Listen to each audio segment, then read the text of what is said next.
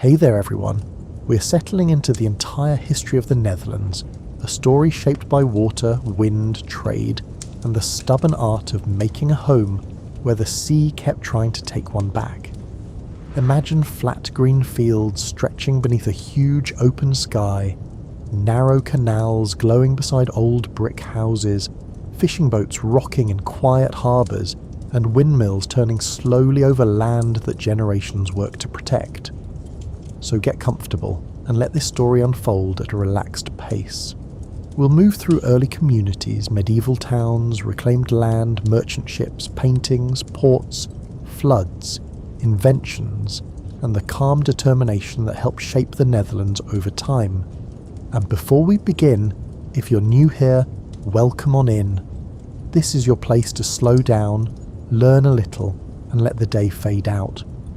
Leaving a positive thumbs up review helps this passion project continue to grow, and I'd love to know how your day was, what time it is, and where you're listening from tonight.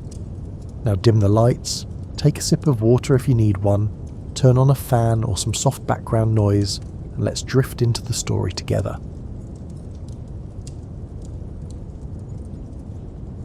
Tonight everyone, you find yourself somewhere low and flat. Somewhere that smells faintly of salt and wet grass, where the sky has reached an unusual arrangement with the earth and agreed to stay remarkably close. The Netherlands is one of the few places on this planet that is, in a genuine and largely literal sense, partly a human invention. People coaxed much of it from the sea over many centuries, arguing patiently with the tides using earth and timber and calculation. This is the story of how that argument unfolded and everything that grew from it. Imagine standing at the edge of a river. Not a dramatic river, not one that carves stone into ravines or throws itself off ledges with any sense of performance. This one is wide and quiet and slow, spreading sideways with something approaching contentment, uncertain at times whether it is a river or simply a generous area of ground that has decided to be wet. The soil beneath your feet gives slightly as you shift your weight, composed of centuries of accumulated plant matter rather than anything reliably firm. Reeds grow taller than your head on either bank and rustle, in a westerly wind carrying the faint mineral smell of the North Sea not far away. This is what the land called the Netherlands looked like for most of human history. In some corners, with the farmhouses and church towers removed from the skyline, it still looks exactly like this today. The terrain here was shaped during the last ice age, when glaciers moved slowly across northern Europe and rearranged the landscape in ways that took the better part of 10,000 years to fully become apparent. When those glaciers melted, they left behind long ridges of sand and gravel, shallow lakes, and a wide coastal plain built from river sediment. 3 major rivers converged in this corner of the continent. The Rhine descended from the Swiss Alps and moved northwest through Germany toward the sea. The Meuse began in northern France and arrived from the south. The Scheldt also rose in France and moved through what would become Belgium. All 3 rivers reached this stretch of coast and lost their confidence, spreading into a tangle of channels and islands and tidal mudflats before draining into the North Sea. Along the coast, a line of sand dunes had been building for thousands of years, pushed and shaped by the prevailing westerly winds into a natural buffer between the sea and the land behind it. Behind those dunes lay a narrow corridor of slightly firmer ground, and behind that the peat bogs began, extending inland in places for many kilometres. Peat formed as plant material accumulated in standing water, layer upon layer, over millennia. In some areas it reached several metres in depth. It was acidic and waterlogged and not especially welcoming as farmland, but it was extraordinarily effective at preserving things placed inside it. This is how we occasionally find ancient tools, wooden boats, and sometimes entire people in bogs, preserved in uncomfortable detail and clearly not having had a good final afternoon. People arrived in this landscape during and after the last ice age, tracking the animals that moved through the coastal wetlands and river forests as the climate warmed northward. The earliest communities left their tools in places now several metres beneath the North Sea, because the North Sea was not yet the size it is today. global sea levels rose as the ice melted, and the old coastline retreated inland over thousands of years, submerging the ancient campsites and hearths of the first inhabitants. Some of what we know about these early people was found by fishermen hauling up prehistoric animal bones in their nets, or recovered from the bottoms of drainage channels dug centuries later by farmers who were not expecting company. Around 7,000 years ago, agricultural knowledge spread into this part of Europe from further southeast, and the communities of the river delta began keeping cattle and growing grain on the fertile silt deposits left behind by seasonal floods. They built their farmsteads on natural levees, the slightly raised embankments that rivers create by depositing heavier sediment near their own banks during high water. The logic was straightforward. When the water rises, the levee keeps you dry. This arrangement worked well for most purposes, though the word mostly is doing quiet but substantial work in that sentence. In the low-lying coastal areas of the north, where flooding was more persistent and natural high ground more scarce, communities developed something called the terp. A terp was an artificial dwelling mound, built up over generations from packed earth, clay, dung, and whatever organic material came to hand, raised above the high tide line so that buildings could stand even when the surrounding fields were submerged. It was not a monument or a temple. It was not built with any aspiration toward permanence in the grand sense. It was simply a pile of available material made purposefully higher by continued collective effort, the kind of solution that emerges when a problem is persistent enough and enough sensible people apply themselves to it. Communities of several hundred people might share a single large terp, with houses arranged around a central open area and animals brought onto the mound during the worst autumn floods. Over generations, as families added material and the sea continued its seasonal attentions, a terp might rise several meters above the surrounding plain. Some survive today in the province of Friesland as gentle swellings in the flat farmland, easy to miss unless you know what you're looking for, after which they become impossible not to notice. Local farmers have been quietly proud of them for a very long time. The Romans arrived on the Rhine frontier during the 1st century before the Common Era and established the border of their empire along the river's south bank. Along this line they built a chain of forts connected by military roads, crossing the marshy terrain on wooden causeways, maintaining supply lines by river transport, and organising the frontier with the thorough administrative energy the Romans brought to most problems. The climate was northern and damp. The locals were, by Roman standards, extravagantly independent. The Batavians, living on the large island formed between the Rhine and the Waal, supplied the empire with valuable auxiliary soldiers who served across the known world, from the cold northern limits of Britannia to the eastern frontiers beyond Syria. The irony of people from a river island in the northern marshes riding horses across Syrian deserts in Roman service was presumably not lost on everyone involved, and there is something quietly wonderful about the thought of a soldier from the Rhine floodplain standing guard in the Egyptian sun, wondering why nobody here owned a proper boat.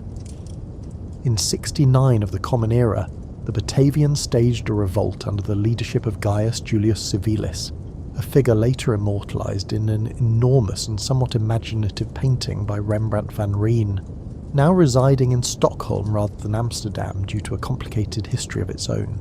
The revolt was suppressed, as Roman revolts tended to be, and the frontier settled back into its rhythms of trade, military service, and the slow absorption of Roman agricultural and building techniques into the local culture.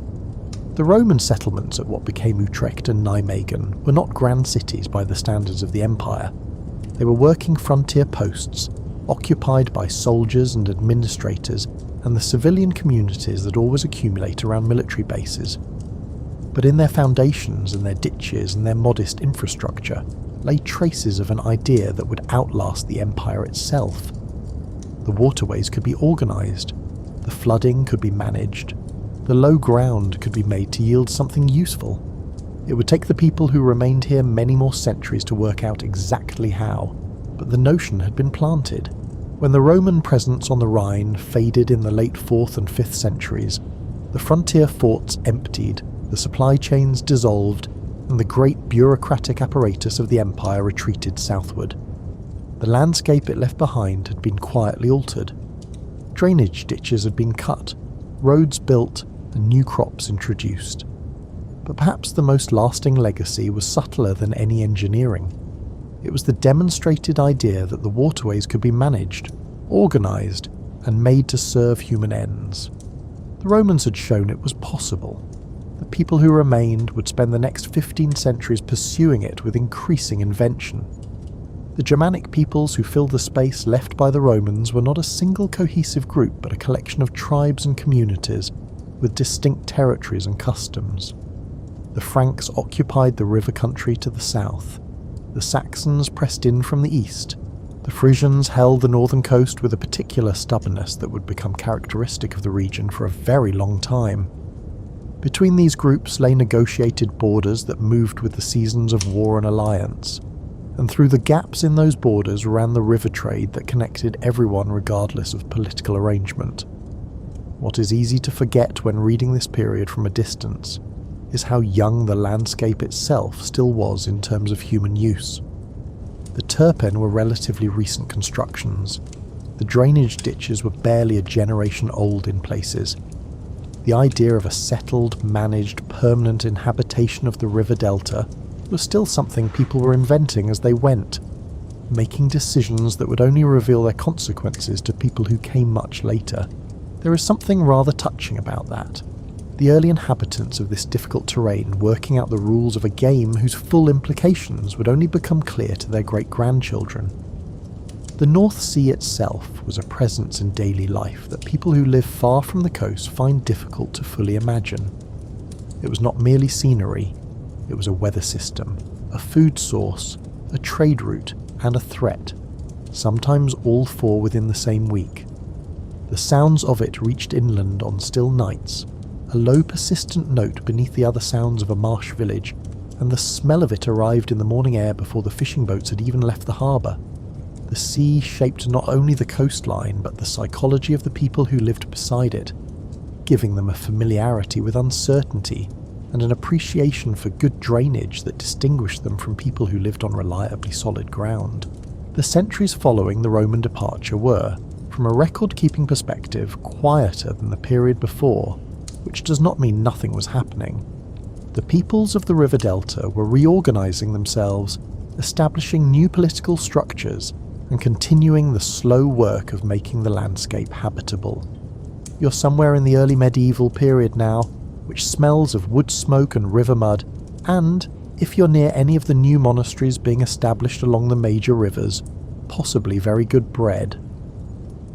The Frisians occupied the coastal and island territories of the north, and carried on a long tradition as skilled seafarers and traders.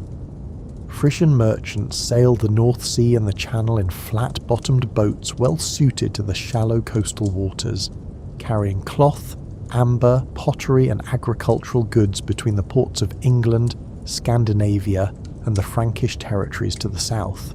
Frisian cloth had a reputation for quality that reached as far as the courts of the Carolingian kings, which suggests either that the weaving was genuinely excellent or that the competition in the early medieval textile market was not fierce. Dorestad, a trading settlement at the junction of the Rhine and the Lech near what is now called Wieck bei Duurstede, grew into one of the largest commercial centres in northwestern Europe during the 7th and 8th centuries. It was not a gracious or beautiful place. It was a working river port, its waterfront crowded with wooden jetties extending out into the current, its lanes carrying the smells of river silt and livestock and the accumulated commerce of a busy northern crossing. Goods arrived from the Rhine Valley, from the Channel ports, from the coasts of Scandinavia. Dorestad was a place where the logic of the river system made concentrated trade almost inevitable. Christianity spread into the Low Countries from two directions during this period.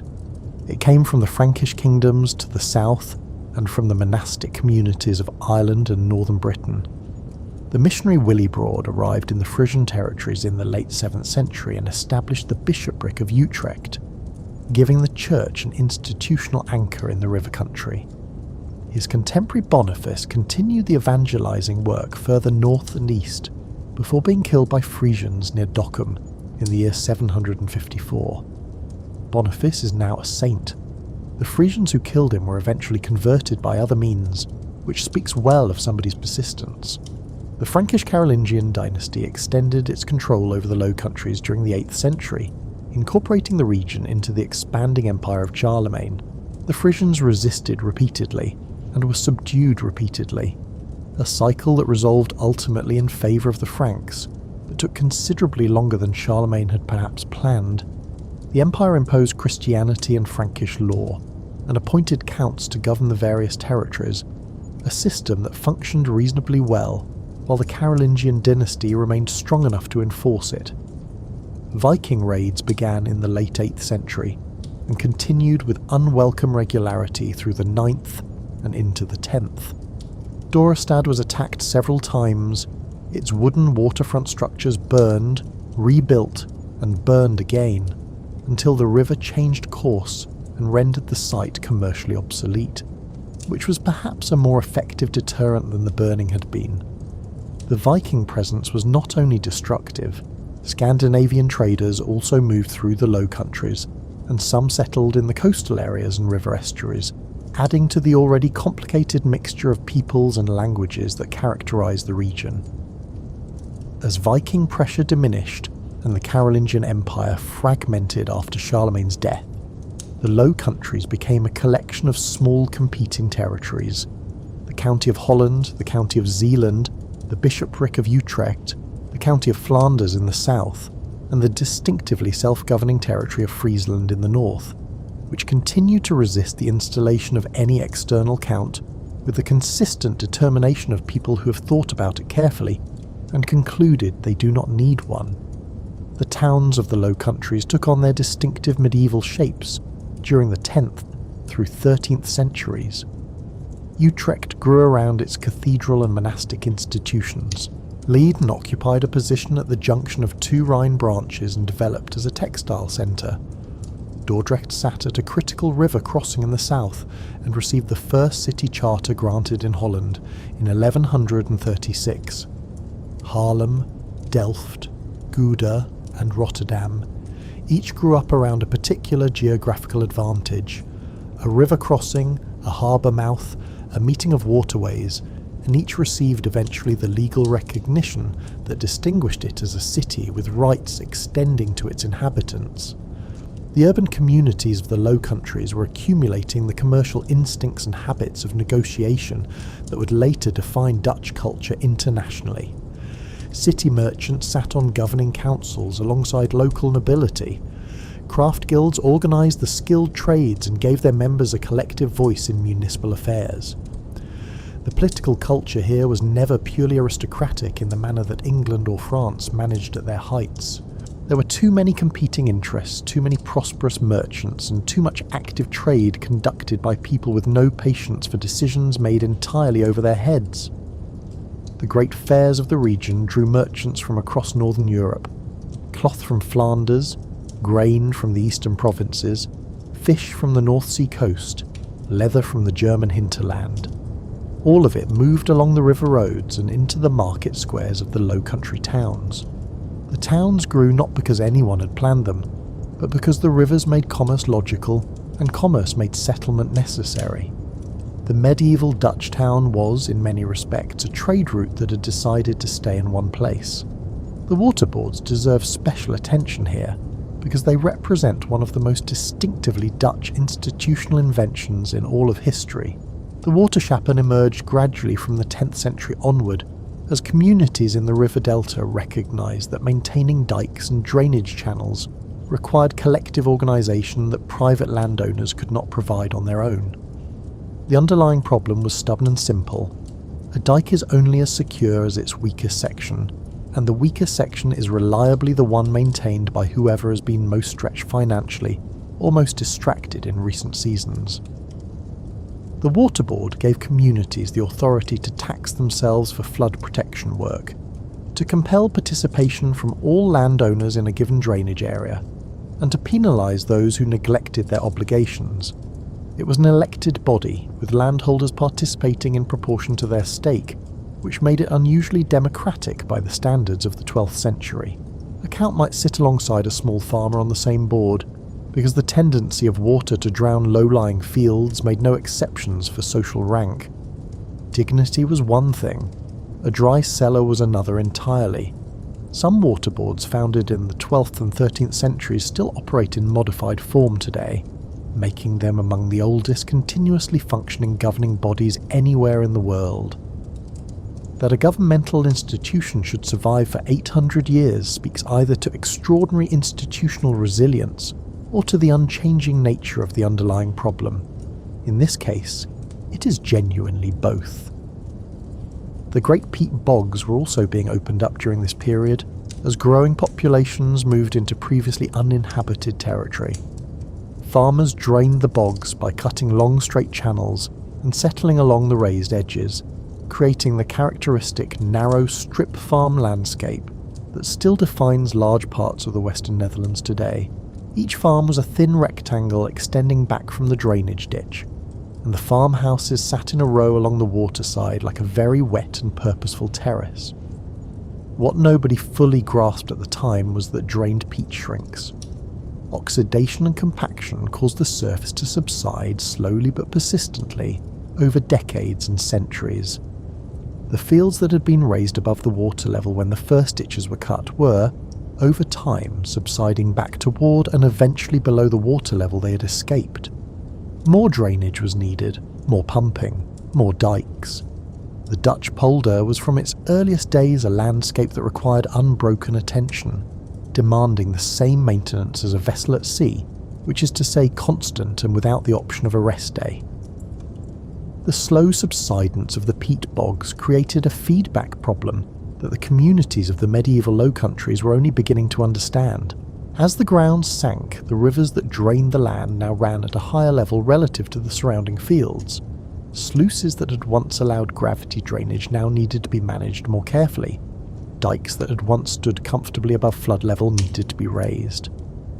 The solution to each stage of the problem created the conditions for the next stage of the problem, and the people who lived here were caught in a relationship with the landscape that required not only hard work but genuine ingenuity across generations. What emerged from this necessity was a culture of collective engineering unlike anything else in medieval Europe. The people of the Low Countries learned to think about water not as a force to be resisted, but as a substance to be moved, managed, and redirected. They developed the institutional machinery to coordinate effort across communities and across social classes. They invented financing mechanisms to pay for shared infrastructure, and they discovered slowly and sometimes painfully that the landscape would cooperate with them on roughly the same terms that a large and opinionated animal cooperates with a skilled handler.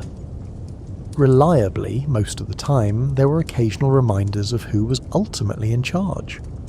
By the late medieval period, the Low Countries were among the most densely populated and commercially active parts of northwestern Europe, a fact that seems remarkable when you consider the terrain they were built on and the infrastructure required to keep it above water. You're now in the 14th and 15th centuries, a period of considerable building activity, vigorous trade, and a number of plagues that arrived with the regularity and welcome of uninvited house guests. The windmill had by now become the defining technological feature of the Dutch water management system. Wind-powered drainage mills lifted water from low-lying polders into higher channels through wooden paddle wheel mechanisms, moving it incrementally upward until it could flow under its own gravity into the river system or over a sluice into the sea. The windmill was not a romantic object at this stage in its history.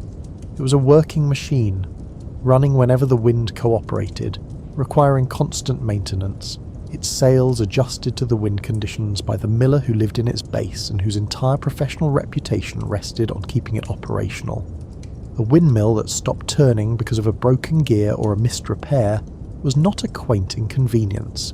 It was a problem that could become a flooded field by morning and a ruined harvest by week's end.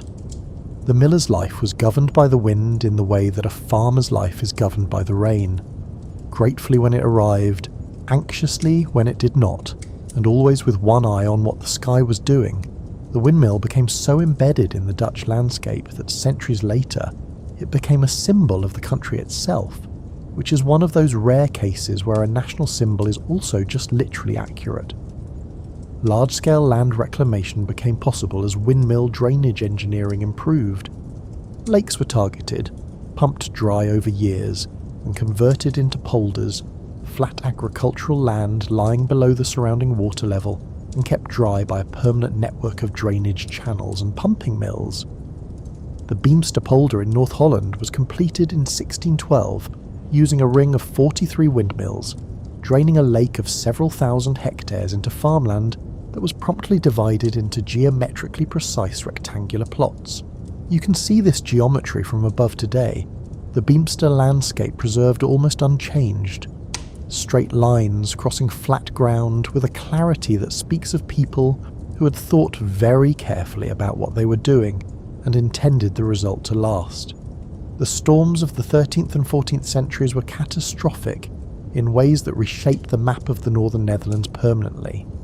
A series of severe storm floods, the worst occurring in 1382 and 1391, breached the coastal dunes and dike systems of the north and created the Zuider Zee, a large inland sea that covered what had previously been inhabited peatland. Entire villages vanished. The population of the northern coast lost farmland that took generations to partially recover. The Zuiderzee would remain a distinctive feature of the Dutch landscape for the next 6 centuries, until an engineering project of 20th century ambition finally addressed it. Politically, the consolidation of the Low Countries was proceeding through the mechanism of dynastic inheritance, which was the medieval equivalent of a very slow merger negotiated entirely by weddings. The Burgundian dukes assembled through marriages and purchases a collection of territories stretching from Burgundy northward through the most prosperous commercial regions of northwestern Europe. Philip the Good, who ruled from 1419 to 1467, presided over a court of extraordinary material wealth and cultural ambition. The tapestry workshops of the Flemish cities, the altarpiece painters working in Ghent and Bruges, the illuminated manuscripts produced in Flemish workshops. All of these reflected the wealth flowing from the textile industries, the trade networks, and the efficient river transport systems of the Low Countries. For the northern territories, Holland and Zeeland and Utrecht, Burgundian rule meant a degree of administrative integration that had not existed before. It also meant persistent fiscal demands, as the Burgundian court needed money to maintain its magnificence and its military ambitions. The cities and provinces of the Low Countries developed considerable skill at negotiating with their dukes over the terms of taxation, a skill that would prove useful in the turbulent century ahead.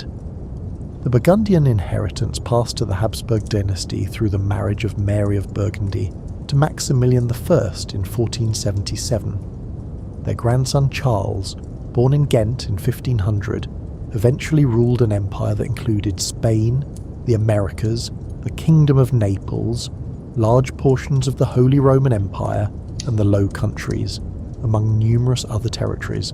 Charles V spoke several languages, spent much of his reign moving between his domains, and abdicated in 1555, citing exhaustion, which under the circumstances seems entirely credible. The Low Countries were among the most economically productive territories he governed, and they contributed accordingly and unhappily to the imperial treasury. Under Habsburg rule, Antwerp became the dominant port in northwestern Europe, its exchange market the central point through which the financial flows of the Atlantic trading world passed. Merchants from Portugal, England, the German states, and the Mediterranean all maintained operations in Antwerp. The trade in spices from the Portuguese eastern routes, in silver from the American mines, in cloth from the English and Flemish industries. All of it moved through Antwerp in the mid-16th century, making it simultaneously the most cosmopolitan and the most financially exposed city in northern Europe. The Reformation arrived in the Low Countries during the 1520s, carried partly by the circulation of printed material from the German Protestant movements, and partly by older traditions of reform-minded Christianity that had deep roots in the region. Erasmus of Rotterdam, perhaps the most widely read scholar in Europe at the time, had spent decades criticising clerical corruption and advocating for a return to biblical simplicity without ever formally leaving the Catholic Church.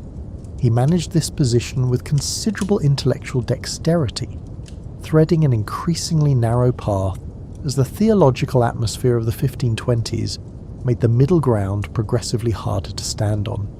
Calvinist theology spread into the Low Countries from Geneva through the French-speaking southern territories and gradually northward. Its emphasis on individual conscience, its austere rejection of religious images and elaborate ceremony, and its organisational model of self-governing congregations appealed particularly to urban and educated communities. The Calvinist Church was not simply a theological alternative. It was a new way of organising religious life that had implications for civil society, encouraging literacy, individual responsibility, and a sceptical attitude toward any authority that could not justify itself through reason and scripture. Philip II, who inherited the Low Countries from his father Charles in 1556, regarded the suppression of heresy as both his religious duty and his political right. He was a serious man of deep conviction and considerable capacity for administrative detail, and he applied both to the problem of Protestant communities in the Low Countries with a thoroughness that the northern provinces found increasingly intolerable. The raising of taxes to fund distant imperial wars, the presence of Spanish troops quartered throughout the territory, and the erosion of the ancient privileges of the cities and nobility created a coalition of grievances wide enough to include Catholics as well as Protestants. Something was building in the northern provinces, slow and deep and not yet visible on the surface, the way large weather systems are invisible until they are not. The crisis was coming, and it would not be small. The cities of Holland and Zeeland had by this point developed a culture of self-governance that made them particularly resistant to the kind of top-down control that Philip wanted to impose. The merchant councils of Amsterdam, Leiden, Haarlem and Delft were accustomed to managing their own affairs with a directness and pragmatism that the elaborate hierarchy of the Spanish court found somewhat baffling. These were people who negotiated contracts before breakfast and maintained ledgers for everything.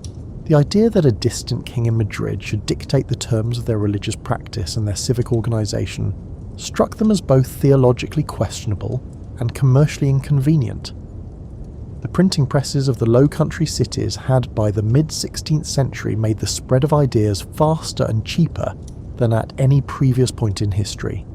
Protestant pamphlets, Catholic counter-pamphlets, vernacular Bible translations and political arguments circulated through the literate urban population with a speed that no censorship system could fully contain. The Reformation was, among other things, a media event, and the Low Countries were one of the places in Europe where the media was most developed and the audience most ready. The spark came in August of 1566, when Protestant crowds moved through the cities of the southern Low Countries and stripped the Catholic churches of their altarpieces, statues and devotional imagery. The iconoclastic fury spread rapidly from city to city, a wave of organised religious energy that left church interiors bare and whitewashed, and the Spanish king Philip II furious in a way that had immediate practical consequences. The Duke of Alba arrived in 1567 with an army of Spanish and Italian troops, a mandate to restore order, and a body called the Council of Troubles, immediately renamed the Council of Blood by the people it was prosecuting. Thousands were condemned for heresy and rebellion. The Counts of Egmont and Horn, respected members of the nobility who had attempted to moderate the crisis through legitimate negotiation, were executed in the main square of Brussels in 1568. The message was intended to be unambiguous, and it was. William of Orange, a prince of German origin who held large territories in the Netherlands and had navigated the religious conflicts with careful diplomatic balance, chose at this point to commit himself to the resistance. William was not a natural revolutionary. He was a wealthy nobleman accustomed to the political culture of courts and councils, and his preferred method of operating was the private negotiation, rather than the public declaration. But the events of 1567 made neutrality impossible, and William's particular qualities turned out to be precisely the ones the revolt required. He had patience, the ability to hold together coalitions of incompatible people, and a calm that others found steadying when everything else was chaotic. The early military campaigns produced little encouragement. William's attempts to invade the Low Countries in 1568 were repulsed by Alba's professional army, which was considerably better at conventional warfare than the forces the revolt could assemble. A war of attrition developed, conducted partly on land and partly through the activities of the sea beggars, Protestant privateers who operated from English ports and raided Spanish shipping with unpredictable but persistent effect. In April of 1572, the sea beggars captured the small port of Brielle, which was not a major strategic position, but was the first permanent foothold on Dutch soil, and released a wave of town-taking across Holland that gave the revolt a territorial base it had previously lacked. The sieges of this period were brutal and defining. Haarlem fell to Spanish forces after a 7-month siege in 1573. Leyden held against a Spanish siege in 1574, only because William of Orange ordered the dikes cut and the surrounding polders flooded, allowing shallow draft vessels to sail across the inundated farmland and reach the city with supplies.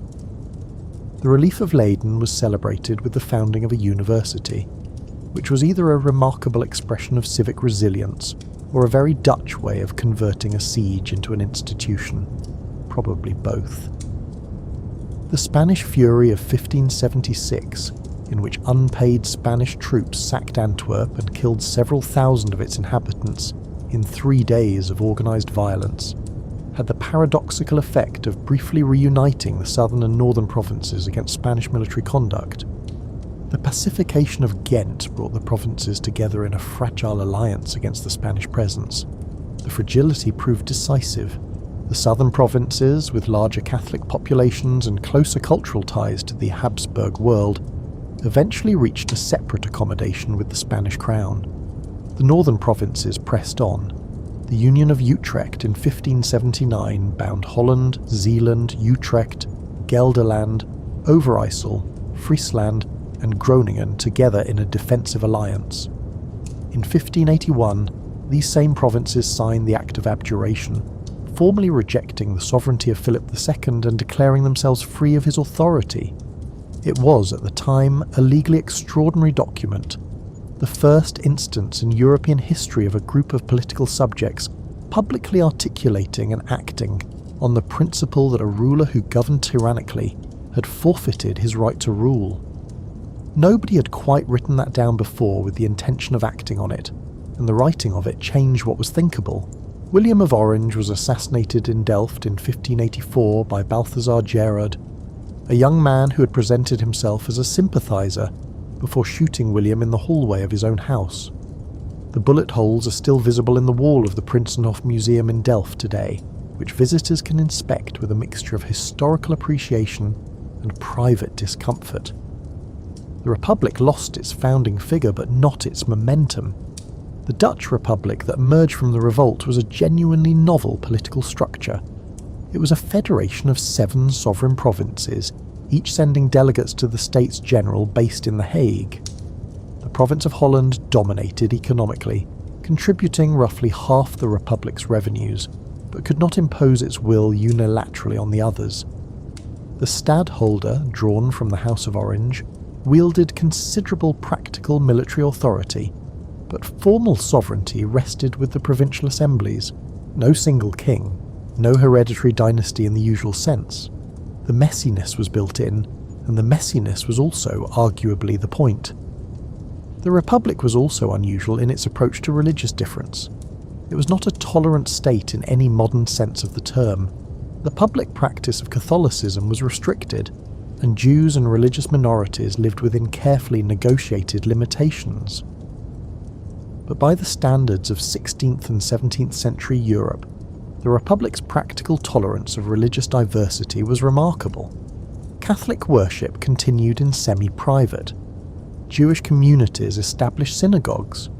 Protestant dissenters from across Europe arrived and found that the Republic asked fewer questions about belief than most places did. This reputation for relative openness drew both refugees and intellectuals, and the mixture of people it produced contributed directly to the cultural and scientific energy of the following century. The war with Spain continued, on and off and at varying intensities, for another 6 decades. The 12-year truce from 1609 to 1621 gave the Republic a breathing space it used well, consolidating its trade networks and building the institutional structures of a functioning independent state. The Peace of Westphalia, in 1648, formally recognised Dutch independence in a document signed in Munster, 80 years after the revolt had begun, and in the same year that the major powers of Europe also signed away the catastrophic 30 Years' War. The Dutch delegation signed their treaty, and the rest of Europe signed theirs, and everyone went home, tired in different ways. The Republic had survived. More than that, it had, during those 80 years of fighting, also quietly become the most commercially successful state in the known world. The war and the trade had run in parallel the entire time, which was expensive, impressive, and very Dutch. The 12-year truce that ran from 1609 to 1621 deserves a moment of attention, because it was during this period that the Republic consolidated its character as a place unlike the rest of Europe. In those years of official peace, the Dutch established the Bank of Amsterdam, one of the earliest and most influential public banks in European history, which provided stable currency and reliable credit to merchants across the continent. They established the East India Company's position in Asia firmly enough that the resumption of hostilities with Spain would not dislodge it. And they produced a generation of legal scholarship, most notably in the work of Hugo Grotius, that laid foundations for international maritime law still recognisable today. The Republic was also, by the early 17th century, becoming a place where people with difficult ideas could think out loud. The relative freedom from religious persecution that the Republic's pragmatic tolerance allowed attracted scholars, philosophers, religious dissenters, and printers from across Europe. The books that could not be published in France or England or the German states frequently appeared in Amsterdam or Leiden. The Republic did not celebrate this reputation exactly, but it found it commercially and intellectually useful, which is perhaps the most Dutch possible relationship to have with intellectual freedom. The practical machinery of the Dutch Republic was noisier than its founding document suggested. The States General was a body where 7 provinces, each sovereign in its own right, sent delegates who frequently disagreed about priorities, costs, and the interpretation of treaties all of them had already signed. Holland paid the larger share of the Republic's bills and pressed its interests accordingly. The smaller provinces resisted Holland's dominance with the consistent energy of people who had not survived 80 years of war against a European superpower, only to be organised by a neighbouring province. The decisions that emerged from the resulting negotiations were typically compromises assembled from the minimum agreement that all parties could accept without losing face. This was not an elegant system, but its resistance to the kind of single catastrophic decision that can destroy a more centralised state gave the Republic a durability that larger and tidier governments sometimes regarded with something approaching envy. The Amsterdam of the mid-17th century was unlike any city in Europe. It was not the largest. Paris and London were both bigger. It was not the most ancient or the most magnificent in the manner of cathedrals and imperial palaces. But it was the busiest, the most commercially sophisticated, and in certain respects the most free. You would have found, walking through its streets in 1650, a concentration of merchants, artists, scientists, printers, refugees, philosophers, and opportunists from across the known world, all conducting their affairs in an atmosphere of productive noise and commercial energy that visitors from other countries found simultaneously admirable and faintly overwhelming. The city had grown outward from its medieval core in a series of deliberate canal rings, the Herengracht, the Keizersgracht, and the Prinsengracht forming a broad arc around the old centre. These canals were lined with tall, narrow merchant houses whose characteristic stepped gable facades faced the water. The narrowness of the plots was not accidental. Land in Amsterdam was taxed by the width of the canal frontage, giving every merchant an incentive to build tall rather than wide. This produced the characteristic compressed verticality that still defines the city today, and gives it the appearance of a place where the architecture has been instructed to stand up straight. Amsterdam was the centre of a trading network that extended across the Atlantic, around the southern tip of Africa, and into the Indian Ocean and the waters of East Asia.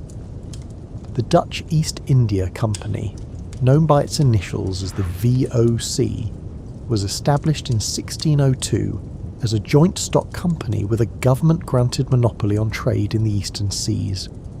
It was not the first European company to operate in Asia, but it was the most effectively organised, combining commercial operations with military capacity in a way that allowed it to establish bases, negotiate exclusive trade agreements under conditions that gave the other party limited alternatives, and systematically displace Portuguese and English competitors from the most profitable routes.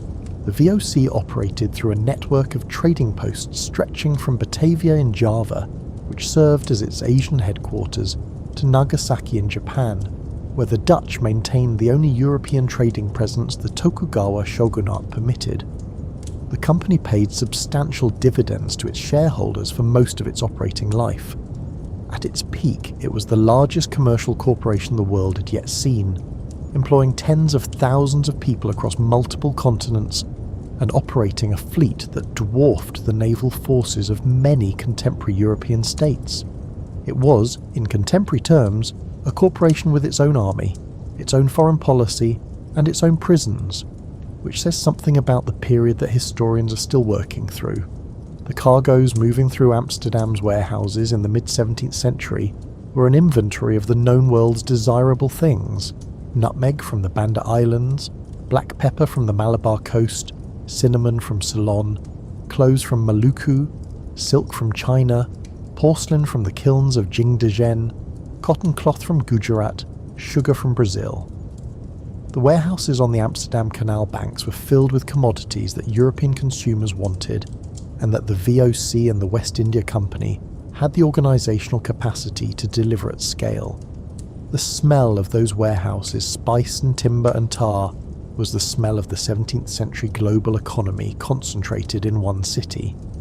Dutch merchants were also deeply involved in the Atlantic slave trade, transporting enslaved Africans to the plantations of the Caribbean and the Americas, and profiting from the labour of people who had no choice in the matter.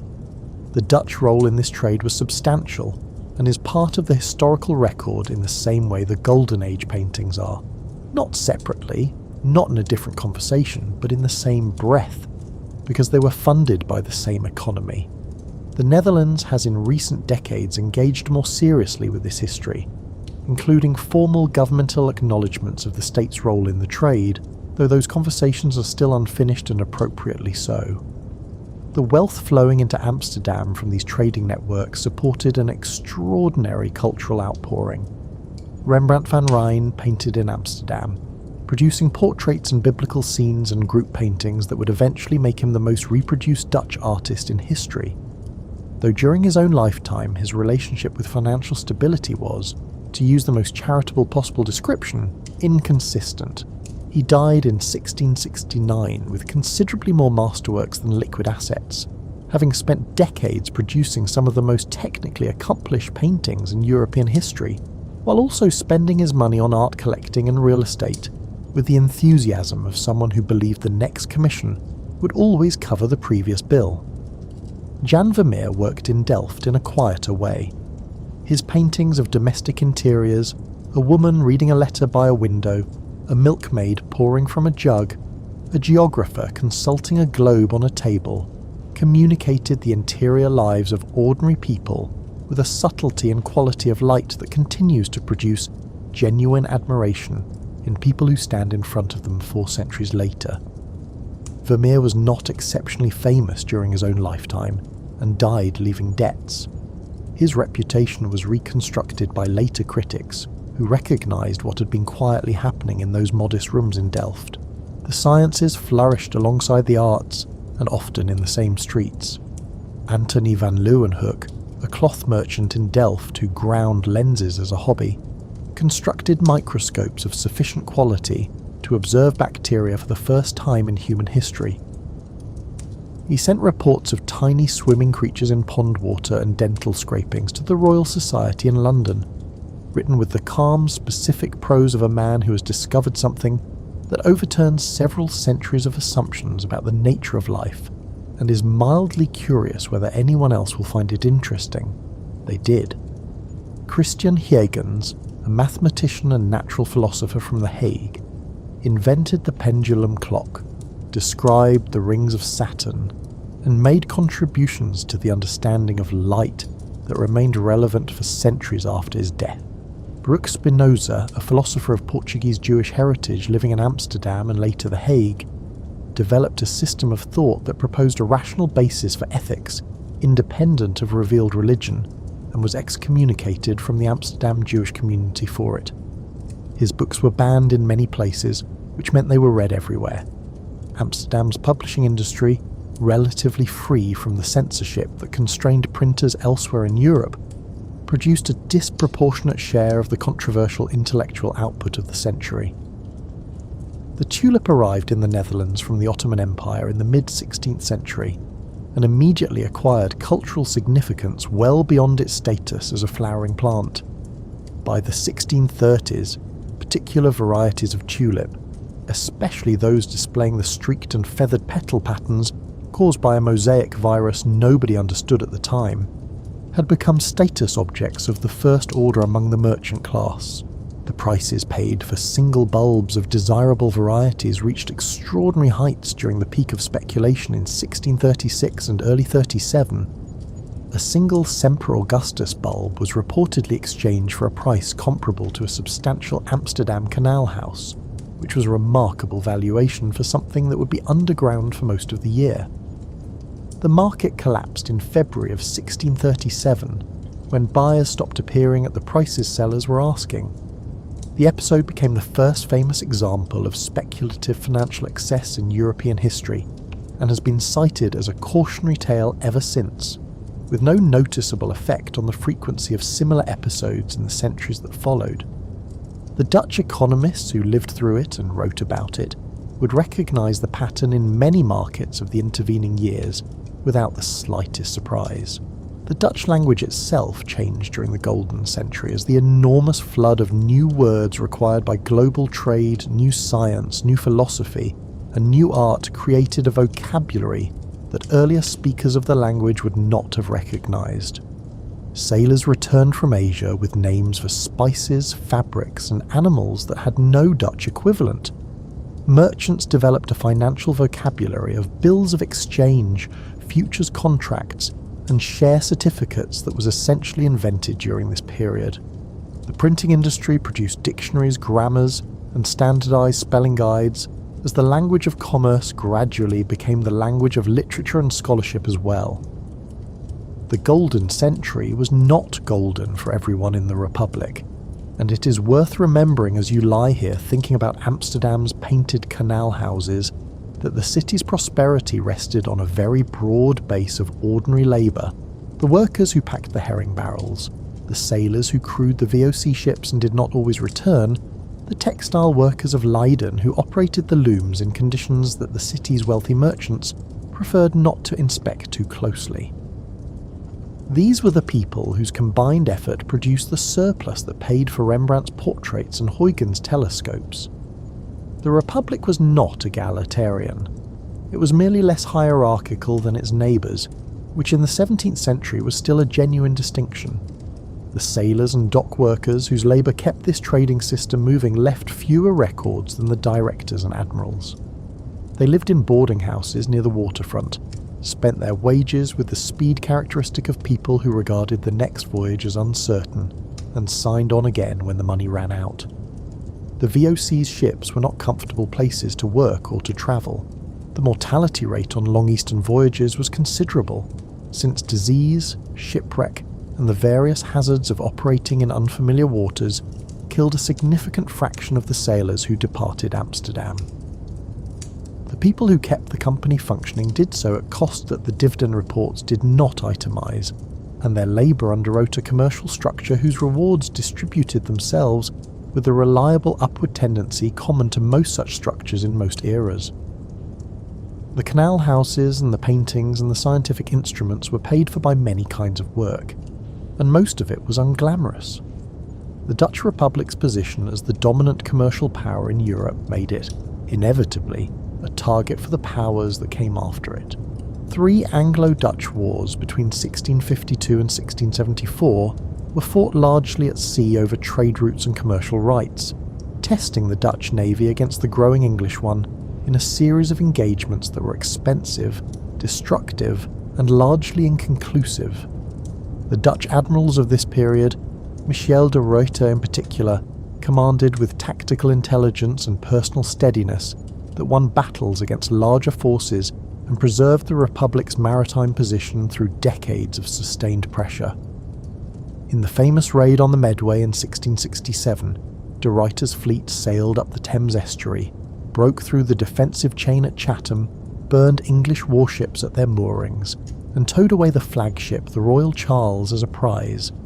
It remains the most successful naval attack ever conducted against England on English soil.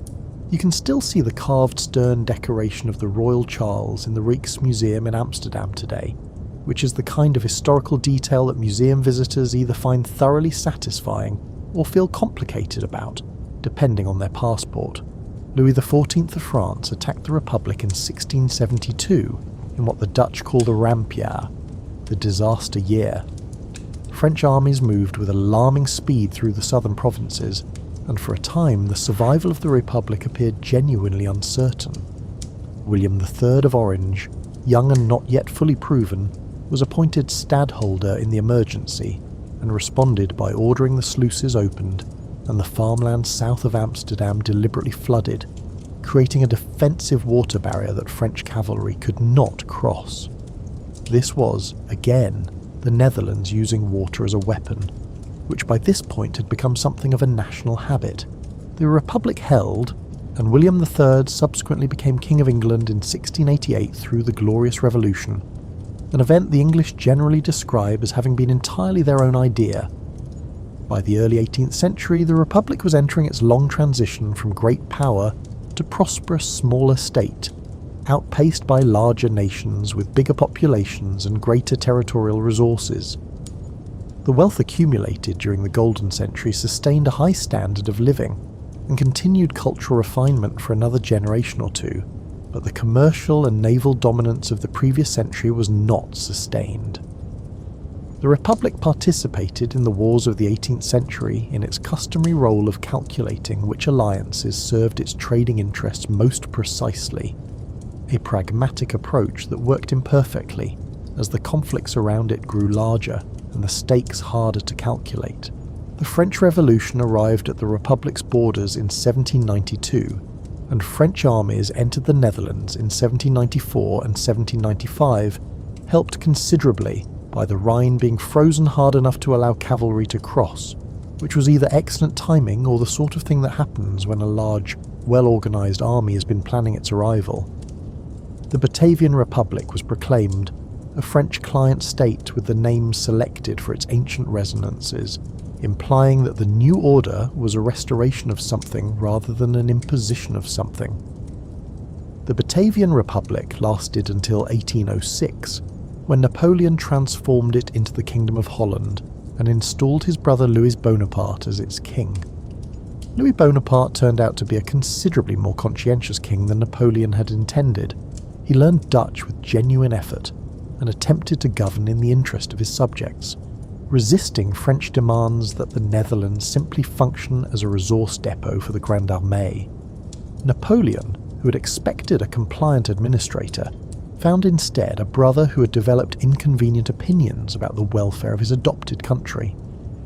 In 1810, Napoleon abolished the kingdom entirely and annexed the Netherlands directly to France. For 3 years, the Netherlands was French territory in a formal administrative sense, its young men conscripted into French armies, its ports subject to the continental system blocking British trade, its merchants watching helplessly as their commercial networks contracted. When Napoleon's empire began to collapse in 1813, the Dutch population responded to French military defeat with the particular enthusiasm of people who have been waiting patiently for this moment for some years. The Kingdom of the Netherlands was established in 1815 by the Congress of Vienna, which rearranged Europe after the Napoleonic Wars with a confident tidiness of people who had never been near a revolution and preferred their map to stay still. The northern provinces of the Old Republic were combined with the southern provinces, the former Austrian Netherlands, into a single kingdom under William I of the House of Orange. The combination was logical in geographical terms and uncomfortable in practice. The northern provinces were predominantly Protestant, commercially oriented and Dutch-speaking. The southern provinces were predominantly Catholic, partly French-speaking, and had an economy based more on emerging industry than on maritime trade. The union lasted only 15 years. The Belgian Revolution broke out in 1830, inspired partly by the July Revolution in France, and partly by accumulated frustrations about political representation and economic policy. The southern provinces separated and declared themselves the Kingdom of Belgium, reviving a Roman geographical name and signalling the intention to create something new rather than restore something old. The Netherlands accepted Belgian independence formally in 1839 after a decade of unhappy resistance that settled nothing useful.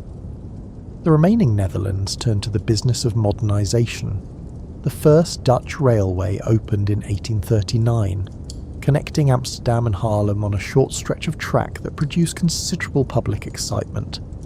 Industrial infrastructure expanded gradually, with railways, telegraphs, gas lighting, and improved port facilities appearing in the decades that followed. Agricultural improvements raised yields on the eastern sandy soils.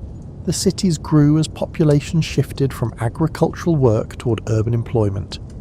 The Dutch East Indies, the vast archipelago now called Indonesia, had been under varying degrees of Dutch commercial and political control since the early 17th century.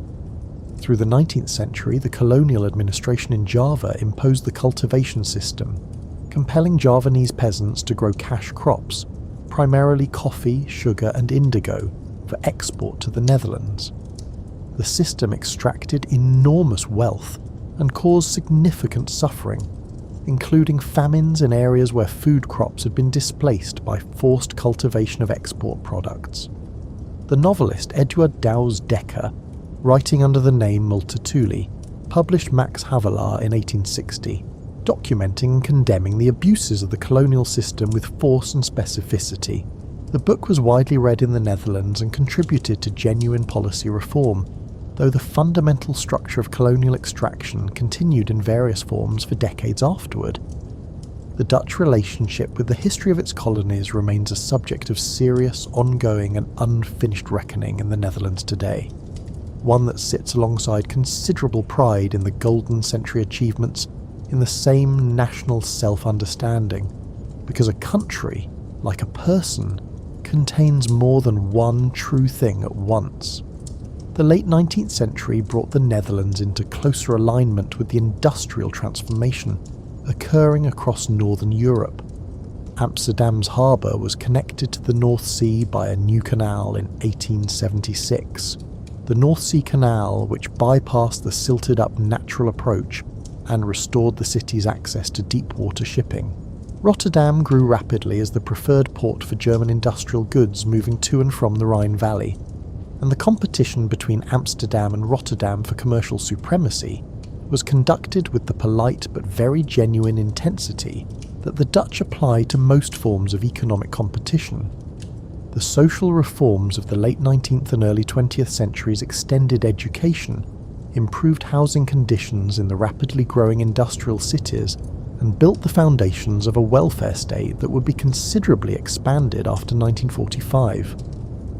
The political culture of the Netherlands during this period was organised around a system called pillarisation, in which Catholic, Protestant, and secular socialist communities each maintained their own schools, hospitals, trade unions, and newspapers, operating in parallel within a shared legal framework. The system was more harmonious than it sounds, primarily because each pillar stayed largely within its own vertical slice of society and rarely needed to agree with the others about anything. The Netherlands' reputation as a neutral and legally serious state made The Hague a natural location for international legal institutions from the late 19th century onward. The Hague Peace Conferences of 1899 and 1907 produced agreements governing the conduct of warfare and establishing mechanisms for international arbitration.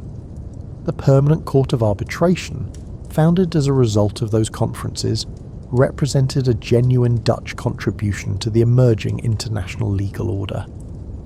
It drew on two distinct threads of Dutch history at once. One was the legal scholarship of Hugo Grotius, whose work on the freedom of the seas and the laws of war had laid conceptual foundations 2 centuries earlier. The other was the practical Dutch conviction, learned through long experience of negotiating with larger and more powerful neighbours, that disputes between parties were better resolved through structured agreement than through outcomes determined entirely by the balance of force, because the costs of force were unpredictable, and a well-constructed treaty was considerably more reliable. The 20th century arrived in the Netherlands with a mixture of industrial confidence and political anxiety. When the Great War exploded across the continent in 1914, the Netherlands maintained its neutrality throughout 4 years of fighting that killed millions just beyond its borders. Neutrality was not comfortable. The Netherlands was economically dependent on trade with all parties to the conflict and suffered considerable disruption from blockades, naval operations, and the general paralysis of international commerce. Food became scarce by the later years of the war. Social tensions sharpened under wartime pressure, and 1918 brought both the armistice and a domestic political crisis that nearly produced a socialist revolution, narrowly averted by rapid constitutional reform that extended universal male suffrage and addressed conditions for industrial workers. The interwar years brought economic recovery and significant cultural production. Dutch architects and designers associated with the De Stijl movement produced paintings, furniture, and buildings of geometrical austerity that influenced European modernism broadly. Piet Mondrian's grids of primary colours and Gerrit Rietveld's precisely engineered furniture are products of this period, and their visual logic, the idea that reducing things to their essential forms reveals something true about the world, feels distinctively Dutch in its preference for clarity over decoration. The Zuiderzee, that large inland sea created by medieval storm floods, was being closed off during this same period. The Afsluitdijk completed in 1932, converting it into the freshwater IJsselmeer and beginning the process of draining additional polders from what had been seabed for centuries. Then May of 1940 arrived. The German invasion of the Netherlands began on the 10th of May 1940. The Netherlands had maintained its neutrality and had genuinely hoped, as it had in 1914, to remain outside the conflict.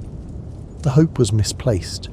German paratroopers landed on bridges and airfields. Ground forces crossed the eastern border. The Dutch military fought with considerable determination against an opponent with overwhelming material advantage. Rotterdam was bombed on the 14th of May, and a substantial portion of its old city centre was destroyed. The Dutch government and the royal family escaped to London. The country surrendered on the 15th of May. The German occupation lasted 5 years and grew progressively harsher. The Netherlands lost a higher proportion of its Jewish population in the Holocaust than any other Western European country. Of approximately 140,000 Jewish people living in the Netherlands in 1940, more than 100,000 were deported and killed. The diary kept by Anne Frank, a German-born Jewish girl hiding with her family in an Amsterdam canal house, was found after the war and published by her father Otto, the only member of the family who survived. The diary has been translated into more than 70 languages and remains one of the most widely read documents from the Second World War, a single account of ordinary life and hope and fear conducted under conditions of systematic persecution. It does not get easier to know about. The winter of 1944 to 45, known as the Hunger Winter, affected the Western Netherlands after a rail strike in support of the Allied advance, and subsequent German reprisals cut food supplies to the major cities. Tens of thousands of civilians died of starvation and cold. People burned furniture for warmth and dug up tulip bulbs and garden plants to eat, which was both a measure of genuine desperation and, in retrospect, the most Dutch possible response to a catastrophe. Liberation came in May of 1945, and the country that emerged from the occupation carried the weight of what had happened through the decades that followed, in ways that took generations to fully acknowledge. The full reckoning with the occupation proved complicated. Dutch collaboration with the German administrative apparatus had extended further into the civilian bureaucracy than the immediate post-war accounts acknowledged. The process by which Jewish citizens were identified, registered, and eventually deported had depended on the thoroughness of Dutch municipal records and the cooperation of Dutch civil servants, a fact that the Netherlands began to examine more honestly from the 1970s onward and continues to examine today. The examination is not a comfortable one, and its continuation is a sign of seriousness rather than a sign that the questions have been answered. The Dutch East Indies declared independence in August of 1945, 2 days after the Japanese surrender. The Republic of Indonesia, proclaimed by Sukarno and Muhammad Hatta, was not immediately recognised by the Netherlands, which attempted through 2 military interventions, called Politionele Acties, to restore colonial authority. The attempts failed. International pressure mounted. In 1949, the Netherlands formally recognised Indonesian independence, ending 3.5 centuries of Dutch presence in the archipelago. The moral accounting of that colonial history, and of the violence used in its final defence, has continued in the Netherlands for decades and was the subject of significant historical research and governmental acknowledgement in the early 21st century. Post-war reconstruction proceeded with organised efficiency. The Marshall Plan provided American economic assistance. The discovery of a vast natural gas field in Groningen in 1959 provided unexpected fiscal resources, though the exploitation of that field later caused significant ground subsidence and earthquake damage across the region, an irony the Dutch found more expensive than amusing, and which eventually led to the curtailment of extraction. The catastrophic flood of January 1953, when a storm surge broke through dikes along the coast of Zeeland and the island territories of South Holland, inundated a large area of the southwest and killed almost 2,000 people. Concentrated political will on a problem that engineers had been proposing solutions to for years, without securing the necessary investment. The Delta Works, one of the most ambitious hydraulic engineering projects in human history, were conceived as a direct response and constructed over the following 4 decades. The project involved closing off the main estuaries of the southwest, with massive storm surge barriers and dams, shortening the total coastline, simplifying the defensive perimeter, and creating a system capable of being sealed against the highest predictable storm surges. The Meslantkering, the enormous floating barrier at the mouth of the waterway leading to Rotterdam, was completed in 1997 and is designed to close automatically when water levels reach a critical threshold. It has operated as designed when called upon. The Eastern Scheldt barrier was modified from a closed dam to an open storm surge barrier in response to environmental concerns about the ecological effects of sealing off the estuary entirely. The decision to revise a major engineering project in response to ecological evidence, midway through construction, at considerable additional cost, was not inevitable. The fact that it happened anyway says something about the Dutch capacity for revising large decisions when the evidence demands it. The modern Netherlands is a small, densely populated, prosperous country of just over 17 million people, organised as a constitutional monarchy, a founding member of the European Union, and a society that values directness, practical problem-solving, cycling infrastructure, and the quiet satisfaction of well-maintained public systems. The water management network is a genuine source of national pride, and the water boards that citizens vote for in regional elections are among the few governmental institutions in the world whose founding purpose has remained essentially unchanged across 8 centuries. They still exist to keep the ground dry. The ground is still inclined to be otherwise. You can stand today in the centre of Amsterdam, or in a quiet Frisian village, or on the banks of the Maas, and look around at a landscape that has been argued for, built, maintained, renegotiated, rebuilt, and sometimes flooded across a span of history longer than any single story can contain. The water is still present beneath the streets of the western cities, held back by systems of sufficient complexity that thousands of engineers spend their careers understanding and improving them. The sky still sits unusually close to the ground. The wind still comes in from the west. The Netherlands today is also one of the countries most actively engaged with the question of what comes next for water management as sea levels rise and storm patterns change. The engineers who designed the delta works in the 1950s and 60s planned for a particular range of sea level rise, and the engineers working today are planning for a considerably larger one. The room for manoeuvre is smaller than it was when the first turp was built, and the stakes are higher, but the institutional capacity to address the problem collectively, patiently, and with a great deal of technical precision is as present as it has ever been. The Dutch are not panicking, they are measuring. There is a continuity running through all of this history that is easy to miss when you are tracking the dynasties and the wars and the economic cycles. It is the continuity of people who know that the ground they live on requires their attention, and who have built over many centuries the habits of mind and the institutions of cooperation that sustained attention requires.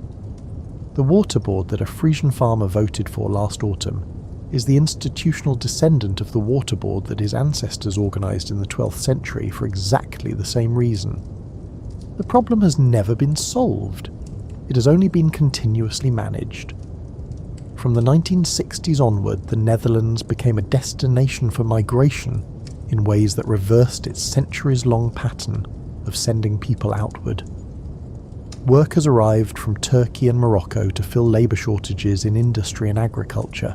Following Surinamese independence in 1975, substantial numbers of Surinamese citizens who held Dutch nationality relocated to the Netherlands. Communities from the Dutch Antilles and from former colonies across 3 continents followed over the decades after. The country that administered distant territories found itself managing the human continuity of that history within its own cities, in communities bringing languages, customs and traditions that the pillarized society of the previous century had not been designed to accommodate. The adaptation has been imperfect, contested and ongoing. The Netherlands of the 21st century is considerably more varied than the Netherlands of the 1950s, and the meaning of Dutch identity within that variety is a question the country continues to examine with its characteristic combination of directness and procedural seriousness. And somehow, improbably, stubbornly, all of this is still here. Sleep well, my friends.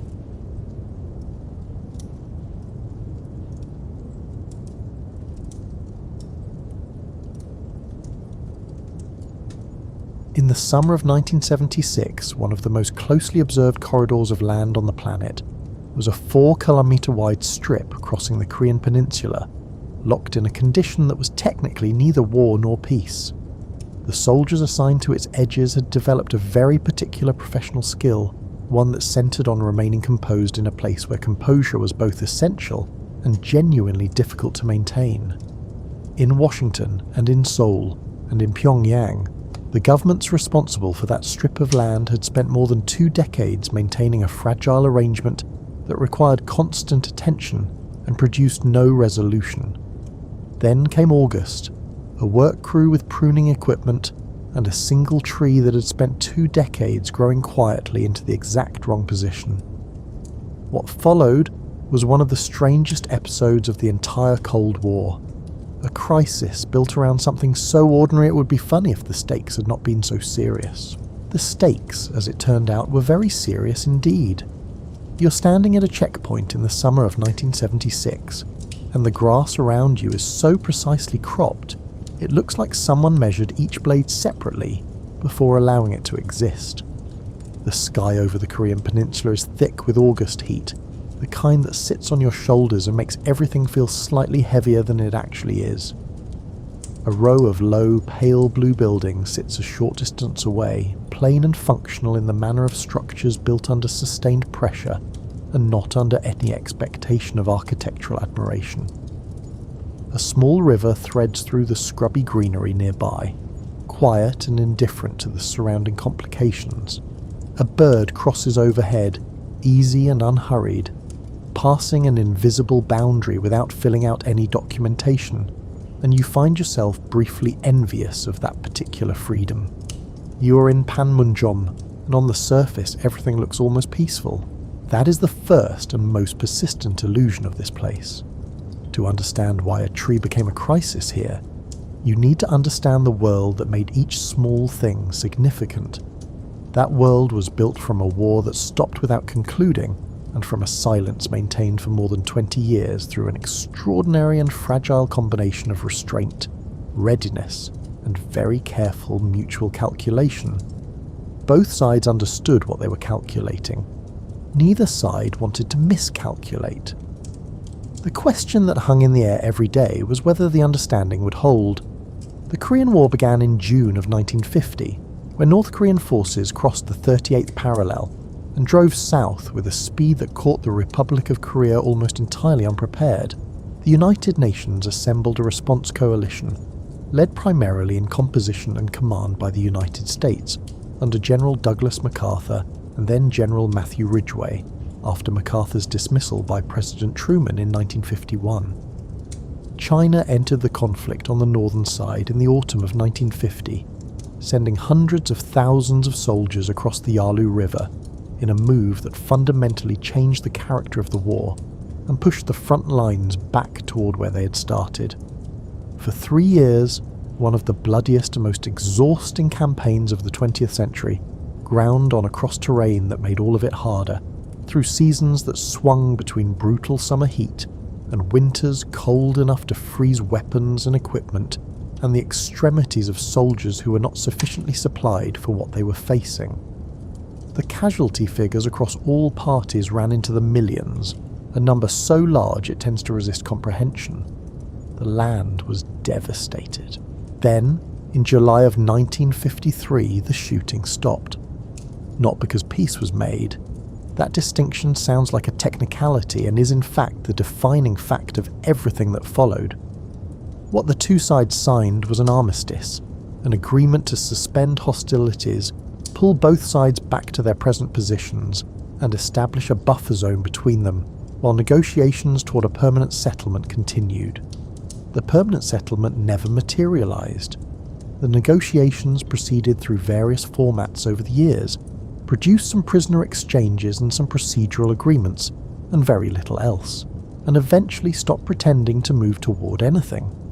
The armistice has been in effect continuously since 1953, maintained not by formal resolution but by the mutual calculation that breaking it would cost more than sustaining it. The peninsula remains technically at war, the guns have been quiet, everything else has been tense and layered and quietly demanding. The buffer zone established by the armistice was named the demilitarized zone. Military historians and attentive visitors have observed with some consistency over the decades that the name is among the more misleading geographical designations in modern usage. The DMZ runs approximately 250 kilometers from the Han River estuary on the western coast of the peninsula to a point on the eastern coast near the city of Goseong. It is 4 kilometers wide, centered on the military demarcation line. Within it, no military forces are formally permitted to operate in any combative capacity. Just outside it, on both sides, some of the densest concentrations of military hardware ever assembled in a post-war environment face each other in a posture of permanent readiness that has become, after 7 decades, almost habitual. The interior of the DMZ has become, through one of history's more surprising side effects, one of the most ecologically productive corridors in Asia, because no one enters it regularly, and no one farms or builds or logs within it. The land has been left largely to itself for generations. Forests have grown without interruption. wetlands have expanded along the river systems.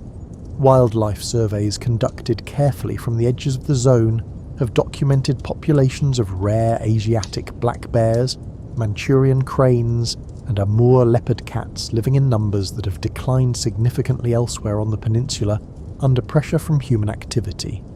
The Manchurian crane, one of the most endangered birds in the world, nests in the wetlands of the zone in meaningful numbers. The armistice has been, entirely by accident, a remarkable conservation achievement. The cranes have no awareness of the armistice. They simply moved into the vacancy left by the absence of people, which is possibly the most sensible response to the geopolitical situation that any living creature has managed.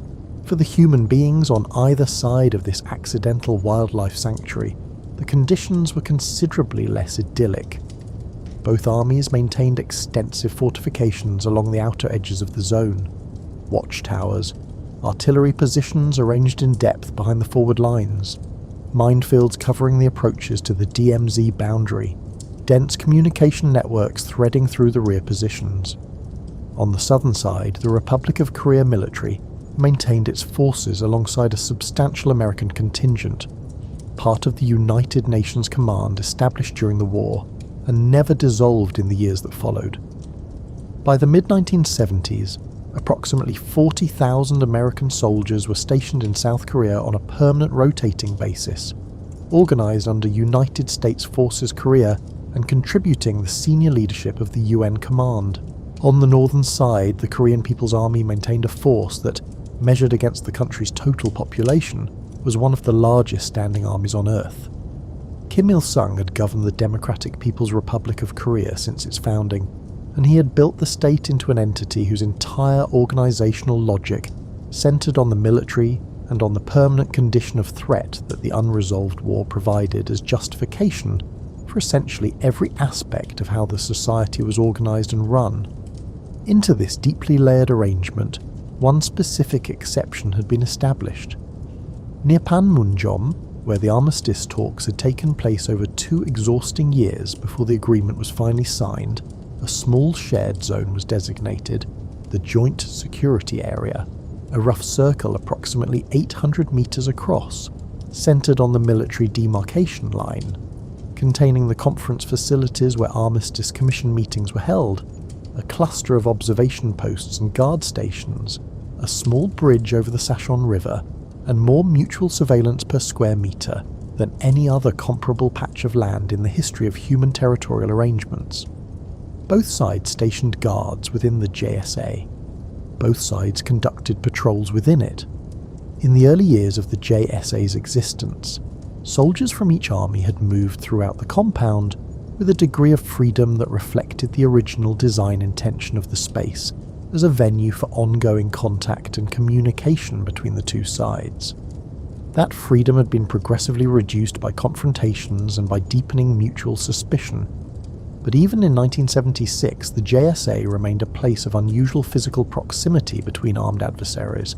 Operating within it required a very specific kind of professional self-possession, the ability to be watched closely by people who actively wished you ill, while giving no outward indication that you found this arrangement anything other than entirely routine. The UN Command maintained several observation checkpoints within the compound. Their placement was deliberate and carefully considered.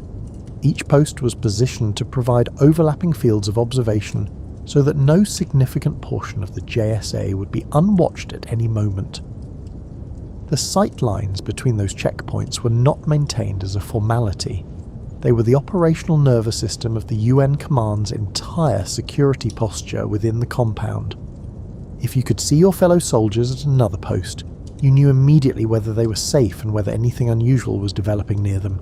In a place where North Korean guards had on documented occasions become physically aggressive with UN Command personnel, that immediate visual awareness was the nearest available substitute for genuine safety. American soldiers assigned to JSA duty came from the 2nd Infantry Division, part of the United States 8th Army in Korea. They were chosen carefully.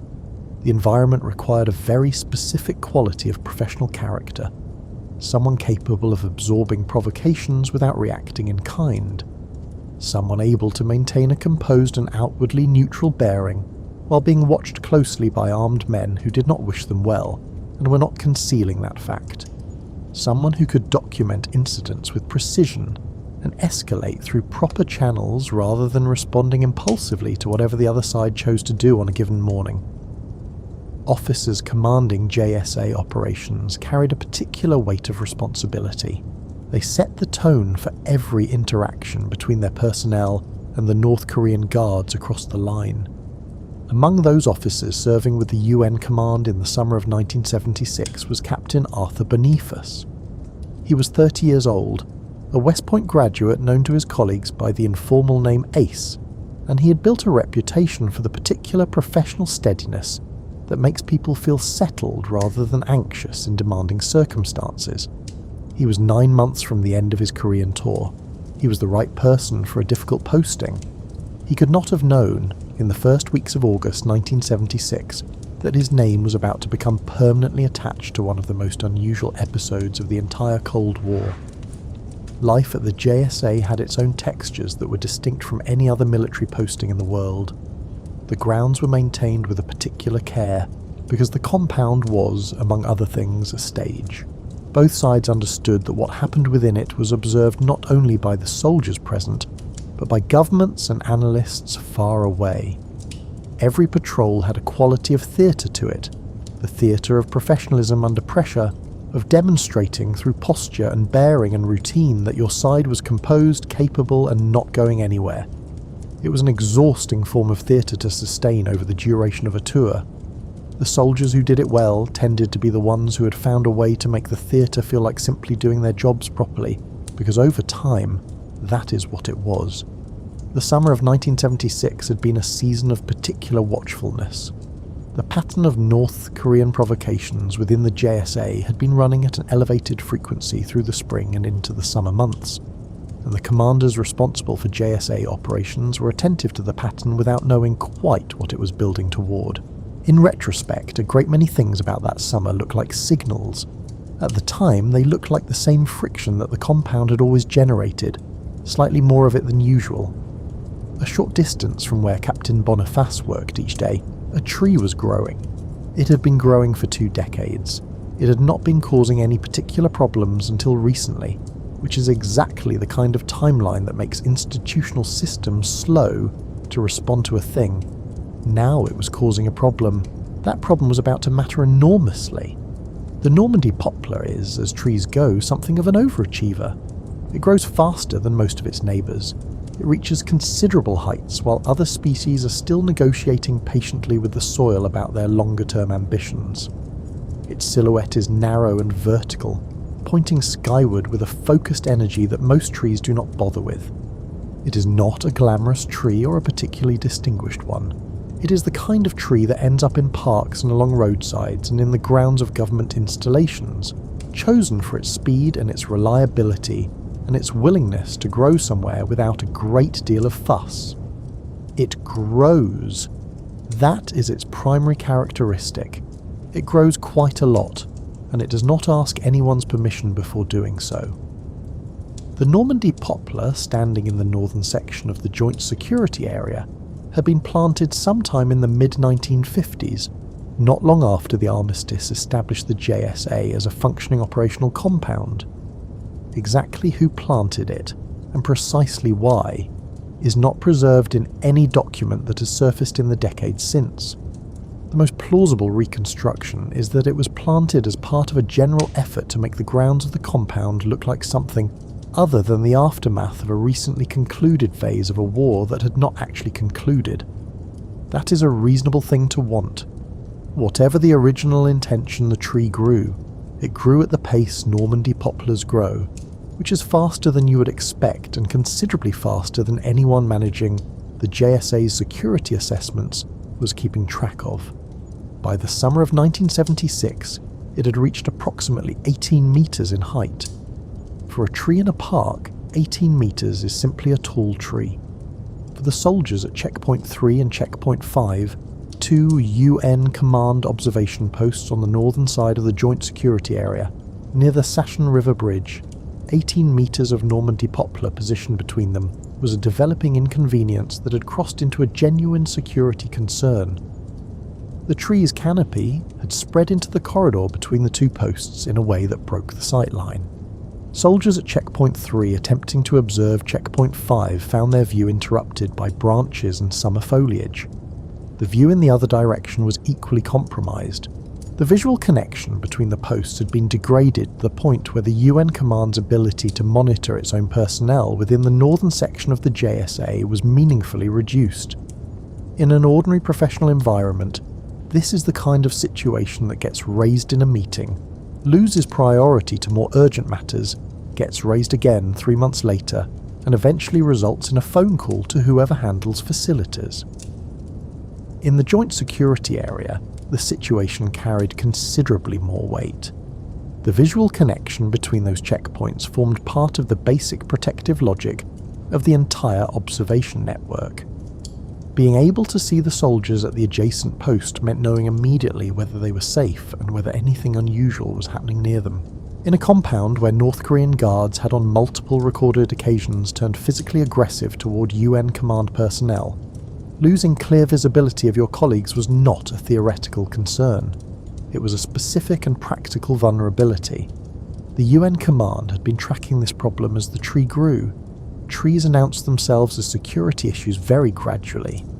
They add height and spread in increments that are individually invisible and only accumulate into a problem over months and seasons, until the day a soldier looks toward Checkpoint 5 and realizes the view has become insufficient. The decision to address the poplar had moved through the appropriate administrative channels with the measured pace of military maintenance logistics. The proposed solution was uncomplicated. The lower branches would be trimmed, and the canopy would be opened enough to restore adequate visibility between the posts. Work crews had performed comparable maintenance tasks within the JSA before without incident. The whole operation was expected to be unremarkable in the precise sense that most maintenance operations are unremarkable, which is to say completely. A work order was submitted. A crew was assembled. The date was scheduled for August 18th, 1976. The specific section of the JSA where the tree stood had a particular significance beyond the sightline problem. The northern edge of the compound, near the Sashon River and the Bridge of No Return, was the area where prisoner exchanges had taken place after the armistice. The Bridge of No Return earned its name from the conditions that governed those exchanges. Prisoners were given a choice about which side to remain on, and once the choice was made, there was no crossing back. The bridge had not been used for prisoner exchanges since those early post-war years, but it was still there, still watched, still part of the geography of a place that took every element of its physical landscape seriously. The tree stood in this historically weighted section of the compound, near a bridge named for the irreversibility of certain decisions. Whether that proximity was poetic or simply coincidental is left to the reader's judgment. No notification was sent to the North Korean command. This was not an oversight. Within the operational framework of JSA procedures, routine maintenance on the UN command side of the compound did not require notification to or approval from the other side. The tree was in the UN command's operational area. Maintenance of that area was the UN command's business. The trimming was categorized under exactly the heading it appeared to belong to, which was routine grounds maintenance with no political dimension of any kind. Whether the North Korean command viewed the situation through that same lens is a question that the events of August 18th answered very definitively and very badly. To understand why, it helps to look at the atmosphere within and around the JSA in the period leading up to that August morning, because nothing that happened in the joint security area during that era existed in isolation from a broader pattern of North Korean behaviour that had been building for several years.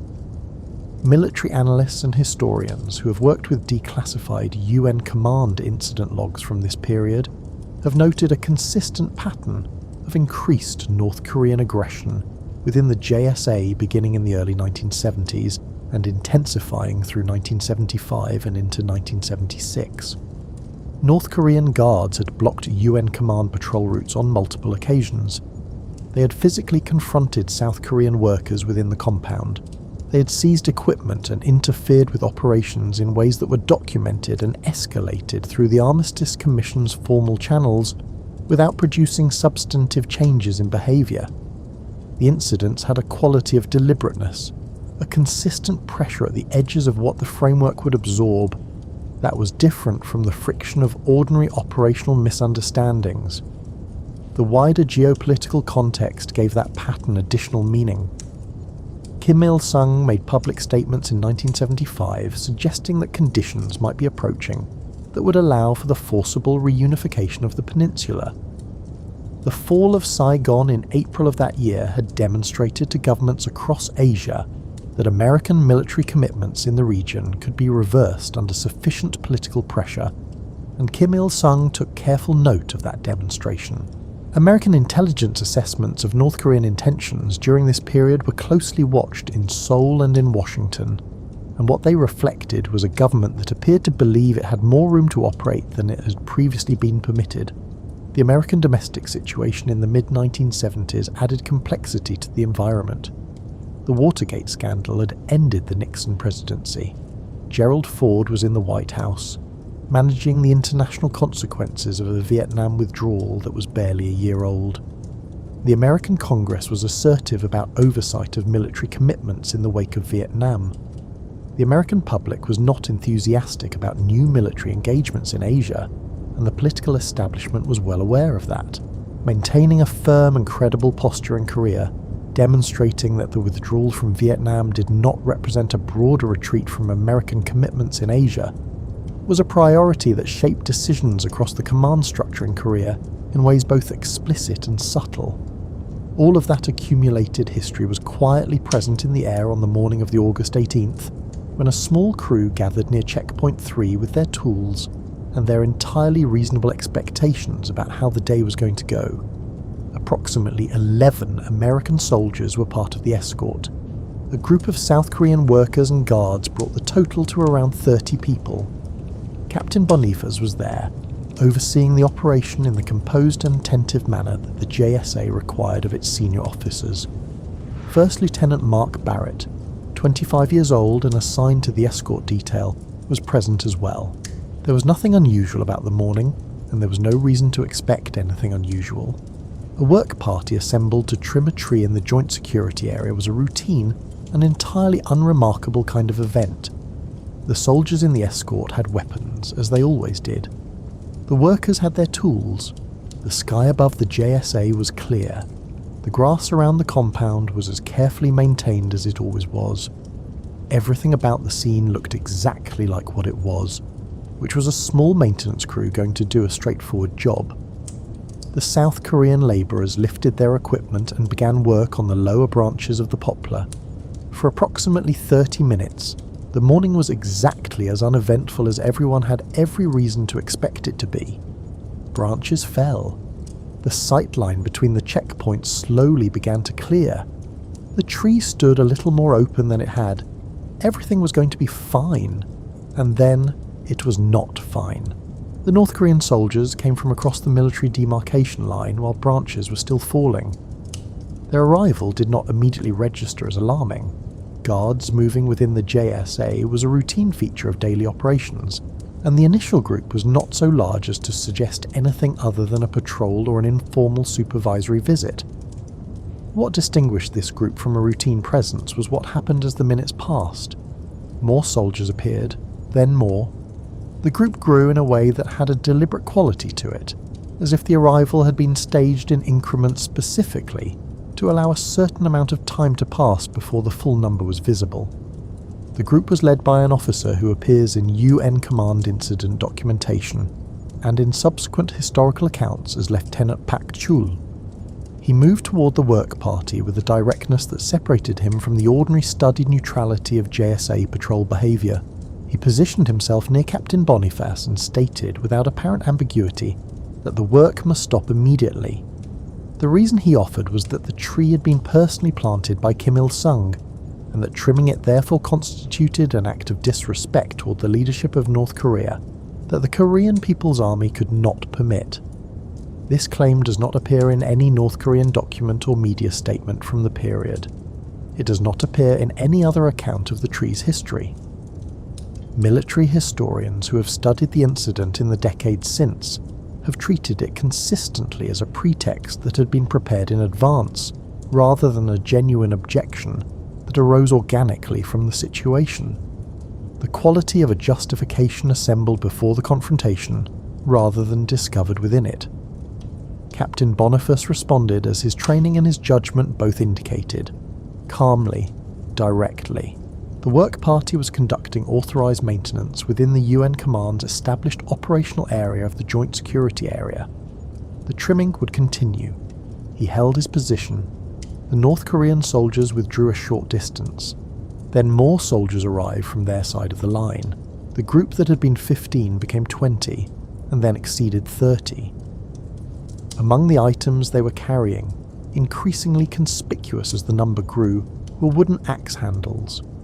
Not firearms raised or pointed, not weapons drawn in any formal military sense, just a growing collection of men holding solid wooden handles in a manner that left very little room for interpretation about what they were for. Lieutenant Pak Chul came forward a second time. He issued another instruction for the work to stop. The work continued. He gave a signal with his hand. What happened in the 4 minutes that followed has been documented by survivors and described in military incident reports with enough consistency across different accounts to establish a clear sequence. The North Korean soldiers moved together, not as individuals responding independently to a moment of tension. The attack was organised. Captain Boniface was struck and beaten severely. He was not given an opportunity to draw his weapon. The attack closed the distance too quickly and too completely for that. First Lieutenant Barrett was thrown into a drainage channel during the assault and killed. Several other American soldiers were beaten badly enough to require extended medical treatment. The axe handles and the boots and the hands of the attacking soldiers worked across the ground of the JSA with an efficiency that spoke unmistakably of preparation rather than impulse. Then the North Korean soldiers crossed back over the line and were gone. The entire attack lasted approximately 4 minutes. The work party was left in the compound with its wounded, its 2 dead officers, and the particular quality of silence that follows something for which there is no immediate precedent in your experience. The branches that had been cut lay on the ground around the base of the tree. The poplar itself still stood, largely undisturbed, its canopy still spreading across the space between the checkpoints, blocking the sight lines that the whole operation had been designed to restore. The surviving soldiers treated the wounded and began reporting through their chain of command. Radio traffic carrying news of what had happened moved upward through military channels with the urgency that reports of this kind always carry. From the JSA to the UN Command headquarters in Seoul, from Seoul to Tokyo, from Tokyo to Washington, to the Pentagon, to President Gerald Ford, who received notification on the afternoon of August 18th that 2 American officers had been killed in the Joint Security Area by North Korean soldiers who had subsequently returned to their own side of the line without interference. The news reached the families of both officers through the mechanism the Army uses for such notifications, the kind of visit that changes everything about the day it arrives and everything about the days that follow. The Army takes care of its own in the aftermath of loss, but the loss itself cannot be made smaller than it is by any amount of care or procedure. At military installations across South Korea, the immediate hours after the report arrived had the particular atmosphere of controlled urgency that experienced officers learned to recognize and to manage with care. Everyone present understood that the period immediately following a major incident in the JSA was a critical window. Both sides would be making decisions in real time with incomplete information. The actions taken or not taken in those first hours would establish the character of everything that followed. The commanders responsible for managing the situation knew that keeping the response measured and deliberate in those first hours was both the hardest thing to do and the most important.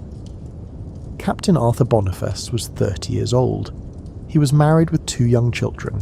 He had 9 months remaining in his Korean tour. By the accounts of soldiers who knew him and served with him, he was exactly the kind of officer the Army builds institutional confidence around. steady, methodical, reliable in the specific way that matters most in difficult circumstances, which is the way that does not depend on conditions being favourable. First Lieutenant Mark Barrett was 25. The United Nations Command, under General Richard Stilwell, began the work of deciding what came next. General Stilwell was an experienced officer with a career that included service in multiple theatres and a clear understanding of the constraints on any response he might propose. The constraints were real and significant.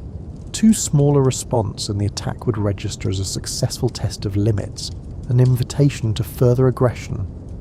Too large a response and the action itself could reignite the shooting war that the armistice had been preventing for 23 years, at cost and sacrifice that the people and governments responsible for the commitment understood very precisely. The tree was still standing. That specific fact was about to become operationally relevant again. In the hours after the attack, the machinery of military response began moving before any final decision about a course of action had been reached. Because in situations of this gravity, the machinery moves ahead of the decision-making by design. Forces go on alert, equipment is prepared, assets are repositioned. The options are kept open while the people responsible for choosing among them work through the analysis. Additional American and South Korean forces in the country were placed on heightened alert status. Aircraft at bases in South Korea and Japan were prepared for rapid deployment if needed. The USS Midway, a carrier operating in the broader Pacific region, received orders to reposition toward the peninsula. The alert condition of US Forces Korea was raised. None of this activity was publicly announced in the immediate hours after the attack. It was preparation, not announcement, and the two look very different from the outside even when both are happening at full intensity. The political landscape in Washington shaped the available response options in ways that General Stilwell and his planning staff had to account for from the outset. The Ford administration was 3 months from a presidential election, in a political environment that had been profoundly shaped by the conclusion of the Vietnam War. American public appetite for military commitments in Asia was not high. The Congress had passed the War Powers Act in 1973 over a presidential veto establishing its oversight role in decisions about the deployment of American forces into hostile situations. The political constraints on the response were real, and they were part of the calculation that the planners had to make, whether they found those constraints welcome or not. At the same time, absorbing the deaths of 2 American officers in a designated shared security zone without a response that carried visible weight was not an option that the military or the political leadership was prepared to consider. This is the central tension that deterrence creates as a strategic posture, and it is worth resting with that tension for a moment, because it is the intellectual architecture within which every decision of the next several days was made. Deterrence functions by making threats credible. The presence of 40,000 American soldiers in South Korea was not primarily a combat deployment in the conventional sense. It was a signal, a permanent, embodied, very expensive signal that the United States intended to defend the Republic of Korea, and that any North Korean calculation about the costs and benefits of aggression needed to account for American involvement as a certain consequence rather than a possible one. Deterrence of this kind only functions if the other side genuinely believes the signal, and the other side only genuinely believes the signal if the response to provocations demonstrates, consistently and visibly, that the signal is real. An attack on American officers that went unanswered in any meaningful sense would have communicated something very specific to North Korea and to every other party watching the situation. It would have communicated that the boundary had moved, that the cost of direct violence against American personnel in the JSA was, in practice, lower than previously understood. And boundaries that move in one direction do not tend to stop moving simply because you have decided you are done with the conversation. General Stilwell's staff worked through the response options against these constraints with methodical care. The response needed to accomplish something specific and measurable, something that could be evaluated against the purpose it was designed to serve. It needed to be visible enough to register credibly with everyone watching, which in a Cold War crisis of this kind meant an audience that included North Korean military analysts, Soviet intelligence services, South Korean political leadership, and American allies across Asia and beyond. It needed to avoid providing the North Korean command with a pretext for military escalation. It needed to be executed with sufficient control that the risk of accidental escalation into actual combat was kept as low as possible. And it needed to bear a clear and readable relationship to the specific original provocation, so that the message it conveyed was precise rather than general. The original work party on August 18th had gone to the JSA to trim the poplar tree so that the sight lines between two checkpoints could be restored. The tree had not been trimmed. The attack had interrupted the work and left it unfinished. The sight lines were still blocked. The work remained undone. The plan that General Stilwell's staff developed built from that specific fact. The tree would not be trimmed at a later date by a small crew working quietly. The tree would be removed entirely, every part of it above the stump, and it would be removed in the presence of a military assembly sufficient to ensure that nobody observing the operation had any uncertainty about the seriousness with which the United States and the United Nations Command regarded the events of August 18th. The plan was given a name before all of its details were finalised, because the name itself was part of the thinking. North Korea's public posture in the days following the attack was entirely unapologetic. State media in Pyongyang described the events as the consequence of a UN command provocation. The sequence of events was reversed with the brisk confidence of a government that treats contradictory accounts as a category of information to be ignored rather than engaged. The claim that the tree had been planted by Kim Il-sung, which Lieutenant Pak Chul had advanced during the confrontation, was neither confirmed nor denied by Pyongyang in any official communication. The North Korean government simply maintained, through its available channels, that the UN command had done something wrong, and that the results were attributable to that wrongness. In the United States, the public reaction combined anger with genuine confusion, because many Americans in 1976 had not been closely following events in Korea, and the details of the joint security area were not familiar territory for most of the country. The killing of American officers by North Korean soldiers in a shared security zone communicated its essential meaning clearly enough without extensive background. Congressional voices demanded a response that matched the gravity of what had happened. The White House was under pressure from multiple directions simultaneously. For once, the political pressure and the strategic necessity were pushing toward the same conclusion. The plan had a name. It was time to plan the operation properly.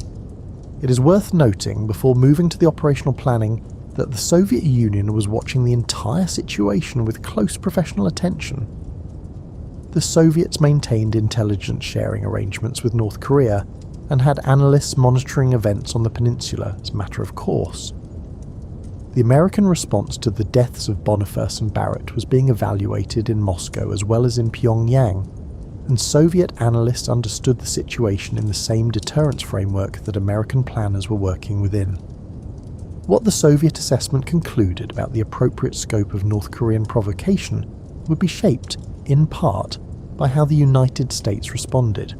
The audience for whatever came next was genuinely global, in a way that made the design of the response a matter not just of managing the immediate crisis, but of communicating to every government with interest in the outcome. That is a great deal of weight for a tree removal to carry, and it carried all of it. Paul Bunyan is a figure from American folklore tradition, a giant lumberjack of mythological proportions said to have cleared entire forests with a single swing of an enormous axe. He travelled with a large blue ox named Babe. He was credited with creating the Great Lakes and various other geographical features simply by going about his business in a characteristically large-scale manner. He is not, in any established tradition of military nomenclature, a figure one would expect to appear in the name of a Cold War crisis management operation.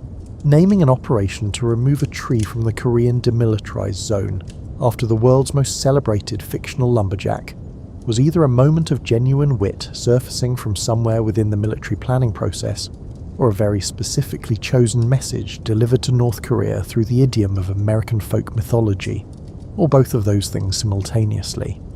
American military planners do possess a sense of humour. It tends to be extremely dry, it tends to emerge under extraordinary pressure, and it tends to accomplish more than it initially appears to. The operational planning for Paul Bunyan was conducted with a thoroughness proportionate to the stakes involved. The essential problem that General Stilwell and his staff were working to solve was a constrained one. They needed to remove a tree from the joint security area in a manner that constituted a credible and unmistakable demonstration of American and UN command resolve, without triggering a North Korean military response that escalated the confrontation toward open combat. The space between those two requirements is real but narrow, and every element of the operation was designed to occupy that space precisely. The guiding concept was calibrated response. The action had to be decisive in its execution and unambiguous in its significance. It had to be carried out in a way that made the rational response on the North Korean side, which was to observe, without challenging, the most obviously correct available choice. And it had to be completed quickly enough that the window for anything on the other side to develop into something larger was held to a minimum. The forces assembled for Operation Paul Bunyan represented, from the perspective of anyone who has ever simply arranged to have a tree taken down from their property, a rather considerable departure from standard practice. Approximately 800 combat-ready soldiers would be deployed in and around the joint security area during the operation. They would be accompanied by 20 combat engineering vehicles.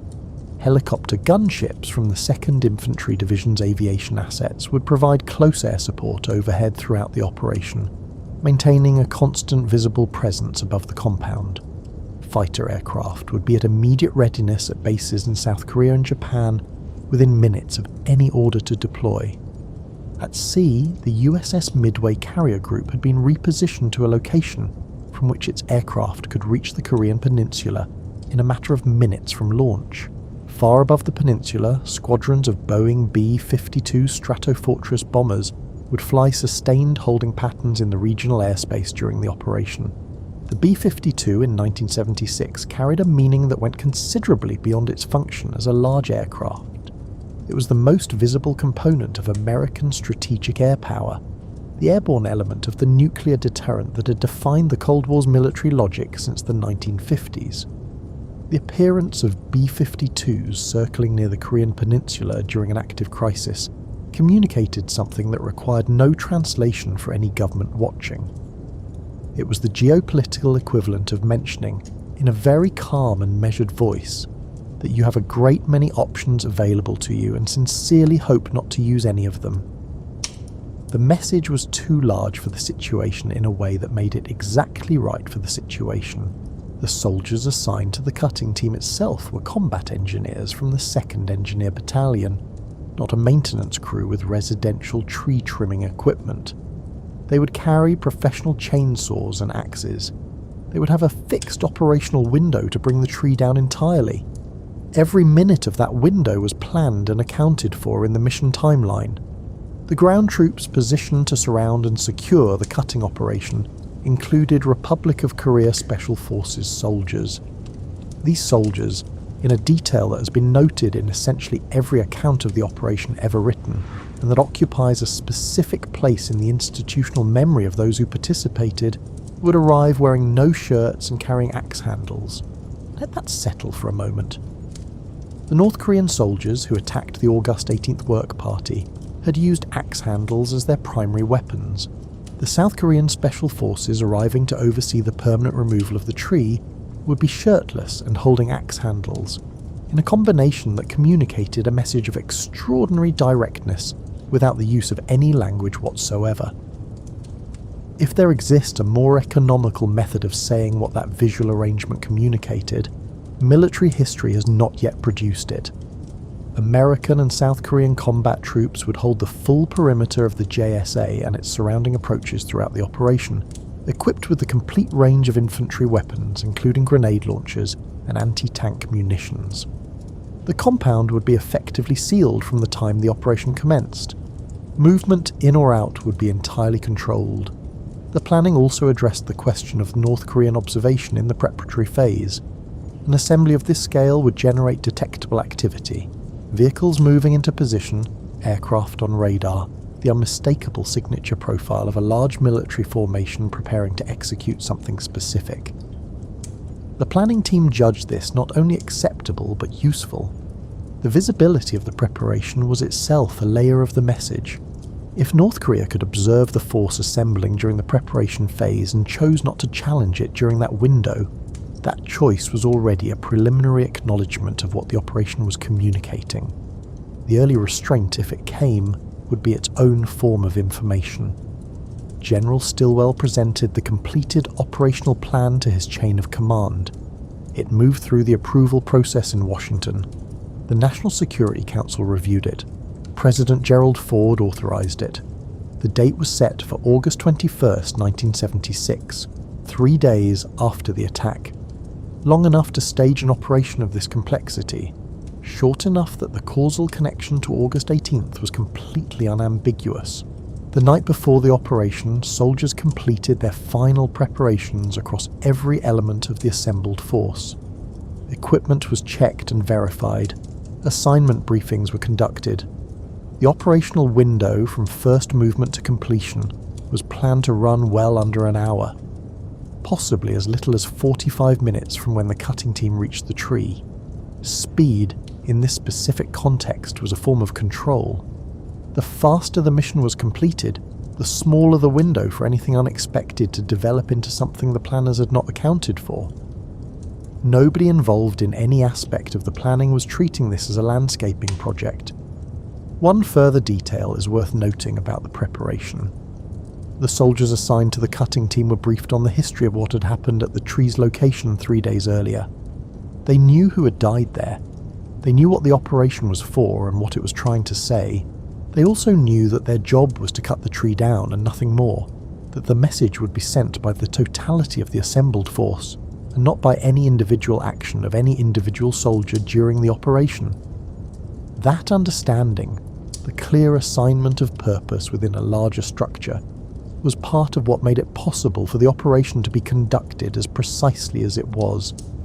Everyone knew what they were there to do, everyone did exactly that, and nothing beyond it.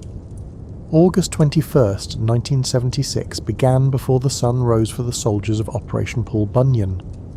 Large military formations move before dawn when they have the choice, partly for tactical reasons and partly because moving 800 soldiers into their assigned positions in the dark is somewhat less conspicuous than doing the same thing in the middle of a summer afternoon. The joint security area was quiet in the pre-dawn hours. The North Korean guard posts were occupied by their regular personnel. Whether those guards had any advance awareness of what was coming is a question that different accounts of the operation have answered with different degrees of confidence. The preparation of a force involving not only a substantial ground contingent, but a repositioned carrier group and a strategic bomber formation circling over the peninsula is not the kind of activity that disappears into the background entirely. North Korean military intelligence was not in the habit of missing significant movements, and the movements of the preceding days had been significant.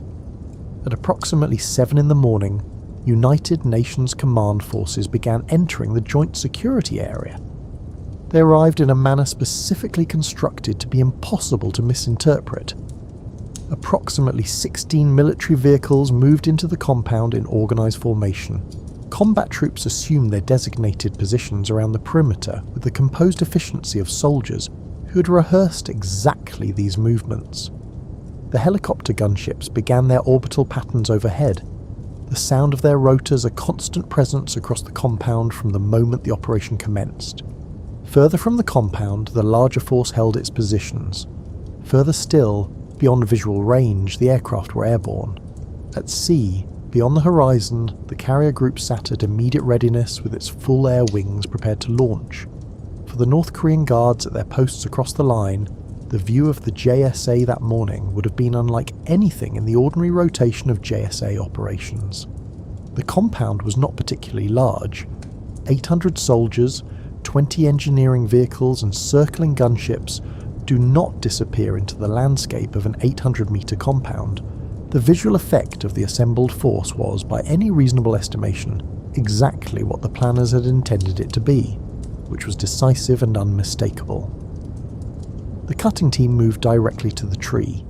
They reached it within minutes of the operation's commencement. The chainsaws started, the axes swung. The engineers worked with the concentrated speed of people who knew their exact time allocation and exactly what they needed to accomplish within it. 2 decades of unimpeded growth came down in stages. The branches that had progressively obscured the sightline between checkpoint 3 and checkpoint 5 fell to the ground. The trunk followed them. The Normandy poplar that had been planted in the mid-1950s as part of an effort to make the joint security area look more like a peaceful shared space, that had grown into an operational security problem through the simple biology of being a fast-growing tree in the wrong location, that had become the immediate occasion for the deaths of 2 American officers when someone decided that trimming it was an insult requiring an organised violent response, came down in approximately 42 minutes. Not trimmed, not reduced, removed, cut to a stump roughly 1 metre in height, left standing in the ground at the base of where the tree had been. That stump would remain there for years after the operation, long enough to become a quiet reference point for soldiers passing through the JSA, long enough to serve as an informal kind of memorial that required no sign and no explanation for anyone who knew the history. The tree was gone, the stump stayed for a while. Overhead, the helicopters maintained their patterns without interruption. On the North Korean side of the military demarcation line, the guards at their posts watched. They watched the vehicles enter the compound. They watched the cutting team move to the tree. They watched the chainsaws start and the branches come down. They watched the trunk fall. They watched the stump left standing in the cleared ground. No North Korean soldier crossed the line. No weapons were raised on the other side. No order was given to challenge the operation at any point during the 42 minutes required to complete it. The largest military staging assembled in Korea since the armistice itself proceeded through its full execution without a single exchange of hostile action. The operation concluded on schedule. The forces withdrew from the JSA. The compound returned to its ordinary condition of watchful, maintained stillness. It is worth pausing here for a moment on what that stillness meant. The absence of a North Korean military response to the operation was not simply the absence of gunfire. It was a decision. Someone on the other side of the line, watching the helicopters circling and the engineering team cutting, and the 800 soldiers holding the perimeter, made a choice not to respond militarily. That choice was made possible by the architecture of the operation, by the fact that the force assembled was large enough to make the cost of a military response clearly prohibitive, while the purpose of the operation was specific enough that it did not require the North Korean side to accept a permanent humiliation that would make restraint politically impossible. The operation gave the other side room not to escalate. That room was deliberate. It was the product of very careful planning, and it was as important as any of the more visible elements of what the soldiers on the ground were doing. In the days that followed, through the communication mechanisms of the Armistice Commission, a message arrived that surprised even the analysts who had been studying North Korean behaviour with professional intensity.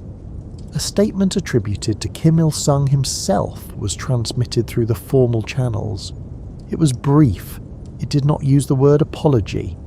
The North Korean government had not used that word in a diplomatic communication in any context, and this statement was not going to inaugurate that practice. But the message expressed that the incident of August 18th was regrettable, and that the situation should not have developed in the manner that it had.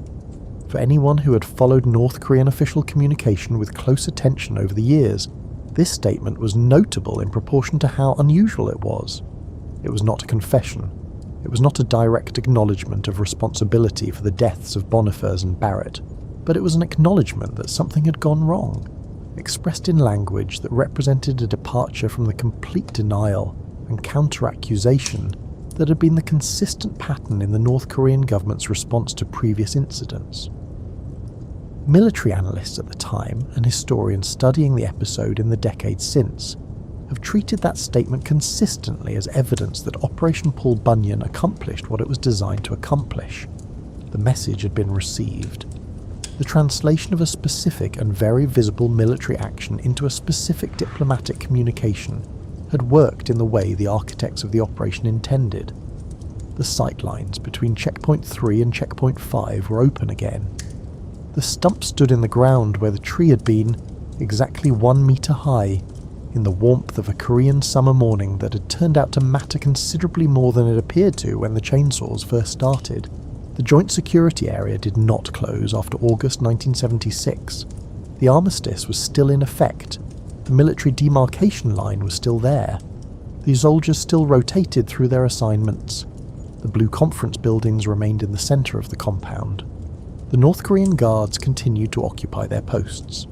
The ordinary extraordinary tension of the place continued without interruption, because none of the conditions that had created it had changed in any fundamental way. What had changed was the understanding on both sides of where a specific boundary was. Several things changed in form and in practice in the months that followed. The physical arrangement within the JSA was altered significantly. The informal mixed access that had previously allowed soldiers from both sides to move throughout the compound, with a degree of shared freedom, a legacy of the original design of the JSA as a space for ongoing contact and communication, was replaced with a more rigorously enforced separation. The military demarcation line running through the centre of the compound, which had been marked on maps and indicated on the ground, but had not been treated as a hard physical boundary in the routine of daily JSA operations, was now observed with considerably greater strictness. Each side remained on its own side during daily operations. The peculiar intimacy of the old arrangement, in which soldiers from opposite armies literally patrolled the same small compound in the same hours of the same day, was substantially reduced. This change addressed a vulnerability that had been understood in theory, but demonstrated in devastating practice on August 18th.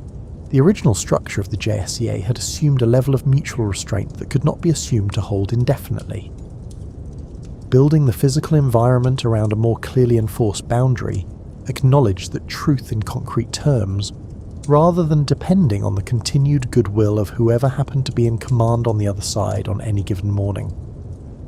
The installation near the entrance to the JSA was named Camp Boniface, in the period following Captain Boniface's death. The name has remained on the gate ever since. For every American soldier assigned to JSA duty in the decades that followed, the name at the entrance to their posting has been a daily reminder of what happened there in August 1976 and of what it cost. It is a quiet form of institutional memory, present without insistence, permanent without ceremony, doing its work simply by being there. The lessons embedded in the poplar tree incident have been examined at military and diplomatic institutions since 1976, with a consistency that reflects how clearly the episode illustrated certain principles that do not change across contexts or eras. The incident appears in curricula on crisis management and on the theory and practice of deterrence. It serves as a case study in the design of calibrated responses to provocations that require an answer without being permitted to escalate. It is used in discussions of alliance management, of how to maintain the confidence of partners in a commitment that has been tested by direct violence. One lesson that emerges clearly from retrospective analyses of the episode is the precision required to match a response effectively to its purpose. Operation Paul Bunyan was designed to accomplish something specific, not to punish North Korea in a broad strategic sense, which would have raised the question of what broad strategic punishment would look like and what it would produce. Not to humiliate the North Korean government in a way that left it no dignified option other than military escalation. Not to escalate the confrontation toward the shooting war that the armistice had been preventing, at great cost for more than 2 decades. The operation was designed to complete the task that the August 18th work party had set out to complete, the restoration of the sight lines between 2 checkpoints, in a manner that demonstrated what would happen when that task was interfered with through organised violence. It served one purpose.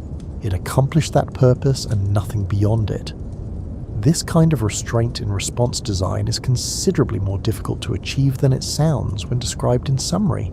The pressure in the immediate aftermath of the deaths of Boniface and Barrett was enormous and came from multiple directions simultaneously.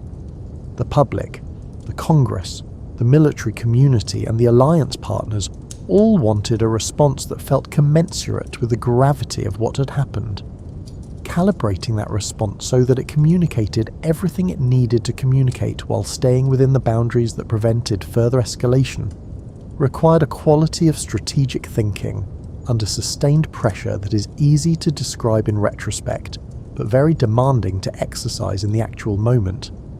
General Stilwell described the planning process in accounts given in the years after his Korean command as among the most demanding professional experiences of his career, not primarily for logistical reasons, but for the precision the constraints imposed. Every variable had to be thought through rather than managed as it arose. Every element of the operation had to serve the defined purpose and nothing beyond it. The margin for error was narrow in a place where error could have consequences extending far beyond the individuals and units directly involved. There is something in that precision that transfers beyond its military context. The problem of responding to a direct provocation in a way that is firm enough to be credible and restrained enough to avoid making things worse is not exclusively a military problem. It is a problem that appears in various forms in many kinds of situations, wherever a response that is too small invites repetition, and a response that is too large creates a new problem, larger than the one it was addressing. The particular genius of Operation Paul Bunyan, if genius is not too strong a word for a very carefully planned tree-cutting operation, was that it found the exact instrument proportionate to the situation and no larger. That kind of proportion is genuinely difficult to achieve under pressure. The Cold War produced many episodes of this kind over its 4 decades, moments where the logic of deterrence had to be demonstrated in actual conditions, against actual provocations under circumstances where a miscalculation could have cascaded into catastrophe. Korea was the site of more such moments than most places, partly due to its geography and the specific structure of the armistice arrangement, and partly because Kim Il-sung's government had a consistent strategic interest in testing the limits of what the other side would absorb before absorbing it required something in return. What the Poplar Tree incident established, in a form specific enough to be unmistakable and durable enough to matter, was where one of those limits was. Direct and organised violence against UN command personnel in the joint security area would be met with a response that was firm, visible, and conducted entirely on American and UN command terms. The next time any North Korean commander considered whether to challenge UN command operations within the JSA, the memory of August 21, 1976 was available as a reference point. That memory has now been available for nearly 50 years. The broader Cold War framework that surrounded the JSA has itself transformed considerably since 1976. The Soviet Union dissolved in 1991, removing one of the great sponsoring powers of the North Korean government and reshaping the global structure within which the Korean standoff had been understood. The geopolitical map of the world reorganized itself substantially in the decade that followed. But the Korean armistice continued. The DMZ continued. The joint security area continued to operate, still watched, still maintained, still carrying the accumulated weight of its particular history in every patrol rotation and every guard shift, and every morning when the soldiers at each checkpoint confirm, as they do each morning, that they can see what they need to see. In 2018, during a brief period of diplomatic engagement between the two Koreas, some adjustments were made to the JSA arrangement. Guard posts were removed. Patrol protocols were modified in gestures toward reduced tension. The political conditions that made those gestures possible did not persist in the way that the optimists of that moment had hoped, and the arrangement has moved closer to what it was before. The fundamental situation remains.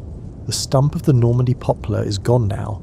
Stumps eventually lose structural integrity and return to the soil in the ordinary way of organic things, and this one was no exception. The wood that blocked the sight lines between 2 checkpoints, that was the occasion for 2 deaths and for one of the most elaborate military demonstrations of the Cold War era, is part of the Korean earth.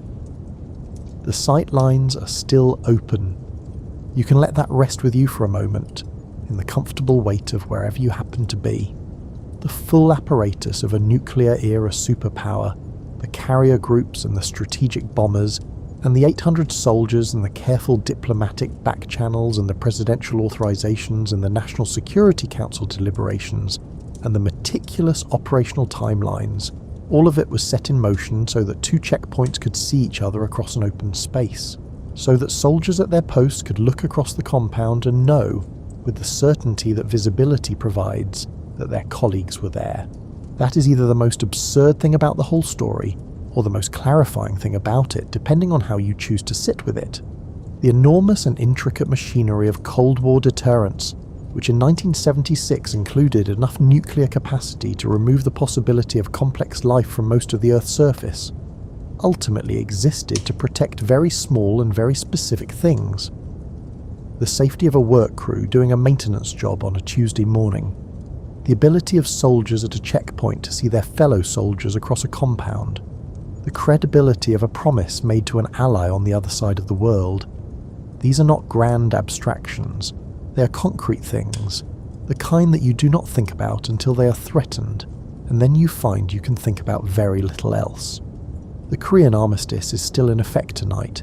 The DMZ still crosses the peninsula. The joint security area still exists, still maintained, still carrying its particular history in every day that passes in that strange narrow corridor of watched and waiting land. The people who have served there since 1976 carry the memory of that August differently depending on when they arrived and what they were told when they first reported for duty. The soldiers who came in the years immediately after the incident arrived with a specific briefing about what had happened and about how the arrangements had changed because of it. The soldiers who arrived decades later arrived into the legacy of those changes without necessarily knowing their precise origin. But the name on the gate at Camp Boniface was there for all of them, present and specific and asking nothing of the soldiers who read it, except that they carry it forward as part of what they know about where they are and what it means to be there. The Cold War itself concluded in a form no one had fully predicted. The Berlin Wall came down in 1989, the Soviet Union dissolved in 1991. The global structure that had given the Korean standoff its Cold War meaning changed profoundly. But the Korean armistice remained, unchanged by the ending of the broader framework within which it had always been understood.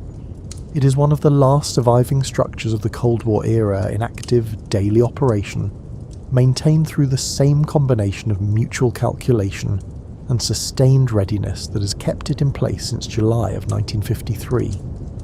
Captain Arthur Boniface was 30 years old. Lieutenant Mark Barrett was 25. The tree stood 18 meters tall. The operation that finished what they came to do took 42 minutes. History is full of enormous events that hinge on very small things. A tree, a sight line, a morning that started like any other morning and ended differently. The people who made the decisions in those 3 days in August 1976, the planners who assembled the force and calibrated the message and managed the communications and executed the operation, were not working from a script that had been prepared in advance for exactly this situation. They were working from principles, from professional judgment, and from a clear understanding of what was at stake not just in the immediate moment, but in every future moment that would be measured against it. They got it right. That is worth naming plainly, because getting it right in circumstances of that kind is not a guaranteed outcome of any process, however well designed. Sleep gently now, my tired dumplings. The complicated world has been managing its complications for a very long time, and it will manage them a while longer. You do not have to carry any of it tonight.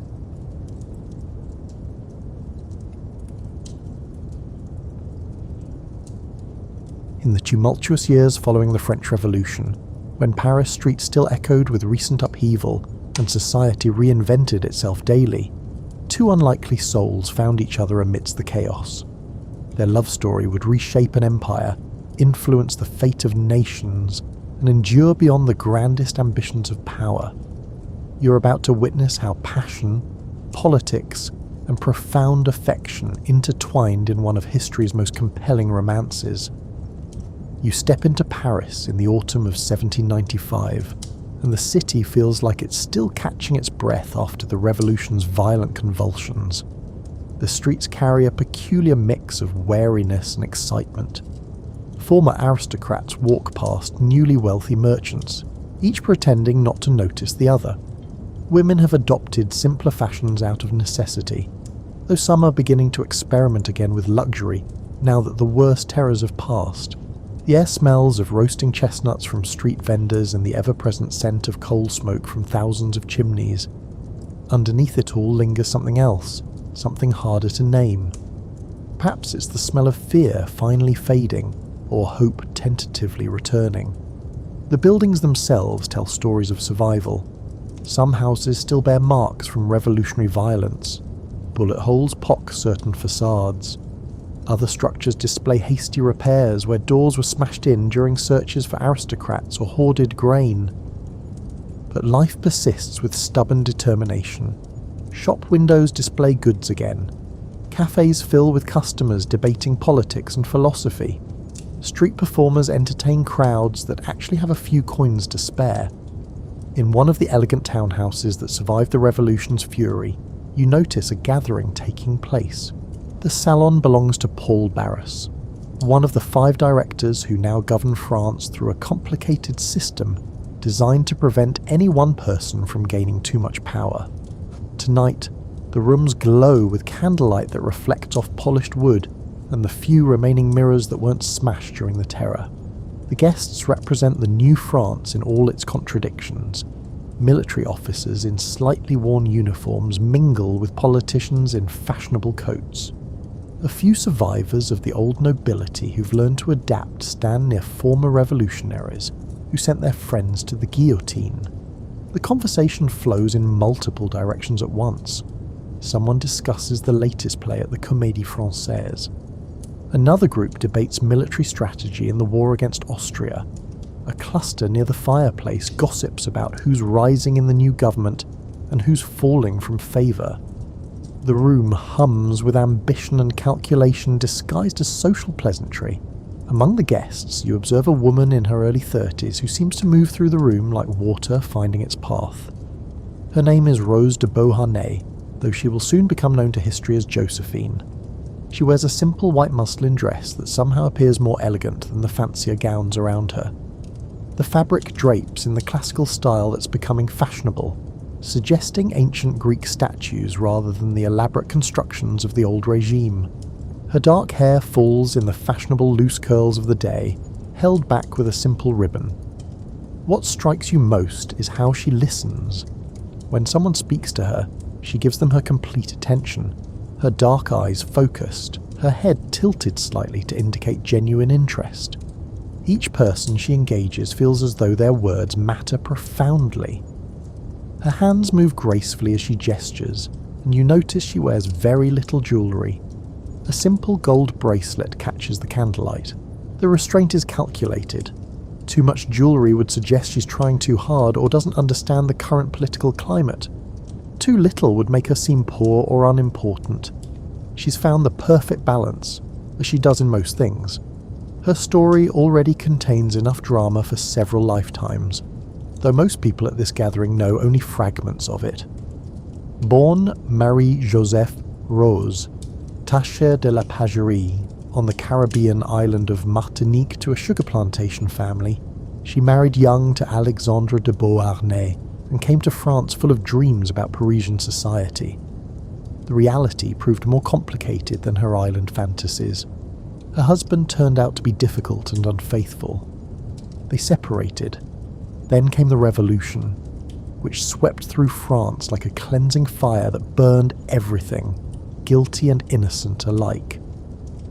The terror imprisoned her in Les Carmes, a former convent turned holding cell for those awaiting the guillotine. She spent months in a crowded cell, never knowing if tomorrow would bring release or death.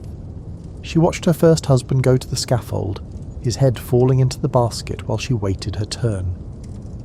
but Maximilien Robespierre fell before her name came up on the execution list, and suddenly the prison doors opened. She emerged into a Paris transformed yet again, with new opportunities for those clever and brave enough to seize them. Now she lives carefully, raising her 2 children from that first marriage. Hortense is 12, pretty and musically talented. Eugène is 14, serious-minded and loyal. They remember their father, but they're also adapting to this new world where survival requires flexibility. Josephine navigates the dangerous waters of post-revolutionary society with skills learned through necessity. She knows how to read people, when to speak and when to listen, how to make herself useful without seeming desperate. Her finances are precarious despite her elegant appearance. She's renting the house on Rue Chantrine, and some months the rent comes due before the money arrives. She's received a small pension as the widow of a general, but it doesn't stretch as far as needed. She's learned to make a single dress appear new through different accessories. She borrows jewellery from friends for important occasions. She's mastered the art of appearing more prosperous than she actually is. Across the room, you notice a thin young officer who looks decidedly out of place among the polished politicians and elegant women. Napoleon Bonaparte is 26 years old and resembles someone who forgot to eat regular meals while studying military tactics until 3 in the morning.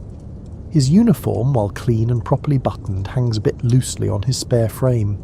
His hair is unfashionably long and often falls across his forehead, which annoys him but not enough to visit a barber. Unlike the other guests who chat easily about trivial matters, he stands apart watching everyone with intense grey eyes that seem to catalogue and analyse every detail. His posture suggests someone ready to flee at any moment. He shifts his weight from foot to foot. His hands move restlessly, sometimes touching his sword hilt, sometimes clasping behind his back, never quite settling.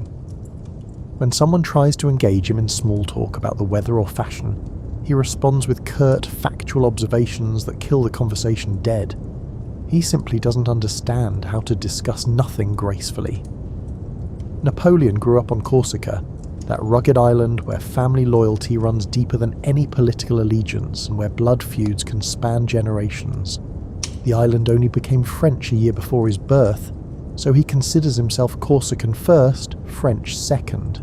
He speaks French with an accent that immediately marks him as an outsider in Paris society. He pronounces his R's differently. He uses phrases that sound slightly foreign. People sometimes ask him to repeat himself, and he hates it. He's brilliant with artillery and military strategy, but utterly hopeless at small talk and social graces. He can calculate trajectories in his head and predict where an enemy army will move 3 days hence. But he cannot remember which fork to use at a formal dinner. He reads voraciously in multiple languages, devouring books on history, philosophy, mathematics and warfare. Just weeks ago, he helped put down a royalist uprising in Paris, using his cannons to scatter the rebels attempting to overthrow the government. This success earned him promotion to general and the notice of powerful men like Barras, but it hasn't taught him how to navigate a fancy salon. The other guests instinctively sense his discomfort and mostly avoid him. He's useful in a crisis, clearly, but he's also strange and intense in ways that make polite conversation difficult. Better to let him stand by himself near the bookshelf, examining the spines with more interest than he shows the actual people in the room. You watch as Barras, playing matchmaker with the subtlety of a man who enjoys manipulating others for their own good, engineers an introduction.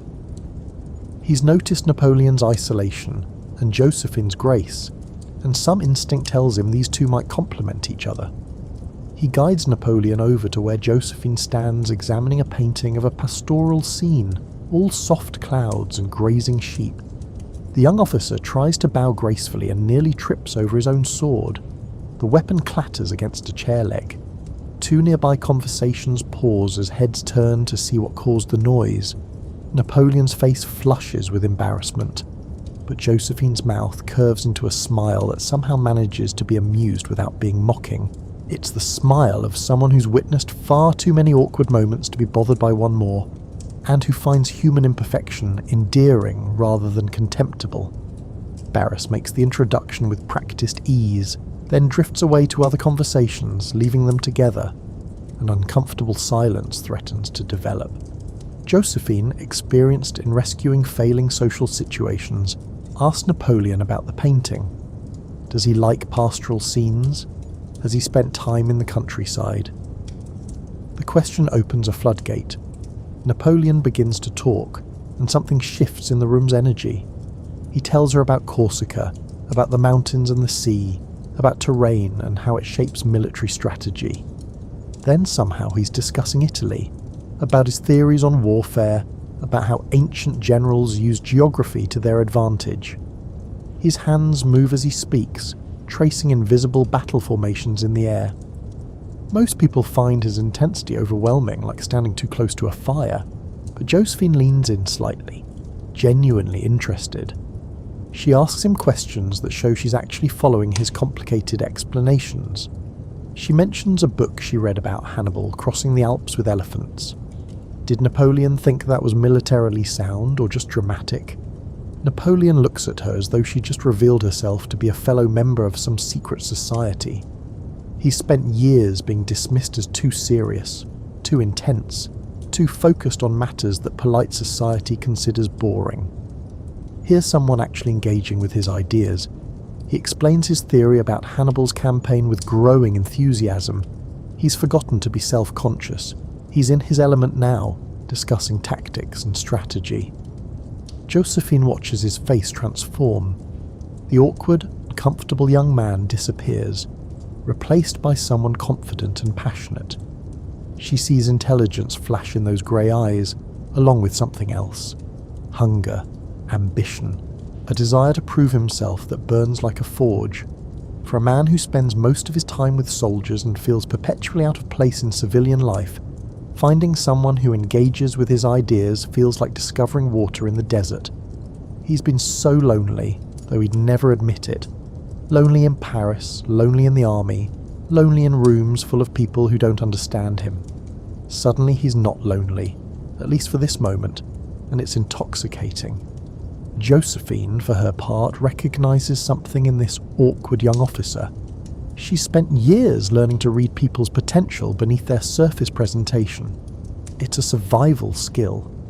During the Terror, she learned to identify which guards might be bribed, which fellow prisoners might betray you, which officials might show mercy. After her release, she learned to spot who was rising in the new government and who was falling. She's developed an instinct for potential.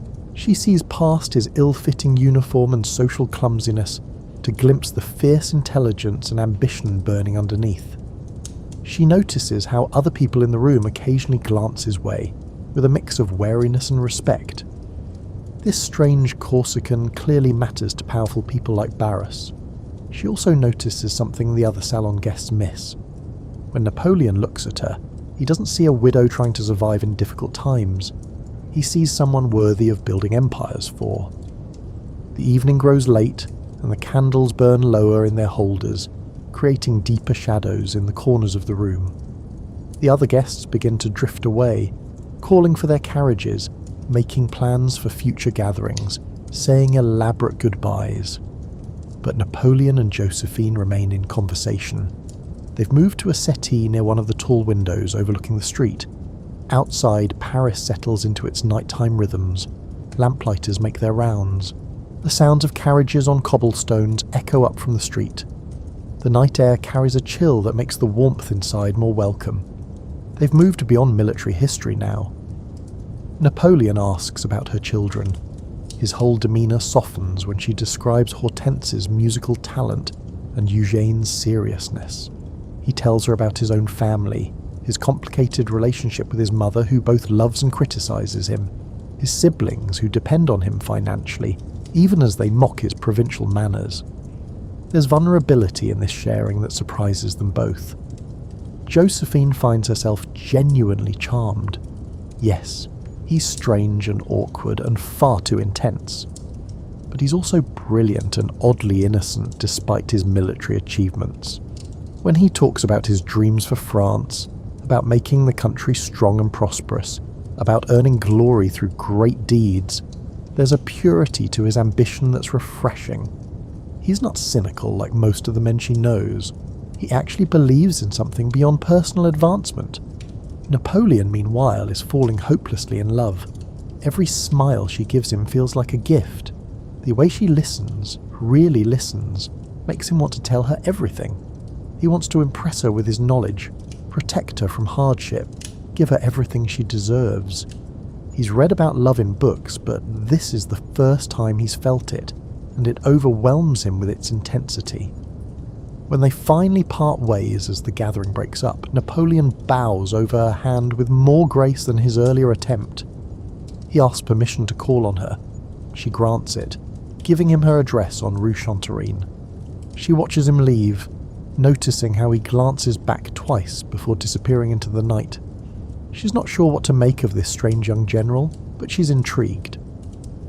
Over the following weeks, Napoleon becomes a regular visitor to Josephine's modest home. You might see him arriving at odd hours whenever his military duties allow. He brings books he thinks she'll enjoy, carefully selected from his own collection. He brings flowers purchased from street vendors, usually choosing them with more enthusiasm than aesthetic judgment. Josephine learns to appreciate the gesture even when the bouquets are slightly lopsided. Her children view this new visitor with initial suspicion. Hortense and Eugène remember their father and aren't eager to see their mother with another man. But Napoleon wins them over gradually. He treats Eugène like a young man rather than a child, discussing military matters seriously. He brings Hortense sheet music and listens attentively when she plays the piano. He doesn't try to replace their father. Instead, he offers friendship and genuine interest in their lives. The house on Rue Chanterine is small, but Josephine has made it charming through clever decoration. She's draped fabrics to hide worn furniture. She's arranged her few good pieces to maximum effect. Fresh flowers always fill the vases when she can afford them. The rooms smell of beeswax polish, and the lavender she uses to scent her linens. It's not grand, but it's welcoming, and Napoleon finds it infinitely preferable to his own sparse bachelor quarters. He's falling in love with the desperation of someone who never expected to find such feelings. Every moment away from her feels wasted. He thinks about her constantly during military meetings. He sees something that reminds him of her, and his first thought is to share it with her. He writes her letters, sometimes 2 or 3 a day, filled with passionate declarations that would embarrass him if he stopped to think about them rationally. But he doesn't think rationally where Josephine is concerned. He's spent his entire life being rational, calculating, strategic. With her, all those careful defences crumble. He pours out his heart in letters that mix military updates with declarations of love. He tells her she's invaded his thoughts like an occupying army. He says her smile haunts him more effectively than any ghost. He complains bitterly when her responses arrive less frequently than his letters. Josephine approaches the relationship more cautiously. She's 6 years older and has learned the hard way that survival requires careful choices. Napoleon is clearly talented and rising in importance, but he's also poor, intense, and socially awkward in ways that could limit his advancement. Her friends think she's making a mistake. Why would an elegant, sophisticated woman tie herself to this strange Corsican officer who owns more books than changes of clothing? They meet for walks in the Tuileries Gardens when weather permits. The gardens provide neutral ground away from both their homes. They stroll along the gravel paths between carefully trimmed hedges. Autumn leaves crunch under their feet. Napoleon talks about his plans for military reform while Josephine occasionally steers him toward less weighty topics. She points out the changing colours of the trees. She comments on other walkers' fashion choices, teaching him by example how to make pleasant conversation about trivial matters. Sometimes they sit on benches watching fountains that still function despite years of revolutionary neglect. Napoleon continues talking, but now he also listens. He asks about her childhood in Martinique, and she describes island life with such vivid detail that he can almost smell the tropical flowers and feel the Caribbean sun. She makes him laugh with stories about the monkeys that used to steal fruit from her family's trees, and the parrots that learned to mimic her grandmother's scolding voice. But but something about Napoleon touches her heart despite her initial caution. His absolute devotion feels refreshing after years of navigating relationships based on advantage and survival. The men she's known since the Revolution view relationships as transactions.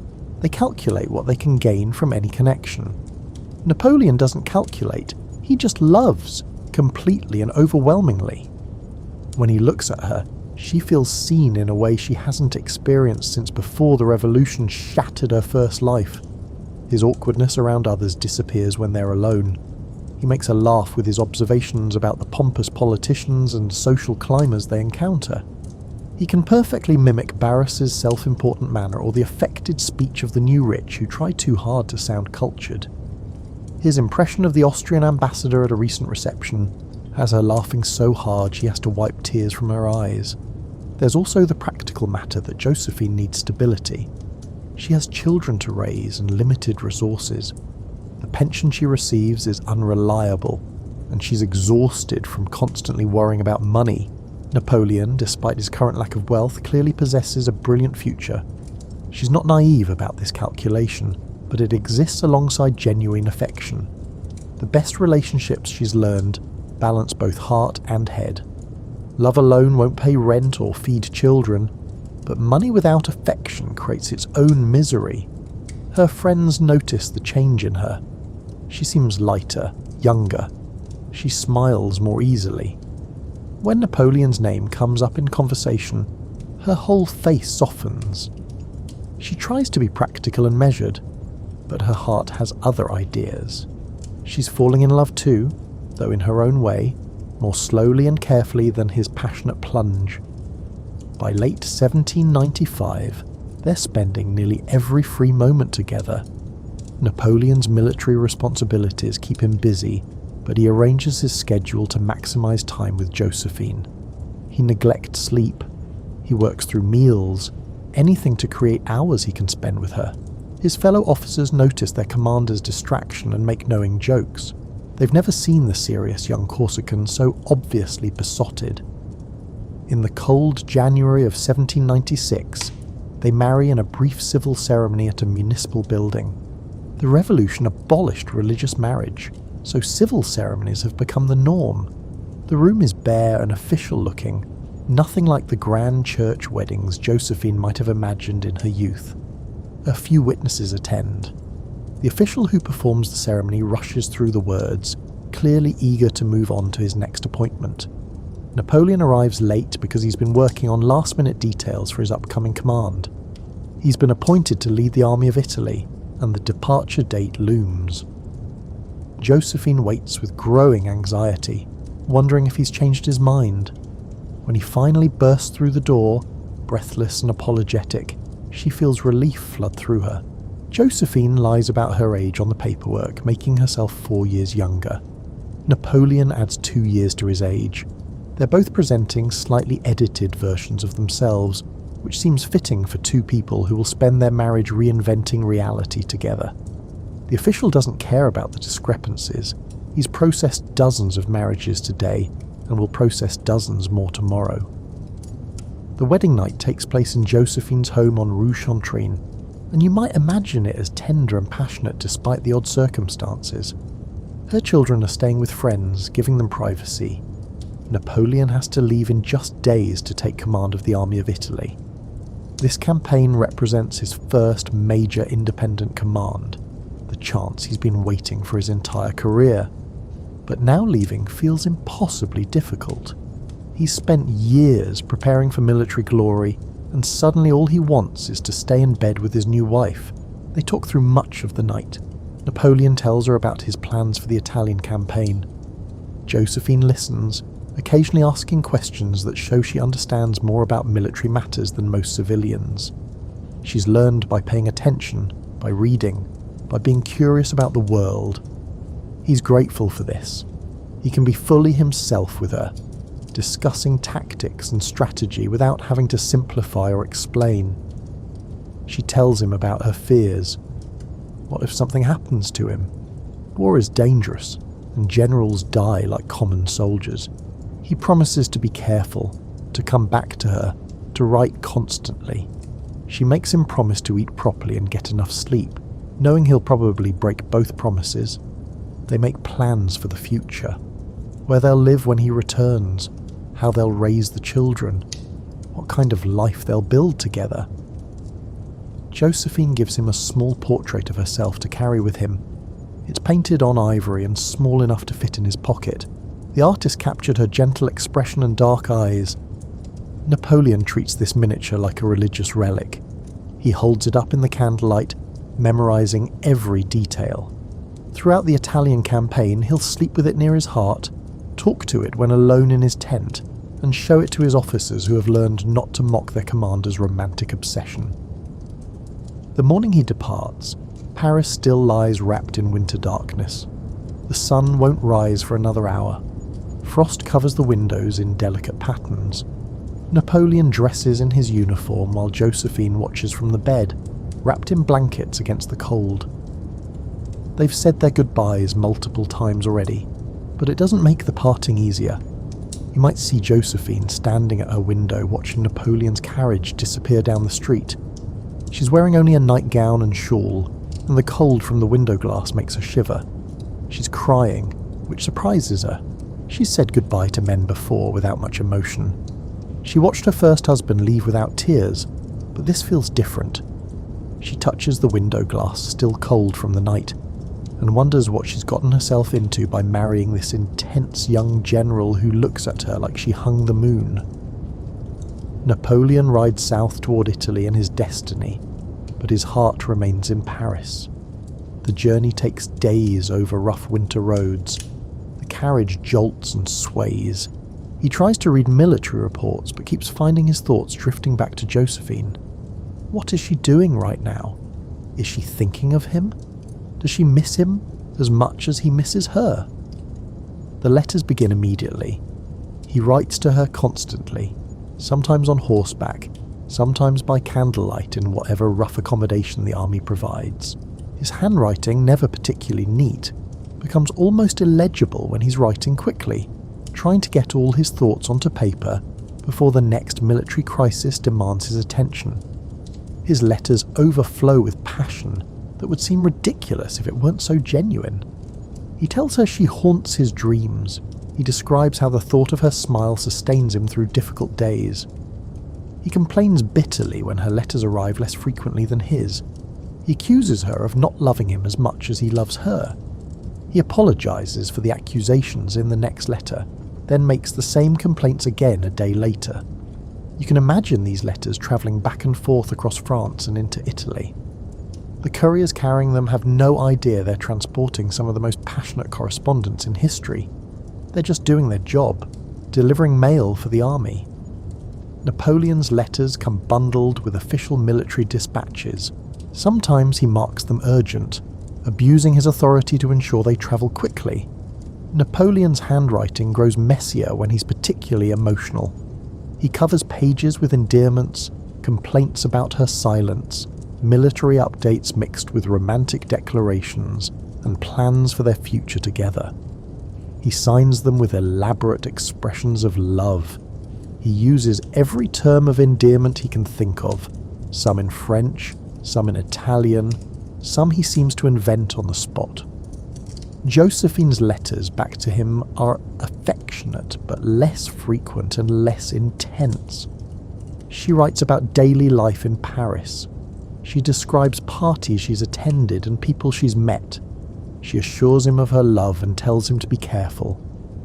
But her letters lack the fevered passion of his correspondence. She loves Napoleon, but she doesn't share his capacity for total romantic obsession. She's managing life in Paris, raising her children, and trying to maintain her position in society. Hortense needs music lessons and new dresses. Eugène is thinking about a military career and needs guidance. The house on Rue Chantrine requires constant maintenance that she can barely afford. Her days fill with practical concerns that leave little energy for writing passionate love letters. This imbalance will characterize their relationship throughout their marriage. He loves with the single-minded intensity he brings to military campaigns. When Napoleon loves, he loves completely, exclusively, obsessively. She loves more moderately, more practically, with warm affection than burning passion. She cares for him deeply, but she also cares about many other things. He can barely think about anything except her. Meanwhile, in Italy, Napoleon is revolutionizing warfare and becoming famous. He takes command of an army that's in terrible condition. The soldiers haven't been paid in months.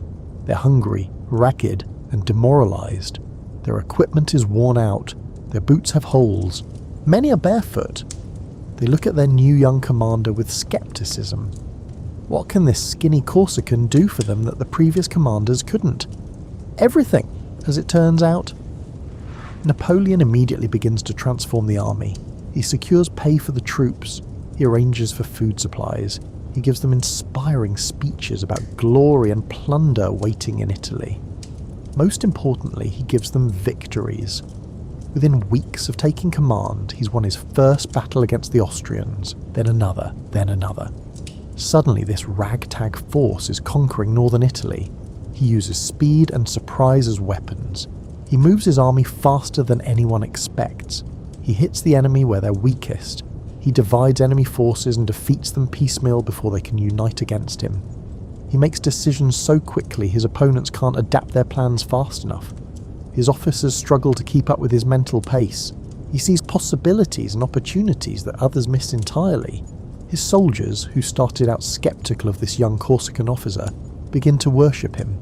He leads from the front, sharing their dangers rather than directing from the rear. He sleeps in the same rough conditions they endure. He knows many of them by name. When he rides past, they cheer. They call him the Little Corporal affectionately, noting his relative lack of height and his hands-on command style. They trust him to lead them to victory, and he rarely disappoints. The victories bring both glory and plunder.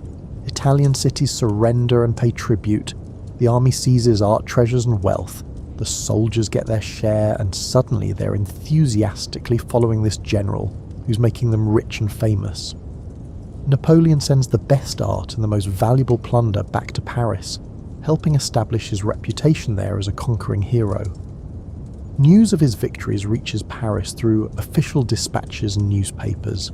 The Directory, the five-man executive ruling France, is both pleased and nervous. They wanted someone to defeat the Austrians in Italy, and Napoleon is certainly doing that. But his growing fame makes him potentially dangerous. Successful generals sometimes become ambitious politicians. Still, for now, they're happy to claim credit for his victories. Josephine finds herself famous by association. She's invited to fancier salons, treated with more respect, sought out for her opinions. People who previously dismissed her as a widow of uncertain means now court her favour. She's the wife of France's most celebrated general. She discovers that being married to genius and success, even at a distance, provides its own rewards. You might picture her reading his letters in her dressing room, seated at her vanity surrounded by the simple luxury she's accumulated. Her face shows a mix of tenderness and exasperation as she works through the latest packet of letters. There are 5 of them, all written within a 3-day period. He's demanding she come to Italy to join him. He's jealous of every man she might speak to in Paris.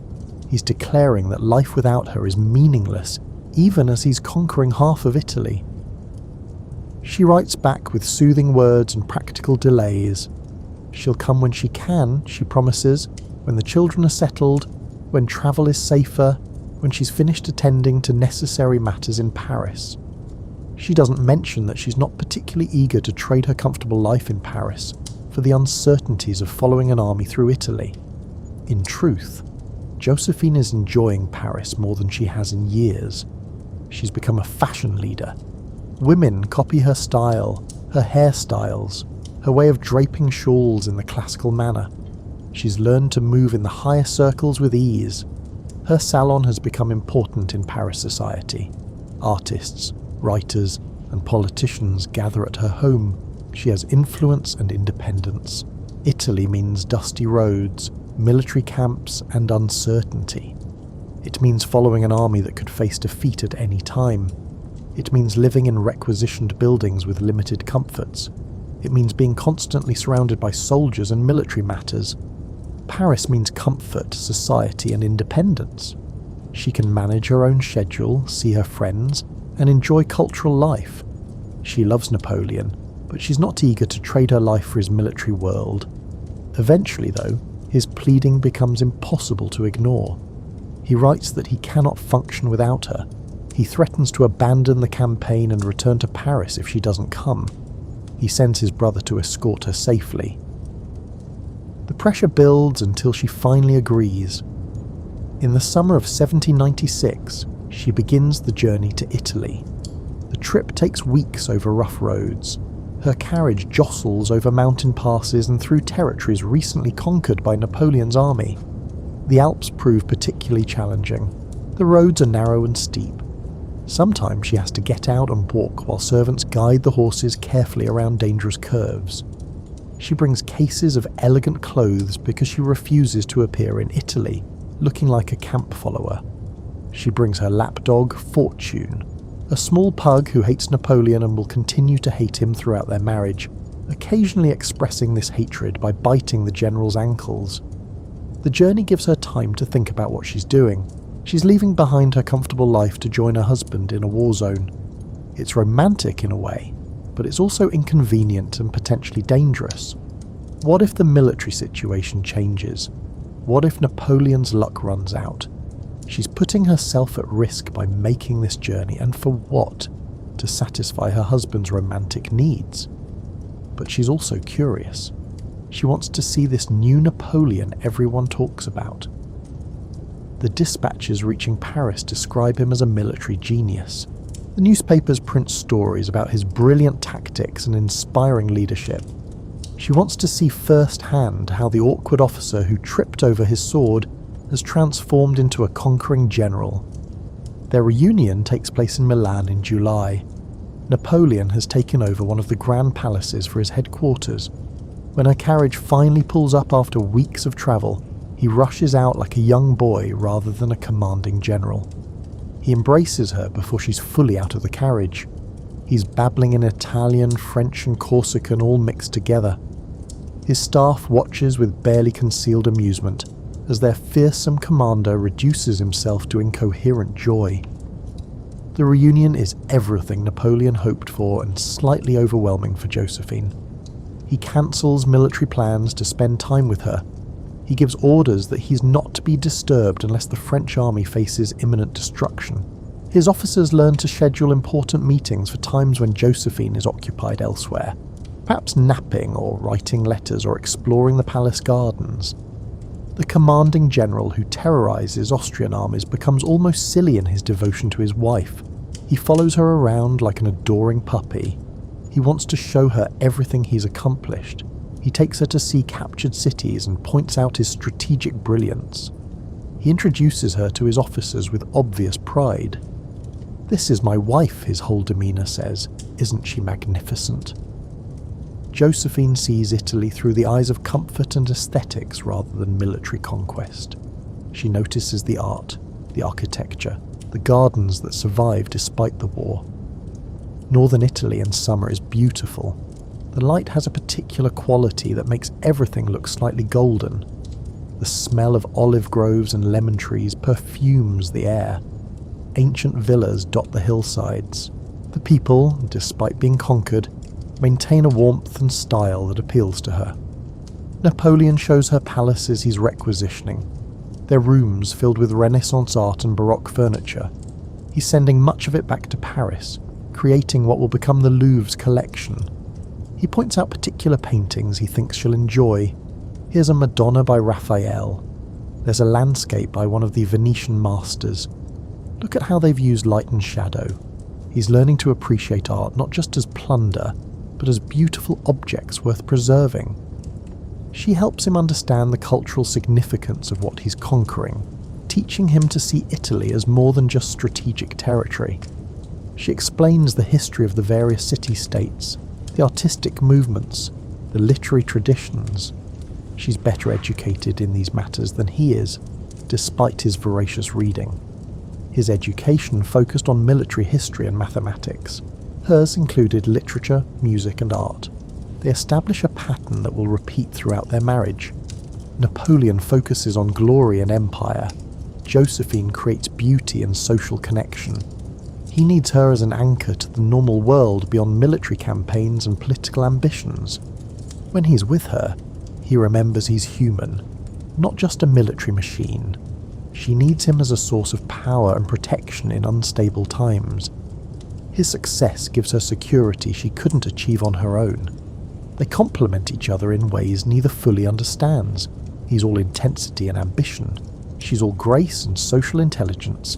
He can outthink any opponent on a battlefield but gets lost in complex social situations. She can navigate the trickiest political gathering with ease but has no head for military strategy. Together they form something stronger than either could be alone. The months in Italy give them the closest thing to normal married life they'll ever experience. You might imagine mornings when they wake late in some Italian villa requisitioned for the army's use. Sunlight streams through tall windows that look out on formal gardens where fountains still play. The rooms smell of fresh bread from the kitchens and flowers from the gardens. Napoleon reads dispatches while Josephine brushes her long, dark hair at a vanity, watching him in the mirror. They take carriage rides through the countryside when military duties allow. The roads wind through vineyards heavy with grapes ripening in the summer sun.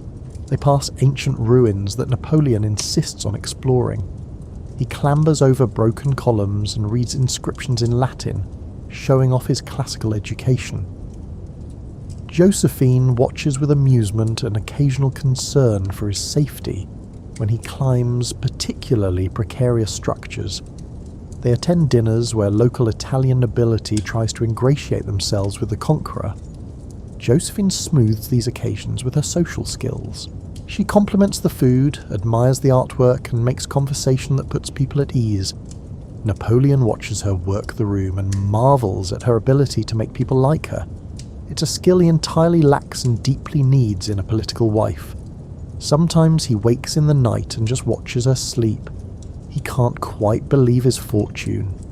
This elegant, beautiful woman chose to marry him.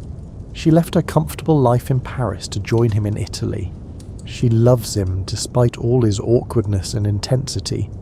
He feels gratitude so profound it almost frightens him. What would he do if he lost her? He can't even contemplate the possibility without feeling panic. Josephine becomes pregnant during this time, though she'll miscarry before the pregnancy advances very far. The loss happens quietly, painfully in one of the Italian villas where they're staying. The army doctors attend her. Napoleon hovers anxiously until she tells him firmly to go deal with military matters and let her recover in peace. She's been through childbirth twice before and knows how to handle these matters. Neither of them discusses this loss much in their letters or records. For Napoleon, it represents a disappointment he pushes aside to focus on campaigns. There will be other opportunities for children, he tells himself. They're both young enough. For Josephine, who already has 2 children from her first marriage, it's a sadness she processes privately. She's old enough to worry that future pregnancies might not happen, but she doesn't share these worries with Napoleon. Why add to his burdens? As autumn approaches, military necessity separates them again. Napoleon must continue his campaign deeper into Austrian territory. Josephine needs to return to Paris to see her children and manage affairs there. The partings never get easier for him. He stands watching her carriage until it disappears from view, then returns to his work with grim determination. His letters resume immediately, as passionate and demanding as before. Back in Paris, Josephine settles into her role as the wife of France's most celebrated general. The victories in Italy have made Napoleon even more famous. Songs are written about him. Newspapers print dramatic accounts of his battles. Political cartoons show him as a hero or a threat, depending on the artist's politics. Everyone wants to meet his wife, to hear her stories, to bask in reflected glory. She moves to a grander house on Rue de la Victoire, the name itself a piece of propaganda about Napoleon's successes. The new house requires extensive renovation and decoration. Josephine throws herself into this project with enthusiasm. She has an eye for design and the budget now to indulge her taste. She creates rooms that blend classical restraint with comfortable luxury.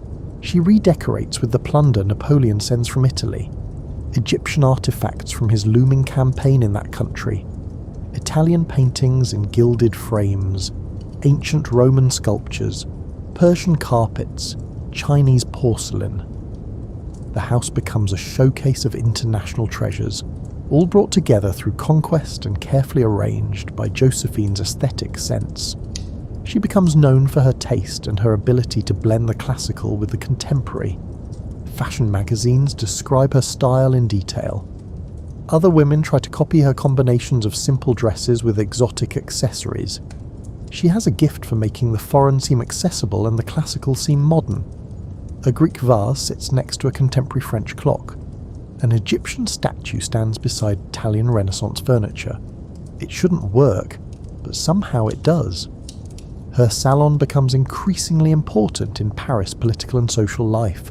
Artists, writers, politicians and military officers gather in her drawing rooms on designated evenings. The conversation flows easily. Ideas get exchanged. Introductions get made. Alliances form. Josephine presides over all of it with warmth and intelligence. She has a gift for making people feel comfortable and important. She remembers details about people's lives and asks about them later. How is your son doing at military school? Did your book find a publisher? Has your mother recovered from her illness? These small attentions create loyalty and affection. People feel valued in her presence. She introduces useful contacts to each other. The young painter needs a patron. That wealthy merchant wants to commission art. Let me introduce you. The politician seeks military information. That general knows exactly what's happening at the front. Come, let me make an introduction. She builds networks that serve both her interests and Napoleon's. Napoleon, fighting in distant lands, relies on her letters to understand the political currents of Paris. She describes who's rising in the government and who's falling. She explains which policies are popular and which are causing discontent. She gossips about rivalries and alliances. This information proves invaluable. Napoleon can adjust his own political manoeuvring based on her reports. The time apart also allows certain complications to develop. Josephine is a beautiful woman living alone in a society where marital fidelity is not strictly observed. Young officers come to pay their respects to their commander's wife. They linger longer than necessary. They offer to escort her to the theatre. They send flowers and small gifts. The attention flatters her, and the loneliness of Napoleon's long absence weighs on her.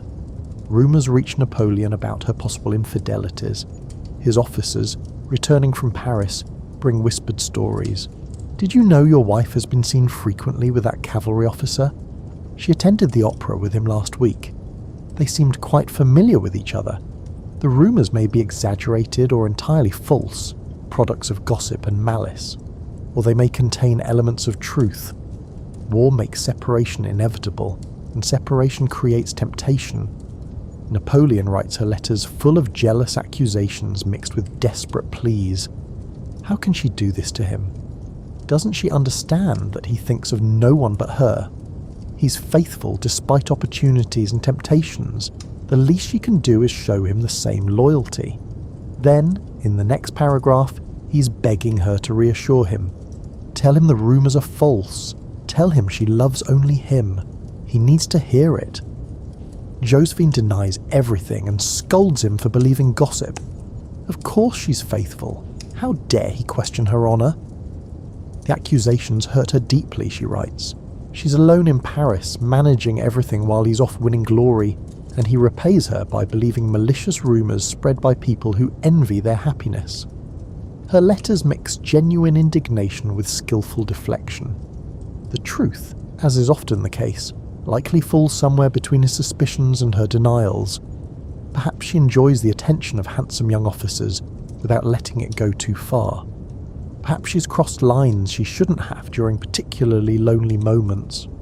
Perhaps the rumours are entirely baseless, created by enemies seeking to wound Napoleon through his obvious vulnerability where his wife is concerned. The historical record remains ambiguous, and both principles have good reasons to obscure the truth. Napoleon himself remains utterly faithful, not from moral superiority, but because he's incapable of dividing his passions. When he loves completely. When he fights completely. The idea of casual romantic adventures while longing for Josephine simply doesn't fit his nature. He's offered opportunities. Victory brings admiration, and admiration sometimes comes with romantic overtures. But he brushes these aside without serious temptation. This imbalance in their relationship causes him genuine pain, but he can't stop loving her any more than he can stop breathing. She's become essential to his emotional survival. The thought of losing her terrifies him more than any military defeat. So he endures the jealousy, writes the pleading letters, believes her reassurances because the alternative is unbearable. In 1798, Napoleon convinces the government to let him lead an expedition to Egypt. His stated goal is to threaten British interests in the East and potentially open a route to India. His unstated goals include achieving more glory, studying ancient Egyptian civilization, and escaping Paris politics for a while. The Directory approves because they're nervous about his growing fame and influence. Better to have him far away conquering Egypt than nearby plotting political maneuvers. Josephine decidedly does not accompany him on this expedition.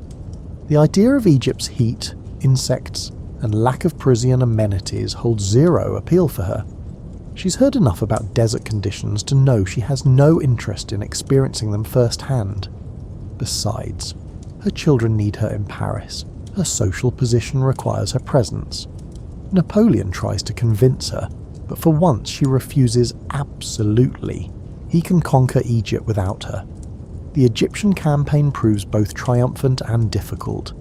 Napoleon wins the Battle of the Pyramids with his usual brilliance, routing the Mameluke cavalry that's ruled Egypt for centuries.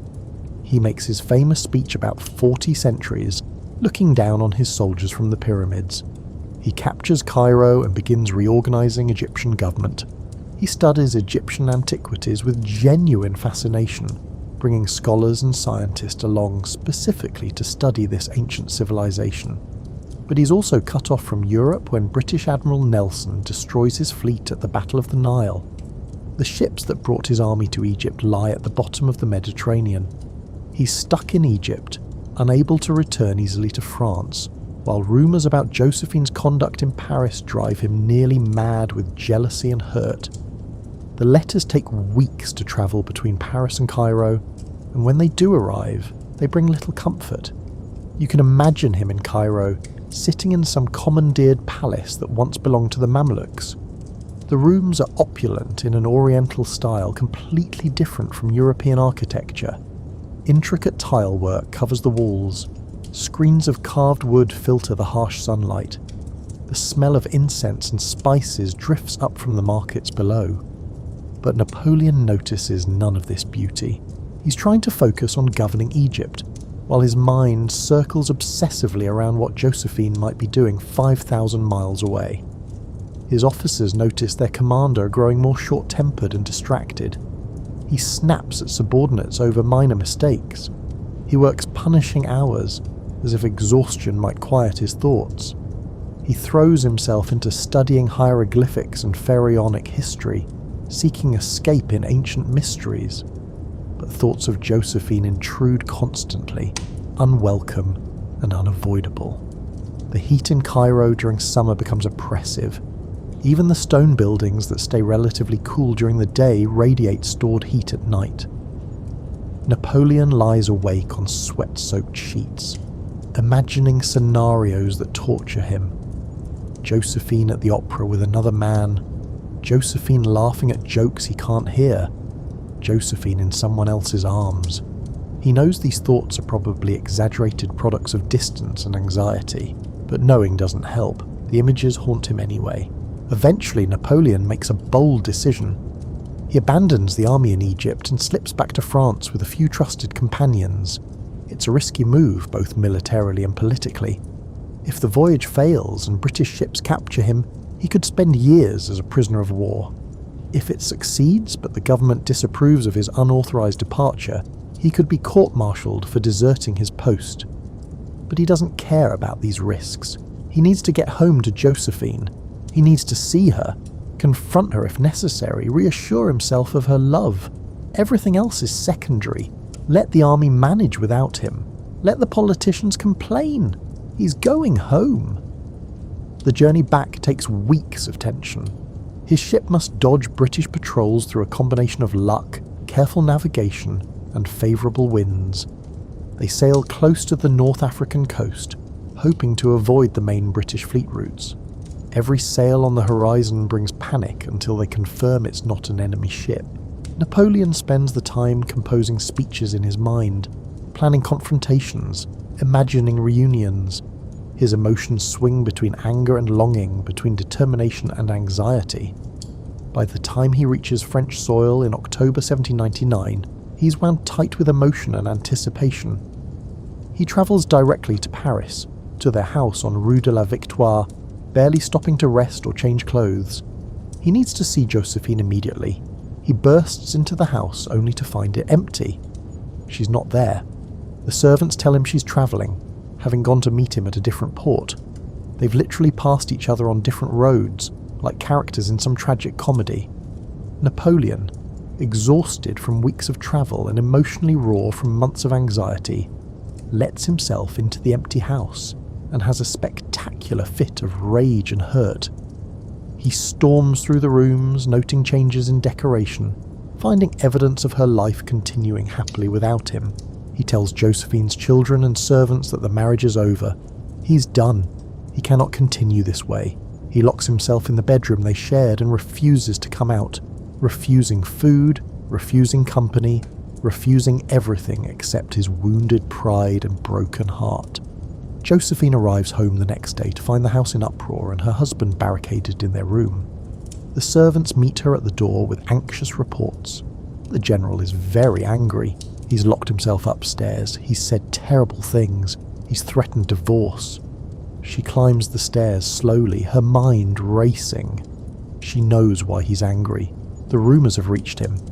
Now she must face the consequences. She stands outside the locked door and pleads with him. She explains where she's been and why. She denies the worst accusations while carefully not addressing others. She cries and the tears are genuine. She doesn't want to lose him. Yes, she's been foolish. Yes, she's enjoyed attention from other men. But she loves him. She's always loved him. These other men mean nothing compared to him. Napoleon, inside the room, wants desperately to believe her but feels betrayed and wounded. He's given her everything, his whole heart, his complete devotion. And how has she repaid him? By making him a laughingstock in Paris society while he conquered Egypt for France. The pain is physical, like someone's driven a knife into his chest and keeps twisting it. Her daughter Hortense and son Eugène add their voices outside the door, begging Napoleon to forgive their mother. They've come to love this intense Corsican who treats them with real affection. He's been more of a father to them than their actual father ever was. They don't want to lose him. They understand their mother has faults, but who doesn't? He should forgive her. They need him. For hours this continues. Outside the door, Josephine pours out her heart with growing desperation. She apologizes for everything. She promises reform. She swears eternal faithfulness from this moment forward. Inside, Napoleon's anger battles with his love. He wants to punish her. He wants to throw her out and never see her again. But he also wants to hold her and pretend none of this ever happened. Finally, sometime in the early morning hours, you might hear the lock click. The door opens slowly. Josephine enters. Napoleon stands by the window, his back to her, his shoulders tense. What happens next remains private, but by morning they've reconciled. Napoleon emerges having forgiven everything because he cannot imagine his life without her. Josephine emerges having learned that despite his rage, his love for her overrides everything else. This knowledge is both comforting and slightly terrifying. This pattern of conflict and reconciliation will repeat throughout their marriage, though never quite as dramatically as this first major crisis. Napoleon's jealousy and Josephine's independence clash. They fight, they reconcile. Their love survives because underneath all the drama, They genuinely need each other. He needs her warmth and social grace. She needs his devotion and protection. The balance isn't always equal or fair, but it functions. Within weeks of this reunion, Napoleon helps orchestrate the coup of 18 Brumaire that overthrows the Directory. France has grown tired of weak, corrupt government. The economy staggers. The war drags on. Political instability threatens everything.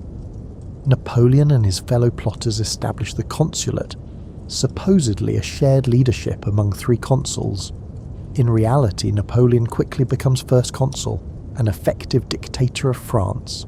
He's 30 years old and now rules the nation. Josephine becomes First Lady of France in all but name. She moves with Napoleon into the Tuileries Palace, where French kings once lived before the Revolution. The irony isn't lost on her. She grew up on a Caribbean plantation reading about Versailles and French royalty, survived the revolution that destroyed that world, and now lives in a palace with her husband wielding royal power under a different title. Life has a sense of humour sometimes. She transforms herself once again, this time into something approaching a queen. She establishes a court around herself with ladies-in-waiting and formal protocols. The rules are less rigid than the old monarchy's elaborate etiquette, but structure exists. People learn when they can approach her and when they must wait. She holds regular audiences. She attends official functions. She represents France at diplomatic receptions. She sets fashion for all of France. When Josephine adopts a new style of dress or a different way of arranging hair, women across the country copy her within weeks. She has impeccable taste and the confidence to make bold choices. She introduces the high-waisted empire silhouette that will dominate fashion for years. She popularizes specific fabrics, certain colors, particular ways of draping shawls. Fashion magazines follow her every appearance and describe her outfits in minute detail. The Tuileries under Josephine's influence becomes elegant without being stuffy. She understands that Napoleon's government needs to impress foreign diplomats and establish legitimacy, but she also remembers her own discomfort in the overly formal courts of the old regime that she learned about through stories and books. She creates something new, a blend of republican simplicity and imperial grandeur that suggests France has moved beyond both the Ancien regime and the Revolution's chaos. Napoleon, meanwhile, works constantly to stabilise France and defeat its enemies. He rises at dawn and works until midnight most days.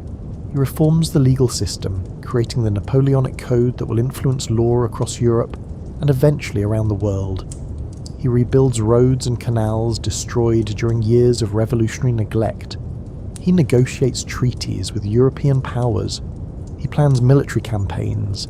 He sleeps only a few hours a night and expects everyone around him to match his energy, which proves exhausting for his staff. Josephine provides necessary balance to his intense nature. When he's been working for 16 hours straight, barely pausing to eat, she convinces him to take a walk in the gardens. The fresh air and movement help clear his mind. When he's raged at some incompetent official until the poor man nearly faints, she soothes Napoleon with gentle humour afterward. She mimics his thunderous expressions until he laughs despite himself.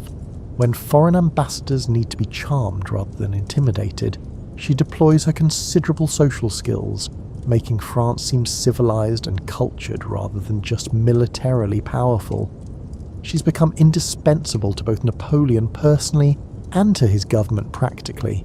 He relies on her judgment about people, who can be trusted, who's seeking advantage, who's genuinely loyal. She reads people better than he does, picking up social cues he misses entirely. He learns to value her assessments even when they contradict his own initial impressions. Their life develops rhythms of surprising domesticity despite the imperial grandeur surrounding them. Napoleon sometimes reads to her in the evenings, choosing history or classical literature. He has a good voice for reading and brings dramatic flair to battle descriptions or philosophical arguments. Josephine sketches or does needlework while listening, her hands busy with delicate work while her mind follows the narrative. She occasionally makes observations that surprise him with their insight. seeing implications in the text he hadn't considered. They take breakfast together when his schedule allows, which isn't often but enough to establish the routine as meaningful. The breakfast room overlooks the palace gardens. Morning light streams through tall windows. The table holds fresh bread, preserves, coffee for him, and chocolate for her. They discuss the day's planned activities. Napoleon mentions meetings and military reviews. Josephine describes her schedule of receptions and charitable visits. For these brief moments, they could be any married couple planning their day. They walk in the gardens with Josephine's lapdog Fortune, who has grudgingly accepted Napoleon's permanent presence after years of resistance. The dog no longer actively tries to bite Napoleon's ankles, which represents progress. Fortune trots along beside them, occasionally investigating interesting smells or chasing birds that land on the gravel paths. Napoleon tolerates the dog for Josephine's sake, though he still finds the animal ridiculous. The palace fills with Josephine's family, creating a warmth that prevents the Tuileries from feeling like a museum despite its formal grandeur. Her daughter Hortense grows into a beautiful and accomplished young woman, talented at music and painting. Her son Eugène becomes one of Napoleon's most trusted officers, proving himself both brave and capable. Napoleon adopts them emotionally, if not legally, treating them as the children he doesn't yet have from his own blood. He arranges advantageous marriages for both, understanding that family connections matter in building and maintaining power. Hortense marries Napoleon's brother Louis, a match that serves political purposes but will prove unhappy personally. Eugène marries Auguste of Bavaria and finds genuine happiness, which pleases both Napoleon and Josephine. They stand together at both weddings, proud parents despite the complicated nature of their blended family. In 1804, Napoleon decides the time has come to crown himself Emperor of France.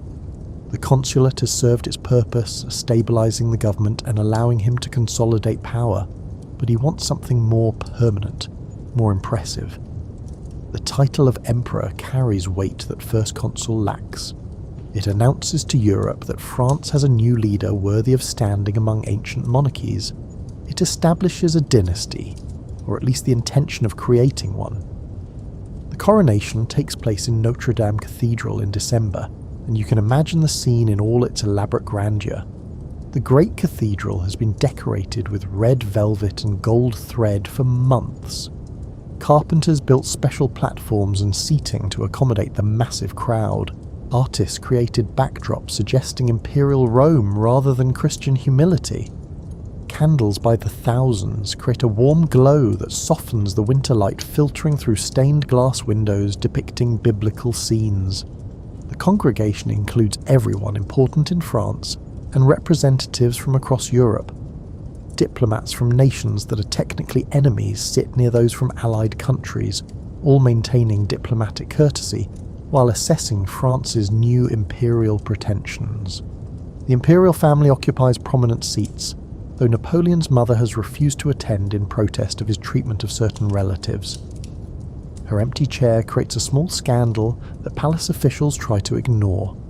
Napoleon wears a heavy red velvet cloak trimmed with ermine and embroidered with golden bees, his chosen symbol. The bees represent industry and appear everywhere in imperial decoration now. His crown is specially made for the occasion, designed to suggest Charlemagne rather than the more recent Bourbon kings. Every detail has been carefully planned to create the right symbolic effect. But the most dramatic moment involves Josephine. Napoleon has decided she should be crowned empress despite his family's objections. They argue that she's not worthy, that she's too old, that she can't provide heirs. He overrules them all. Josephine will be empress. The Pope has been brought from Rome to sanctify the ceremony, though everyone understands this is purely for show. Napoleon will actually crown himself to demonstrate his power comes from the people and his own achievements, not from religious authority. When the moment comes for Josephine to be crowned, she kneels before Napoleon on a velvet cushion. She wears a white dress embroidered with gold thread and diamonds, designed specially for this occasion.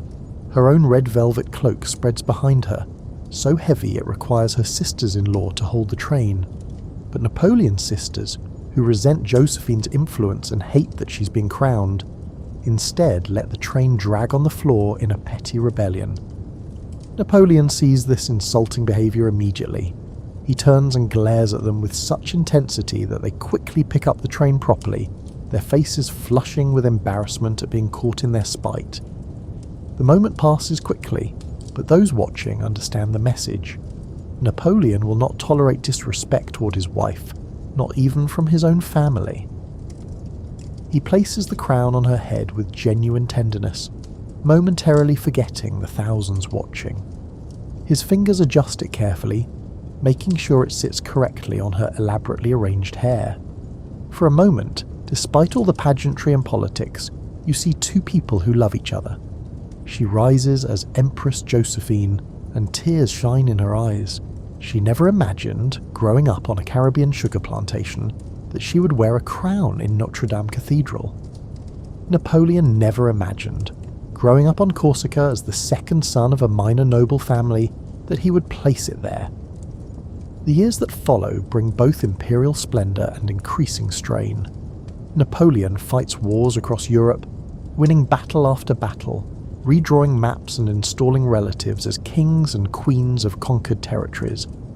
His brother Joseph becomes king of Spain. His brother Louis rules Holland. His brother Jerome gets Westphalia. The Bonaparte family rises to dizzying heights on Napoleon's military genius, though they frequently prove difficult to manage and ungrateful for their positions. Josephine remains in Paris, managing the imperial household, representing France in Napoleon's absence, and trying to maintain some sense of normalcy in a life that grows steadily more abnormal. The demands on her time increase constantly. She must attend state functions, host diplomatic receptions, patronise the arts, visit hospitals and orphanages, write correspondence, manage palace staff, and somehow maintain the private warmth that first attracted Napoleon. She creates a court at the various palaces they now occupy. The Tuileries serves as their main Parisian residence, but there's also Saint-Cloud, Fontainebleau, and most precious to Josephine, Malmaison. That chateau outside Paris becomes her special domain, the one place that feels truly hers rather than belonging to the empire or Napoleon's ambitions. She fills Malmaison with gardens that showcase plants from around the world. She collects roses with particular passion, eventually growing more than 250 varieties in her gardens. The collection becomes famous throughout Europe. Botanists travel from other countries to see it. She corresponds with gardeners and plant collectors, always seeking new varieties to add to her rose gardens. The roses at Malmaison bloom in profusion each summer, creating a spectacle of colour and fragrance. Red roses climb wooden trellises built specially to support them. White roses spill over stone pathways worn smooth by generations of footsteps. Pink and yellow varieties fill dedicated beds arranged in geometric patterns visible from the upper windows. Rare specimens get special treatment in the greenhouse, where gardeners tend them carefully through winter. Josephine employs botanists and gardeners from across Europe to help her cultivate this collection. She doesn't merely order plants and expect servants to manage everything.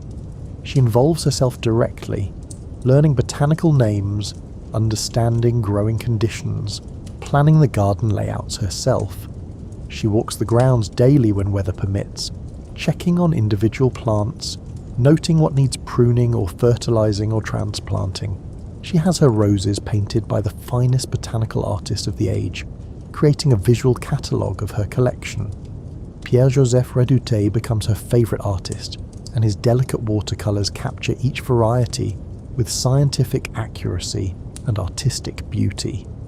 These paintings survive long after the actual flowers have faded, preserved in albums and eventually published in books that spread botanical knowledge throughout Europe. When Napoleon returns from campaigns, Malmaison provides refuge from the constant demands of empire. He walks with Josephine through the gardens, temporarily setting aside the burden of ruling most of Europe. They discuss plants and landscaping instead of war and politics. He teases her about her obsession with roses, calling her his Rose Empress. She teases him about his inability to remember which variety is which, despite her patient attempts to teach him. They sit on benches near the fountains, listening to water splash over carved stone. The sound masks their conversation from passing servants, creating islands of privacy. They talk about matters both serious and trivial. What should be done about the situation in Spain? Did she notice how beautifully the white roses bloomed this year? His brother Jerome needs managing again. The new greenhouse needs better ventilation. These conversations blend the personal and political in ways that characterize their entire relationship. For brief periods at Malmaison, they're just a married couple enjoying their garden and each other's company. The weight of empire lifts temporarily. Napoleon's face loses some of its habitual tension. Josephine's smile comes more easily. These moments are precious and increasingly rare as the empire's demands grow. But one topic increasingly poisons their peace and intrudes even into Malmaison's gardens. Napoleon needs an heir. The empire he's building requires continuity beyond his lifetime. His brothers have children, but Napoleon wants his own son to inherit. Everything he's accomplished means nothing if it dies with him. He's studied enough history to know that empires crumble without clear succession. Josephine's first marriage produced 2 healthy children who've grown into capable adults. But her marriage to Napoleon, now stretching into its 10th year, remains childless. Whether this is due to her age, the miscarriage she suffered in Italy, Napoleon's own potential fertility issues, or simply bad luck becomes a source of endless speculation and growing desperation. Josephine feels this pressure constantly, like physical weight pressing on her shoulders. Napoleon's mother and siblings never liked her, and now have the perfect weapon to use against her. They whisper constantly about the need for divorce. They point out that Josephine is in her mid-40s now, and unlikely to produce children. They suggest younger women who could give Napoleon the dynasty he needs. Every word reaches Josephine through the palace gossip network she's carefully cultivated over the years. She tries everything she can think of to become pregnant. She consults doctors who prescribe various treatments, none effective. She prays in churches and chapels, making bargains with God. If she could just give Napoleon a son, she'd dedicate herself to charity. She'd give up her gardens. She'd endure anything. But the prayers go unanswered. She even consults fortune tellers and folk healers, desperately seeking some solution. An old woman in Paris sells her an amulet guaranteed to ensure pregnancy. Josephine wears it constantly for months before finally accepting it's worthless. Another recommends specific foods and herbs. Josephine follows the regime faithfully despite its unpleasant taste and inconvenience. Nothing works. Napoleon himself is torn between love and duty. He loves Josephine deeply.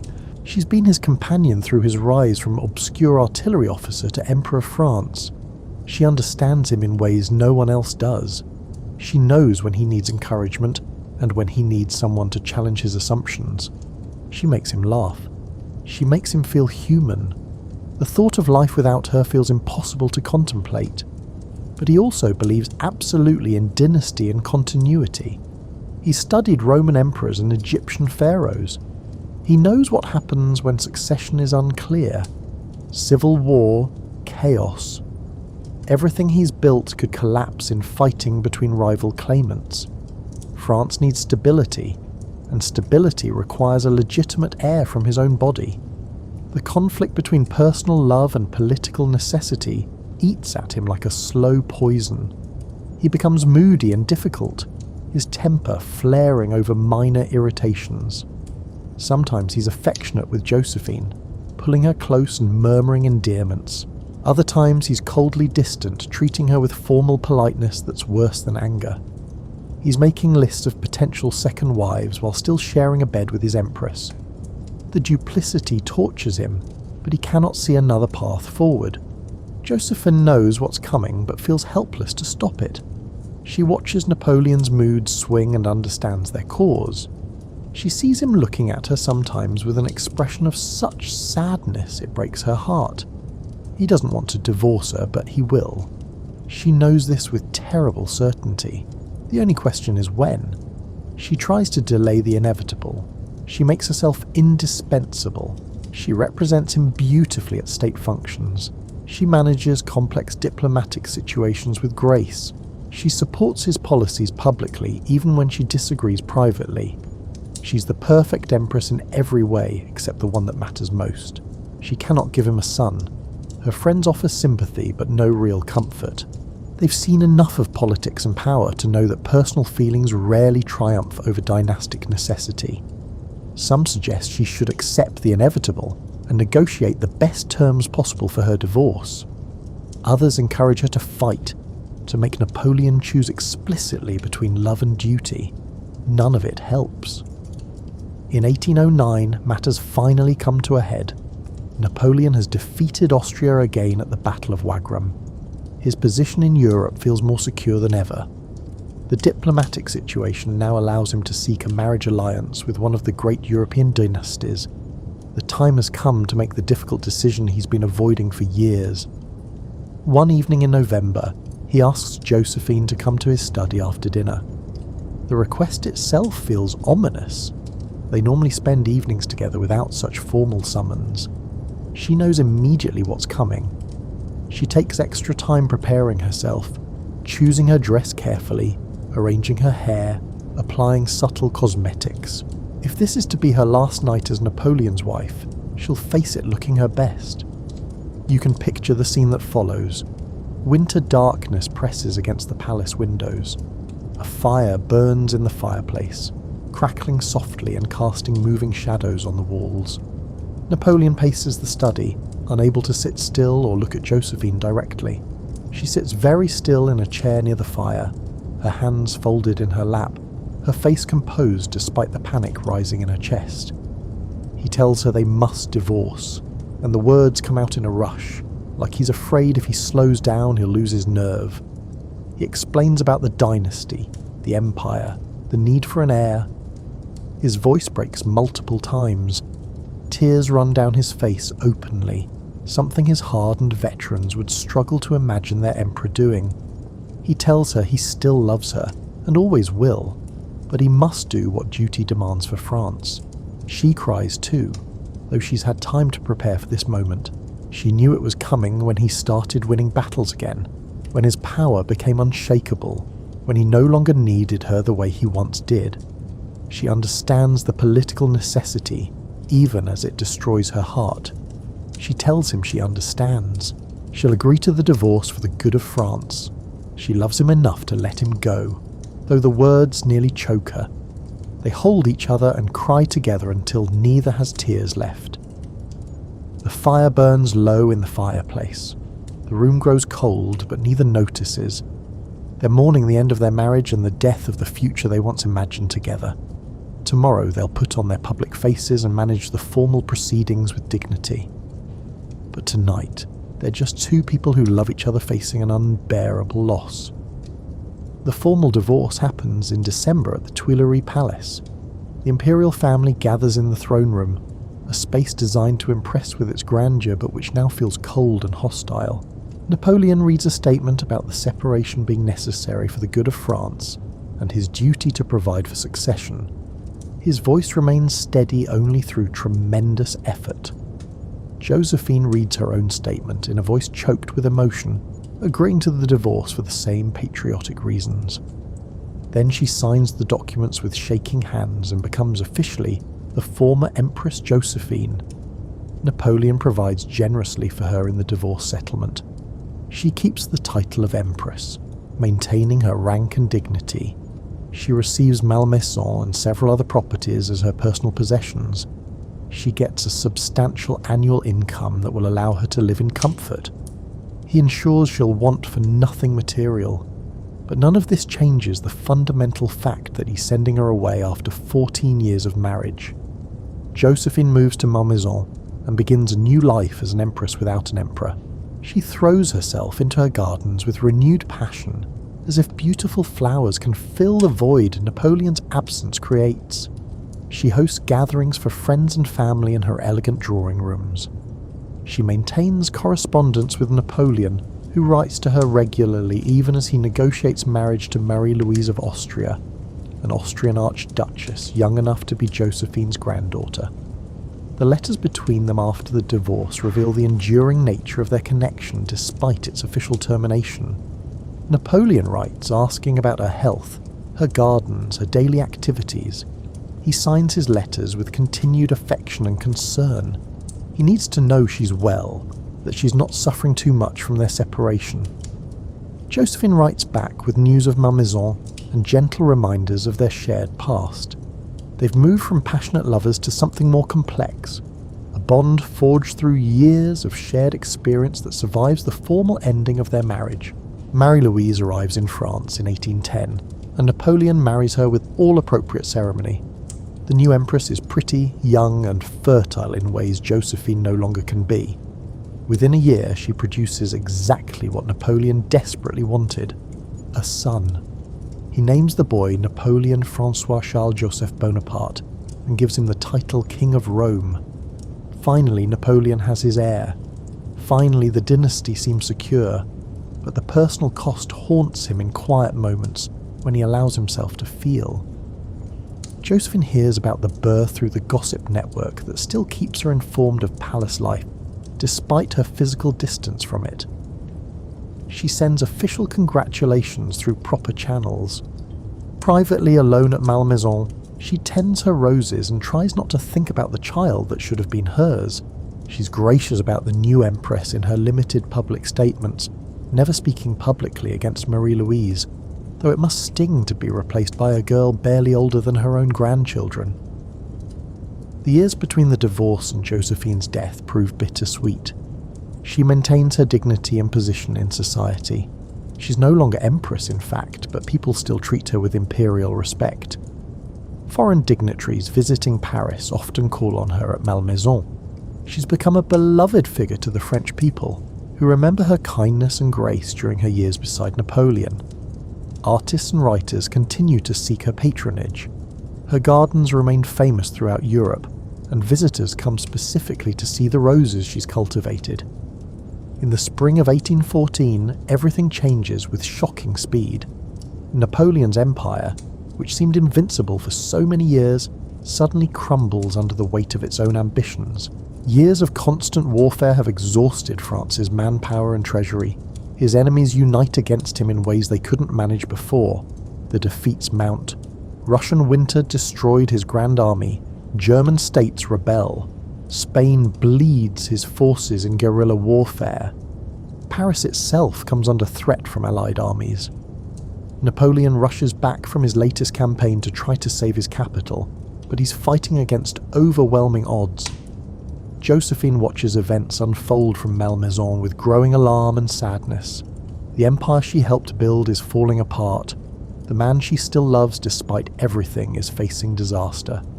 Allied armies approach Paris, and there's nothing anyone can do to stop them. The Allies enter Paris in March 1814, and the world Napoleon created ends. Russian Tsar Alexander personally visits Josephine at Malmaison, treating her with the elaborate courtesy that surprises his staff. He's charmed by the former empress, finding her more gracious and appealing than he expected. They walk in her gardens and she shows him her roses with quiet pride. He's surprisingly kind, treating her with respect and genuine admiration. But the strain of these events takes a terrible toll on Josephine's health. She catches a cold after walking in her gardens with the Tsar on a day when the weather was worse than expected. In those days before antibiotics, a cold can quickly become something far more serious. Pneumonia develops with frightening speed. Her doctors try everything their limited medical knowledge allows, but she grows steadily weaker despite their efforts. Her children gather around her bed as she slips in and out of consciousness. Hortense holds her hand and weeps. Eugène sits nearby, his face showing the grief of losing the mother who raised him through impossible times. Her grandchildren visit to say goodbye, some too young to fully understand what's happening. The rooms at Malmaison fill with flowers from her beloved gardens, brought inside to surround her with beauty one final time. On May 29th, 1814, Josephine dies at Malmaison, surrounded by her roses and the people she loved most. She's 50 years old. Her last words are about Napoleon and the garden she created. The life that began on a Caribbean plantation and took her through revolution, terror, love, and empire ends peacefully in the chateau she made her own. News of her death spreads quickly through Paris. People genuinely mourn her passing. She represented a gentler side of Napoleon's empire, the grace and beauty that balanced his ambition and glory. Many remember her personal kindness. She helped people quietly, without making public displays of her charity. She remembered servants' names and asked about their families. She made people feel valued regardless of their rank. Napoleon, forced into exile on the island of Elba, learns of Josephine's death weeks later through letters and newspapers that reach his tiny Mediterranean kingdom. He shuts himself in his room for 2 days after receiving the news.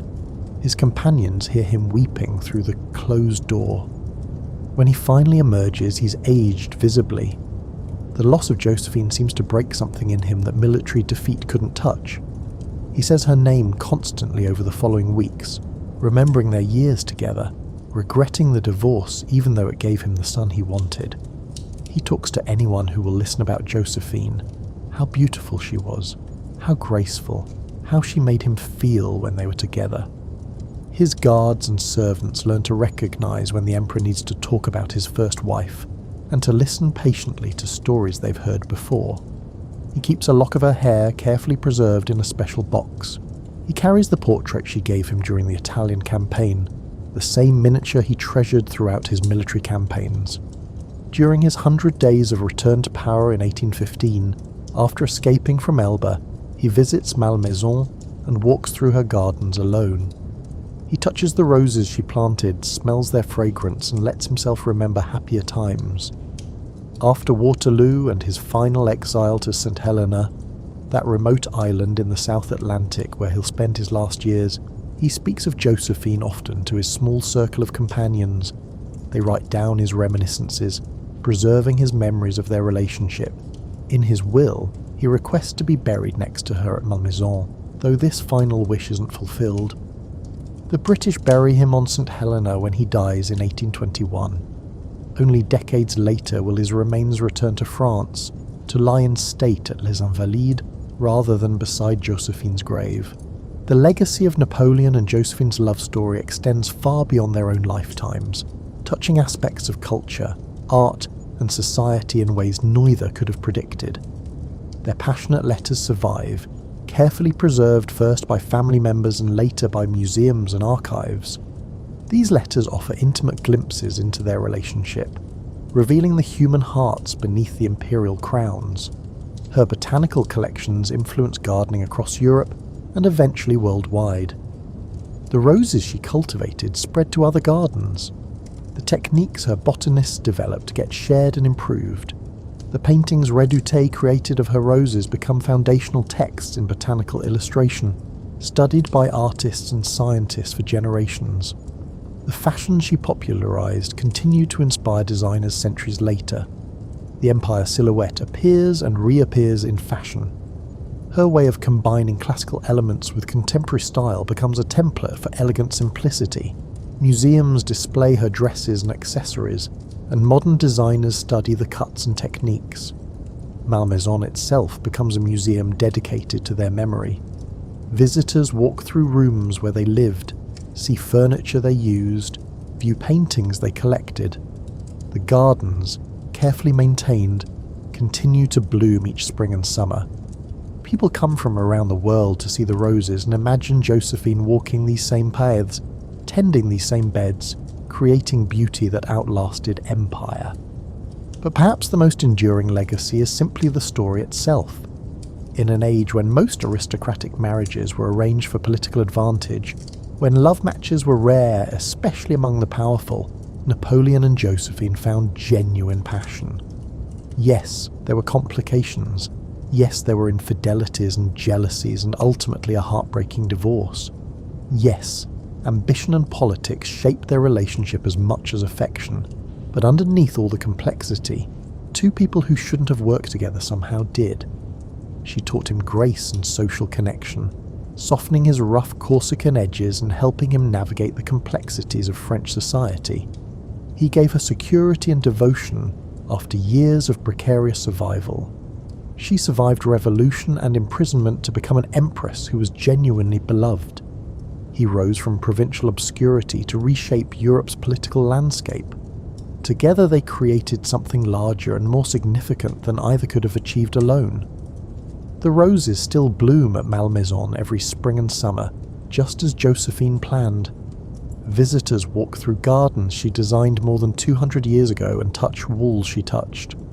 The furniture she selected still furnishes rooms where she lived. Her portrait hangs in museums around the world, showing a beautiful woman with kind eyes who somehow navigated the most tumultuous period in French history, with her dignity intact. Napoleon's final years on St. Helena found him dictating his memoirs to his small circle of companions, trying to shape how history would remember him and his achievements. He spoke often of Josephine during these sessions, remembering their early days together with obvious tenderness. He told his companions that she was the woman he loved most deeply, even more than Marie-Louise, who gave him the son he desperately wanted. He said that if Josephine had been able to give him children, he would never have divorced her, and perhaps his entire fate would have been different. You stand now at Malmaison in your imagination, in the rose garden Josephine created with such care and love. The flowers bloom in every colour imaginable, and in varieties collected from around the world. The air carries their fragrance mixed with the scent of boxwood hedges and freshly turned earth from the gardener's constant work.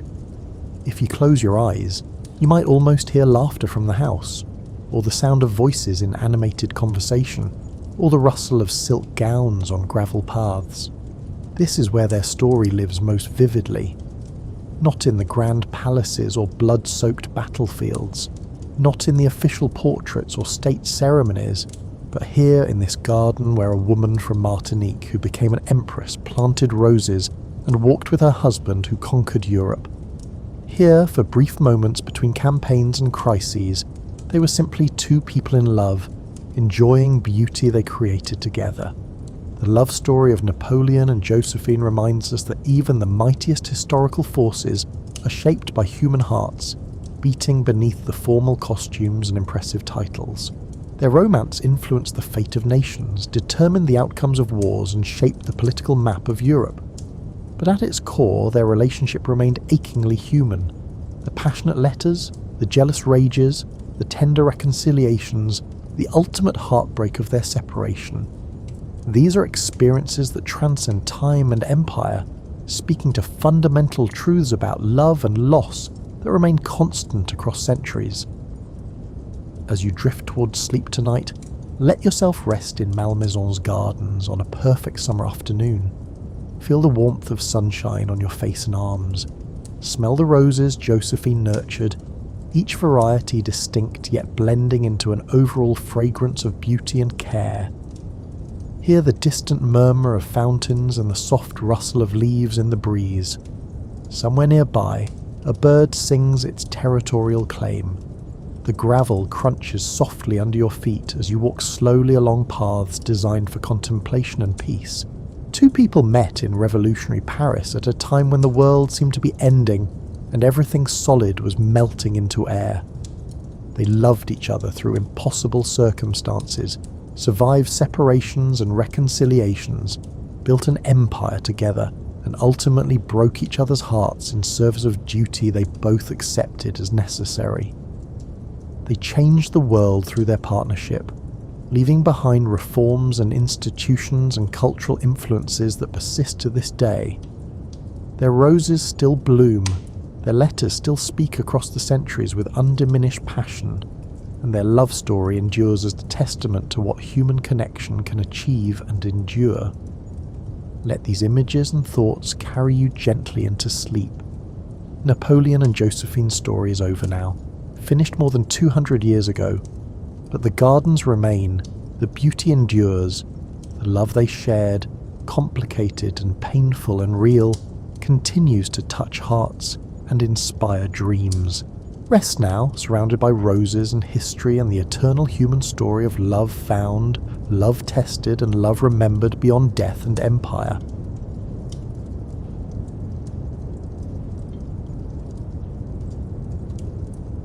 You're about to step back 7 centuries to a world where your teenage years meant something entirely different than they do today. The rhythm of medieval village life shaped every moment from dawn until the stars appeared over thatched roofs. This is your story of growing up in that distant time. The rooster announces dawn with his usual lack of consideration for anyone still dreaming. You open your eyes to find pale light filtering through the gaps in the shutters. The wooden slats never quite fit perfectly against the window frame. Every single morning brings this same gentle introduction to the day. You can hear the rooster continuing his announcement outside.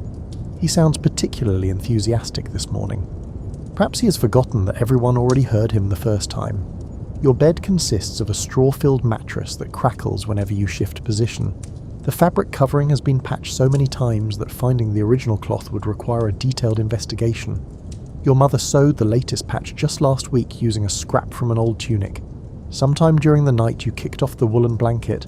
It now lies in a heap near your feet looking dejected. The summer air feels warm enough without its scratchy embrace. The cottage smells like wood smoke and old thatch, and the faint sweetness of dried herbs hanging from the rafters. Your mother started the fire in the central hearth before dawn broke. She always does this. The smoke drifts upward toward the hole in the roof that serves as your only chimney. Most of it escapes into the morning sky. Some of it does not. Your eyes sting slightly from the lingering haze. You sit up slowly and carefully. Your back makes a small popping sound that reminds you of yesterday's work in the fields. 14 summers have passed since you were born into this world. That makes you almost an adult by the standards of your village. Almost, but not quite. You exist in that strange territory between childhood and full responsibility. The floor beneath your bare feet consists of packed earth mixed with fresh straw and rushes. Your mother replaces the rushes every few weeks when they become too soiled or start to smell too strongly of the daily traffic passing over them. Today they feel relatively fresh under your toes. Small mercies make life bearable. Your clothing waits on a wooden peg driven into the wall beside your sleeping area. The tunic is made from undyed wool that has turned a sort of greyish brown from countless wearings and washings in the stream. You pull it over your head in one practice motion. The fabric feels rough against your skin, in that familiar way you have known since early childhood. Comfort and medieval clothing rarely occupy the same sentence. You have accepted this reality. Next come the hose. These woolen leg coverings require a certain amount of determination and occasional cursing to put on properly each morning. You tie them to your belt with leather points that thread carefully through small holes. One of the points broke last week during a moment of careless pulling. Your father replaced it with a strip of cloth that works well enough but looks slightly ridiculous. You have learned not to care about such things. Vanity serves no practical purpose in village life. Your shoes are made of leather so thin you can feel every pebble beneath your feet when you walk the village paths. The soles have been repaired 3 times already this year. Soon they will need replacing entirely. That means saving up coins for a visit to the cobbler. That means months of careful planning and doing without other small luxuries. The cottage contains exactly one room. Your parents sleep on one side near the far wall, where they can tend the fire during cold nights. You and your younger sibling share the other side in a jumbled arrangement of bodies and blankets. Privacy remains a concept that will not become fashionable for several more centuries. Everyone sees everything that happens within these 4 walls. Everyone hears every conversation and argument and snore. You have grown accustomed to this arrangement out of pure necessity. Your mother stands by the fire stirring something in the large iron pot. Porridge, most likely. She makes it every single morning without fail or variation. Oats mixed with water and perhaps a pinch of salt if the family finances allow for such luxuries this particular week. The smell of it fills the cottage with a bland but comforting aroma. Steam rises in gentle curls from the pot's surface. She glances up when you approach the hearth area. Her face shows the tiredness of early rising, but also quiet contentment with the familiar routine. She tells you to fetch water from the well before you do anything else. This qualifies as your first task of every single day without exception. The wooden bucket waits by the door exactly where it always waits. You pick it up feeling the smoothness of the handle, worn down by thousands of trips to the well and back. You step outside into the morning light. The village spreads before you in all its muddy glory. Cottages cluster together along a single dirt road that turns into a river of sticky brown soup whenever it rains for more than a few hours. Chickens wander freely between the buildings, pecking at the ground with eternal optimism. A pig roots enthusiastically through someone's refuse pile looking for treasures. The smell of manure hangs in the air like an uninvited guest who refuses to leave no matter how many hints you drop. The well sits in the centre of the village at the intersection where two paths cross. You join 3 other people already waiting their turn in the morning ritual. Everyone exchanges quiet greetings without much enthusiasm. Mornings tend towards silence in your community. People wake slowly here. Speech requires energy that takes time to gather. The water comes up cold and beautifully clear from deep underground. You fill your bucket carefully, trying not to spill a single drop. Spilling means making a second trip. 2 trips before breakfast would start the day on entirely the wrong footing. You carry the full bucket back to your cottage with both hands wrapped around the handle. Your mother accepts the water with a brief nod of acknowledgement. She ladles some into the pot for the porridge. The rest goes into the large clay vessel that stands in the shadowy corner. This vessel holds your family's drinking and cooking water throughout the day. It needs refilling several times between dawn and darkness. Breakfast arrives in wooden bowls worn smooth by years of use. The porridge tastes exactly like every other morning's porridge for the past 14 years, bland but filling. Sustenance rather than pleasure. You eat slowly, letting each spoonful settle. Your father eats quickly and efficiently like a man with many tasks ahead. Then he heads out to the fields without ceremony. He tends strips of land scattered throughout the village's complicated open field system. The Lord owns the actual land. Your father works it in exchange for the right to keep some portion of what he manages to grow. You have perhaps 10 minutes before your own work begins at the smithy. You spend them sitting on the wooden bench outside your cottage door. The sun climbs higher above the horizon, painting the sky in shades of pink and gold. The village comes fully awake around you in gradual stages. Dogs bark territorial warnings at each other. Children run past, chasing each other in some game only they understand. Somewhere nearby, someone argues loudly about a lost tool. This moment of quiet observation feels precious and rare. Soon enough, the day will demand your complete attention and physical effort. For now, you simply watch the world organise itself into its daily patterns. The baker lights his oven, the smith's apprentice before you probably already started pumping the bellows. The priest emerges from the church to ring the morning bell. Everything happens in its proper order. A small girl runs past clutching a doll made from straw and rags. She trips over absolutely nothing and falls sprawling in the dirt. She picks herself up without crying and continues running as though nothing happened. Children in your village learn early that minor injuries deserve no particular attention. You smile at her resilience. The church bell rings out across the village, marking the official start of the working day. You stand up from your bench and stretch your arms above your head. Your stomach feels comfortably full. Your body feels rested enough. Time to begin your apprenticeship duties at the forge. Your apprenticeship began 2 years ago when you turned 12 summers old. The blacksmith agreed to take you on after lengthy negotiations between your father and him that lasted several weeks. The arrangement works like this in its basic form. You learn a valuable trade that will support you for life. The blacksmith gets free labour for several years. Everyone pretends this represents a fair exchange. Nobody complains about the obvious imbalance. The smithy stands at the edge of the village near the road that leads to the next town several miles distant. The building is larger than most cottages and entirely open on one side to let the tremendous heat escape. The forge glows red even from a considerable distance. You can feel the warmth radiating outward as you approach down the path. The blacksmith arrived before you, as he always does without exception. He stands at the anvil already hammering a piece of metal that glows orange with intense heat. The ringing sound of his hammer striking the anvil echoes across the village like a second alarm clock. This sound serves as familiar background music to village life. When the ringing stops, people notice the unusual silence. He looks up when you enter the work area. His face is permanently reddened from years of working near intense heat. Soot darkens his skin in irregular patches that shift location daily. His leather apron shows countless burn marks and scorch spots accumulated over decades. He grunts a greeting that might mean hello or might mean get to work immediately. You have learned to interpret his minimal communications. Your first task involves working the large leather bellows. This contraption pumps air into the forge to make the fire burn hot enough to soften iron. You grab the smooth wooden handles and begin the rhythmic pushing and pulling that you could probably do in your sleep by now. The bellows wheeze with each compression. Like an old man climbing stairs, air rushes into the glowing coals. The fire responds by burning brighter and hotter. This work sounds simple when described in words. It is absolutely not simple in practice. The bellows require constant attention and significant arm strength that you did not possess when you first started. You pump them for what feels like hours, but is probably closer to 20 minutes. Your shoulders begin to ache with familiar discomfort. You ignore it completely.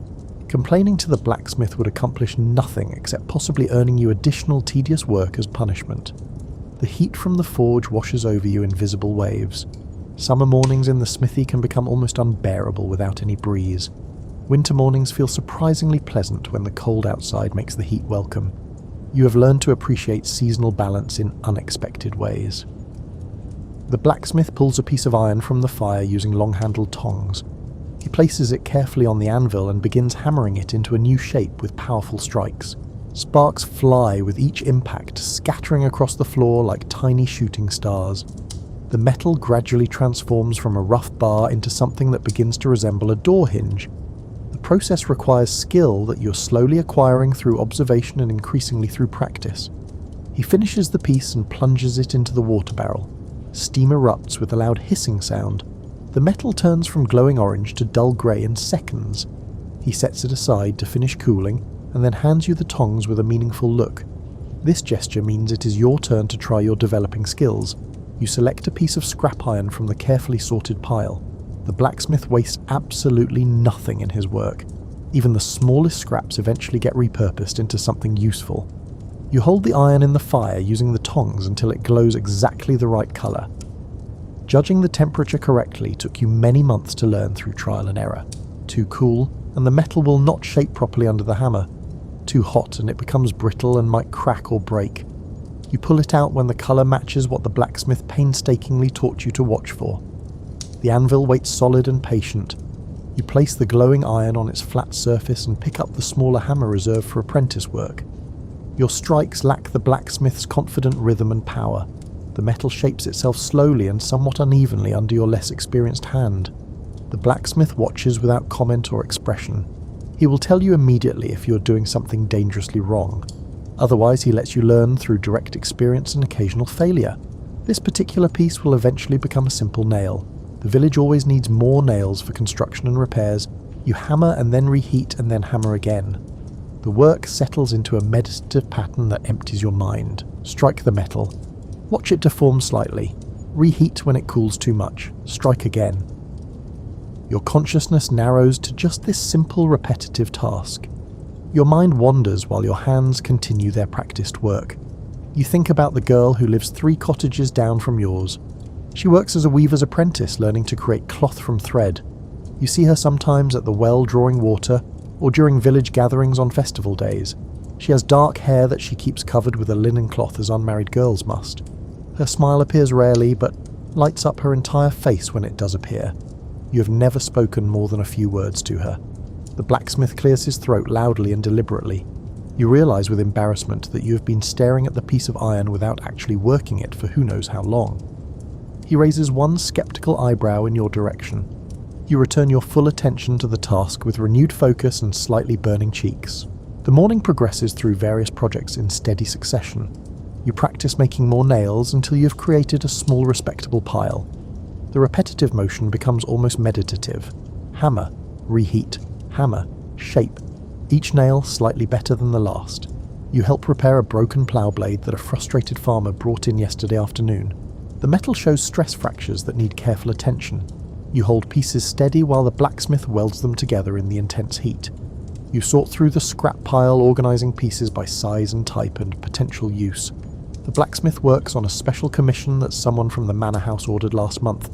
Decorative iron brackets for a new building under construction. These require more artistic skill than simple tools or basic nails. You watch whenever you can, stealing glimpses of technique. Around midday, the blacksmith's wife appears carrying a basket. She brings thick slices of bread and hard cheese and a ceramic jug of weak ale. You eat sitting on a rough bench outside the smithy in the shade. The food tastes better than it probably deserves to. Hard physical labour makes absolutely everything more delicious. Your stomach growls appreciation. The blacksmith speaks more during meals than at any other time. He tells you about the time he accidentally set his previous apprentice's hair on fire through careless handling of hot metal. The story ends with reassurances that the apprentice recovered fully and went on to become a successful blacksmith in the next county over. You remain not entirely sure whether this tale is meant to be encouraging or cautionary, possibly both. After eating, you return to the afternoon's work. More bellows pumping, more practice pieces, more sorting and careful organising. The repetitive nature of the work would bore some people to tears. You find it oddly satisfying in ways you cannot quite explain. Each small skill you master brings you closer to actually being useful at this ancient trade. The blacksmith lets you attempt a more complex piece late in the afternoon, a simple knife blade. This requires more precision than nails. The metal must be hammered to the right thickness, the edge must be shaped correctly, the whole piece must remain symmetrical. You work slowly and carefully under his watchful eye. The blade emerges from your efforts looking somewhat crude but undeniably functional. The blacksmith examines it carefully, turning it over in his scarred, weathered hands. He runs his thumb along the edge, testing its straightness. He grunts something that might be approval or might be neutral assessment. He sets it aside for grinding and sharpening later. Your chest swells with quiet pride at this small accomplishment. This represents real progress. 6 months ago you could not have produced even this rough blade. The blacksmith returns to his own more complex work.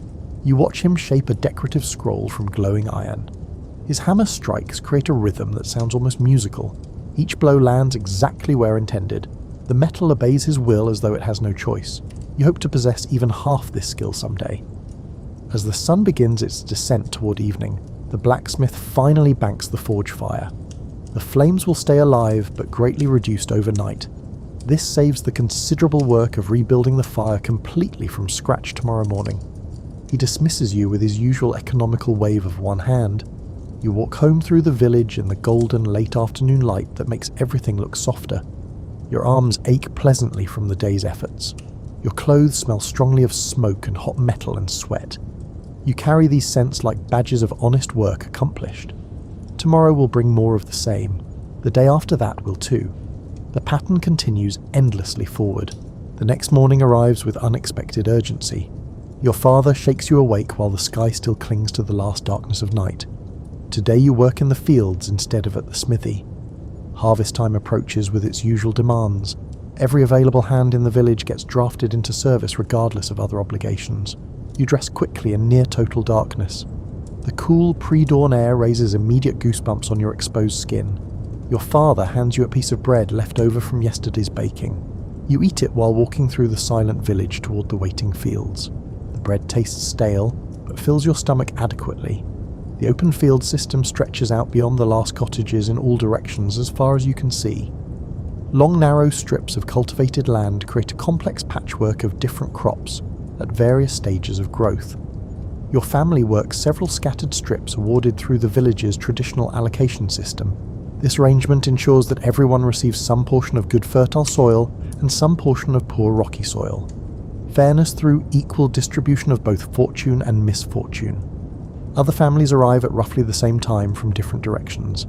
People greet each other quietly in voices still thick with sleep. Tools get distributed from a communal pile. Sharp scythes for cutting stalks, long-handled rakes for gathering, large woven baskets for carrying. Everything has been carefully sharpened and prepared for this crucial work period. The wheat stands tall and golden in the gradually growing light. Each individual stalk bends under the weight of heavy grain. This crop represents months of backbreaking labour and anxious prayer and desperate hope. The good harvest means your family survives the coming winter with full bellies. A poor harvest means hunger and genuine hardship and possibly worse. Your father shows you the proper technique for swinging the scythe with maximum efficiency. The cutting motion should come from your whole body pivoting rather than just your arms pulling. A smooth, controlled arc that slices cleanly through multiple stalks at once. You practice several times under his patient but critical eye until your form meets his basic standards. The actual work begins in earnest when the sun finally clears the eastern horizon. You swing the scythe with concentration, cut through the stalks, step forward carefully, swing again in the same practice motion. The rhythm becomes automatic after a short while. Your back starts to complain loudly within the first hour of work. You ignore its protest completely and keep working without pause. The wheat stalks fall in neat, organised rows behind your advancing position. Other workers follow immediately behind you, gathering the cut stalks into manageable bundles. These bundles get tied securely with twisted straw and then stacked upright. Later they will be loaded onto carts and transported to the barn for the threshing process that separates grain from chaff. Sweat runs down your face in steady streams despite the early hour. The physical effort required for this work exceeds anything the smithy has ever demanded from you.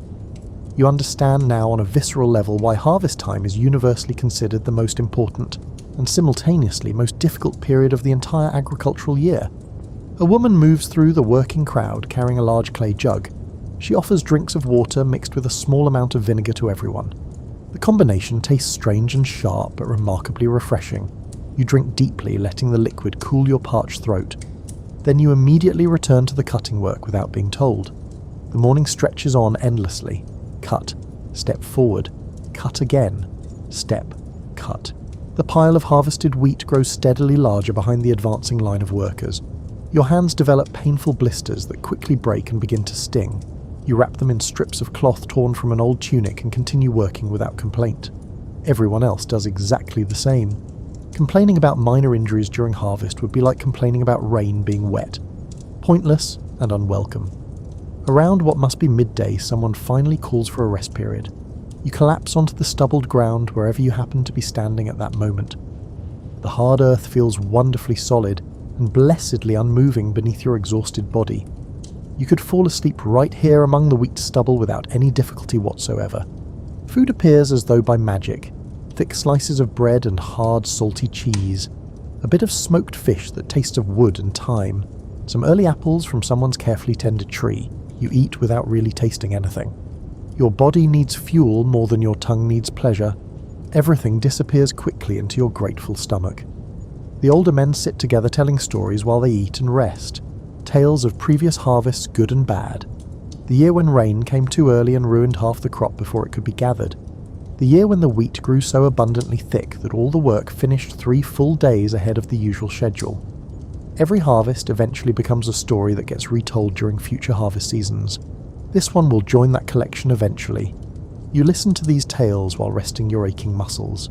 You try very hard not to think about the long afternoon of work still stretching ahead like an endless road.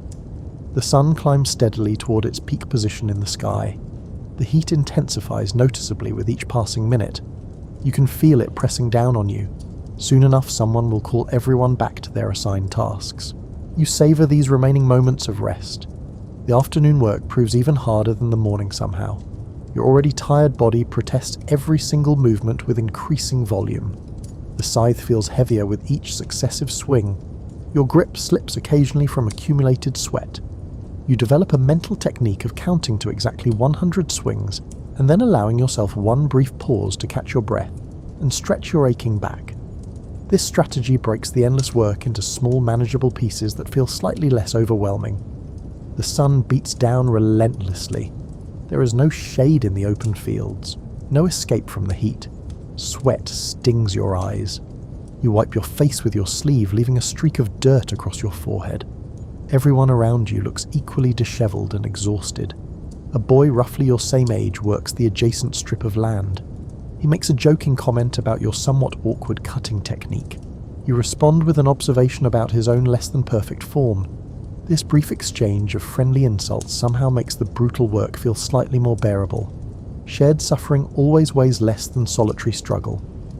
The sun finally begins its slow descent toward the western horizon. The harsh light turns softer and golden. Long dramatic shadows stretch across the harvested stubble. Your father examines the day's progress with satisfaction, visible on his weathered face. Good work, he announces to everyone nearby. Tomorrow you will finish this particular strip and move on to the next section. The walk back to the village happens in near complete silence. Everyone remains too thoroughly exhausted for casual conversation. You can smell evening meals being prepared in cottage hearths. Smoke rises in thin columns from dozens of roofs. The working day is finally ending after what felt like weeks compressed into hours. Your mother has prepared a large pot of thick pottage. Vegetables and grains cooked together into a filling stew. It tastes like the single best thing you have ever consumed in your entire life. hunger makes an excellent seasoning for even the plainest food. After eating, you sit outside on the bench watching the last remnants of daylight fade away. Your entire body aches in places you did not previously know could ache.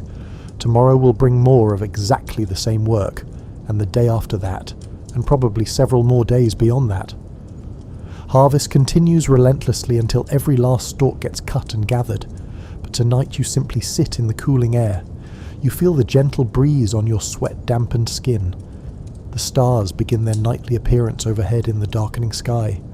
Somewhere in the distance, someone plays a simple melody on a wooden pipe. The notes drift through the evening like smoke from the hearth fires, like prayers rising toward heaven, like hope made audible. The village contains no proper school building. Most people walking these muddy streets cannot read a single word. This reality does not mean you lack education or knowledge. It simply means your learning happens through entirely different channels than it will for children born many centuries from now. The priest possesses literacy, of course. He studied for several years at a monastery before being assigned to serve this small rural parish. Sometimes on Sunday afternoons he gathers willing children and attempts to teach them basic prayers in Latin. You repeat the strange foreign words without understanding most of their actual meaning. The sounds themselves carry religious significance beyond their literal translation. The rhythm and repetition create their own form of meaning.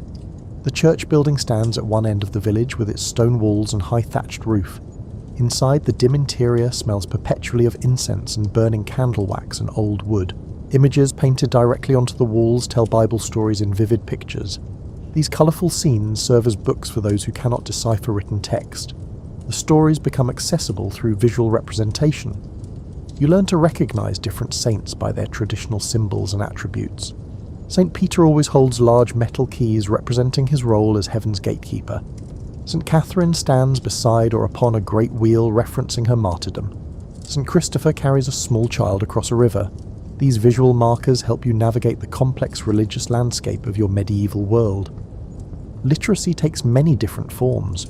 Most of your practical education happens through apprenticeship and careful observation rather than formal instruction. The blacksmith teaches you metalworking without ever consulting a written manual or textbook. The knowledge passes directly from his experienced hands to your learning ones through endless demonstration and guided practice. You absorb skills through repetition rather than reading. Your mother taught you to identify useful plants and herbs when you were barely old enough to walk steadily. She would take you on long walks into the surrounding woods and meadows. This particular plant reduces fever when made into tea. That one soothes upset digestion. The other should never ever be touched because it causes painful burning rashes that last for days. You learn to recognize dozens of plants by their leaves and flowers and growing patterns. This botanical knowledge might genuinely save your life someday during illness or injury. It certainly makes daily life more manageable and less dependent on expensive remedies. You know which mushrooms growing in the forest are safe to eat. You know which leaves make a soothing tea for headaches. You know which roots can be ground into powder useful for cleaning teeth and freshening breath. The old woman who lives alone at the very edge of the village knows even more about medicinal plants than your mother does.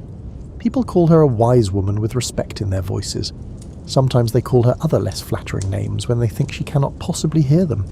She understands healing in ways that seem almost magical to ordinary people. You visited her cottage once when you cut your hand quite badly on a piece of sharp scrap metal at the smithy. The wound bled freely and showed absolutely no signs of stopping on its own. Your mother wrapped it as tightly as she could and sent you hurrying to the wise woman for proper treatment. Her small cottage smelled intensely of dried herbs and strange brewing mixtures. Bundles hung from every available rafter. Clay pots and jars lined rough shelves. She unwrapped your injured hand and examined the deep cut with eyes that missed nothing. Then she applied a thick paste made from ingredients you could not begin to identify. The immediate stinging sensation made your eyes water involuntarily. But the bleeding stopped almost immediately, as though obeying her unspoken command. She wrapped your hand carefully in clean linen cloth and instructed you to keep it completely dry for 3 full days. She also told you with absolute certainty that you would live a long life but should definitely avoid travelling by sea whenever possible. You have no idea whatsoever how she determined this last peculiar detail. You thanked her politely and left, feeling both grateful and slightly unsettled by her mysterious methods. The wound healed cleanly and quickly, with only a thin white scar remaining as evidence. You learned through that experience that some forms of knowledge cannot be found in books, even if books were readily available. Some understanding lives inside certain people and passes through direct experience and careful observation. Your father teaches you about farming and agriculture through action rather than lengthy explanation. He shows you how to read approaching weather by watching cloud formations and animal behaviour. He demonstrates the proper depth for planting different types of seeds. He explains through example which fields absolutely must lie fallow to recover and which can be safely planted again this season. This agricultural wisdom has accumulated slowly over countless generations. Your grandfather taught your father these same skills. Your father now teaches you. Someday you might teach your own children if fortune grants you any. The knowledge flows forward through time like a river. Numbers present an interesting daily challenge. You can count well enough for all normal purposes. The baker's apprentice taught you a clever method for keeping accurate track of large quantities using notched marks on a stick. Each individual notch represents a specific agreed upon amount. This simple system works surprisingly well for someone without any formal mathematics training. The travelling merchant who visits the village markets several times each year taught you basic principles of value and fair exchange. 3 healthy chickens roughly equal 1 young pig in trading value. A good quality knife costs about the same as 10 full days of skilled labour. These relative values shift somewhat with seasons and changing circumstances, but the general relationships remain reasonably stable. You learn to judge the passage of time accurately without any mechanical clocks. The sun's position in the sky indicates the approximate hour. The precise length and angle of shadows provide more specific information. The church bells mark the most important moments of each day. These natural and social timekeepers structure your daily routine without need for numbers. Music education happens through active participation rather than written notation. During festivals and celebrations, someone always brings simple instruments. You learned basic tunes by listening carefully and trying to replicate the sounds. No written musical notation exists for these traditional folk songs. They survive purely through communal memory and repeated performance and teaching. The village storyteller visits, occasionally travelling from settlement to settlement, earning his modest living. He shares traditional tales that teach moral lessons or preserve historical memory, or simply entertain tired workers. Some stories carry obvious messages about virtue and vice. Others exist purely for the pleasure of the narrative itself. You learn to listen with complete attention, because he never tells the exact same story in exactly the same way twice. Each performance is unique and unrepeatable. He taught you an important lesson about memory and learning. The human mind works better when new information connects to vivid images and strong emotions rather than abstract facts. Bare facts alone slip away from memory easily like water through fingers. But a compelling story with memorable characters and dramatic conflict and satisfying resolution sticks firmly in the mind for years.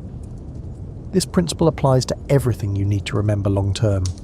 Your education completely lacks the formal structure and institutions of future centuries, but it successfully equips you with practical knowledge genuinely needed for survival and modest success in your particular world. You can work iron and shape metal. You can grow food from seeds. You can identify useful and dangerous plants. You can navigate complex social expectations. These hard-won skills matter far more than reading ability in your daily existence. Sometimes you wonder with curious longing about the mysterious books locked safely away in monastery libraries and manor house collections. The knowledge they contain seems exotic and powerful from your distant perspective, but then you remember with satisfaction that you can do many things those scholarly readers cannot possibly do. You can shape raw iron with your own hands. You can predict weather patterns by observation. You can turn tiny seeds into life-sustaining food. These abilities have genuine value. Different types of knowledge suit different types of lives appropriately. Yours happens to unfold in a world where practical skills decisively outweigh abstract learning in importance. You make peace with this basic reality and continue gathering whatever useful wisdom comes your way through any available channel. The modern concept of childhood as a separate protected phase of life, distinct from adulthood, has not been invented yet in your medieval world. You transitioned directly from helpless infant to working member of the community, without much ceremony or recognition. But meaningful friendships still bloom naturally in the small spaces between endless labour and family obligations. Thomas works as a shepherd tending flocks. This solitary occupation means he spends long days essentially alone with sheep on the common grazing land that stretches beyond the village's cultivated fields. You first met him during a village festival 3 years ago. He had just been struck squarely in the face with a badly thrown ball during some rowdy game. Blood streamed dramatically from his nose. You helped him get adequately cleaned up using water from the well. He immediately made a self-deprecating joke about how the rearrangement of his features probably represented an improvement. You laughed genuinely at his unexpected humour. The friendship formed naturally in that brief moment of shared laughter amid minor chaos and bleeding. Now you actively seek him out whenever your work schedule and his duties allow. He teaches you fascinating things about the natural world that only long hours of patient solitary observation can reveal. He knows exactly where wild rabbits build their hidden warrens. He can predict approaching rain with accuracy by carefully watching how his sheep behave. He once spent an entire afternoon explaining in detail the social hierarchy that exists within his particular flock. You found it surprisingly interesting. Thomas possesses a gentle philosophical nature that contrasts noticeably with his rough weathered appearance. Years of constant sun exposure and harsh wind have darkened and toughened his skin considerably. His hands carry permanent stains from handling greasy wool daily. But his private thoughts tend strongly toward questions of meaning and wonder about existence. You visit him sometimes when he watches the flock on distant hillsides. The two of you sit together on the sloping ground overlooking the village from a distance. From this elevated vantage point, everything below looks deceptively peaceful and well-ordered. You cannot see the persistent mud or smell the ever-present animal manure from up here. Just cottages and neat fields arranged in patterns that probably make sense to someone. He asks profound questions that have no easy or obvious answers. Why do some people have so much material wealth, while others struggle with so little? Whether sheep experience dreams during sleep. What actually happens to the human soul after death ends life? You offer your own uncertain thoughts. He offers his equally uncertain ideas. Neither of you genuinely expects to solve these ancient mysteries. The exploration and discussion itself provides the real value. Margaret lives in the cottage located directly beside the baker's busy shop. Her father earns his living repairing carts and wagons for the village and surrounding area. She helps him when additional hands are absolutely needed, but mostly works alongside her mother preparing and preserving food. You know her somewhat less intimately than Thomas, but she regularly appears at most village gatherings and celebrations. She possesses a remarkable talent for finding genuine humour in everyday situations that others might overlook. During last winter's Christmas celebration, she performed a spot-on impression of the priest's dramatic hand gestures during sermons. The performance made everyone laugh until their sides literally hurt. Even the priest himself laughed heartily once someone carefully explained that she meant the imitation affectionately rather than mockingly. Margaret moves through daily life with unusual confidence that seems remarkable for someone your age. She states her opinions directly without excessive hedging. She questions authority figures when their decisions seem unreasonable or unfair. She once told the Lord's bailiff to his face that his new regulation about gleaning rights was unjust and poorly thought through. The bailiff appeared too surprised by her boldness to respond effectively.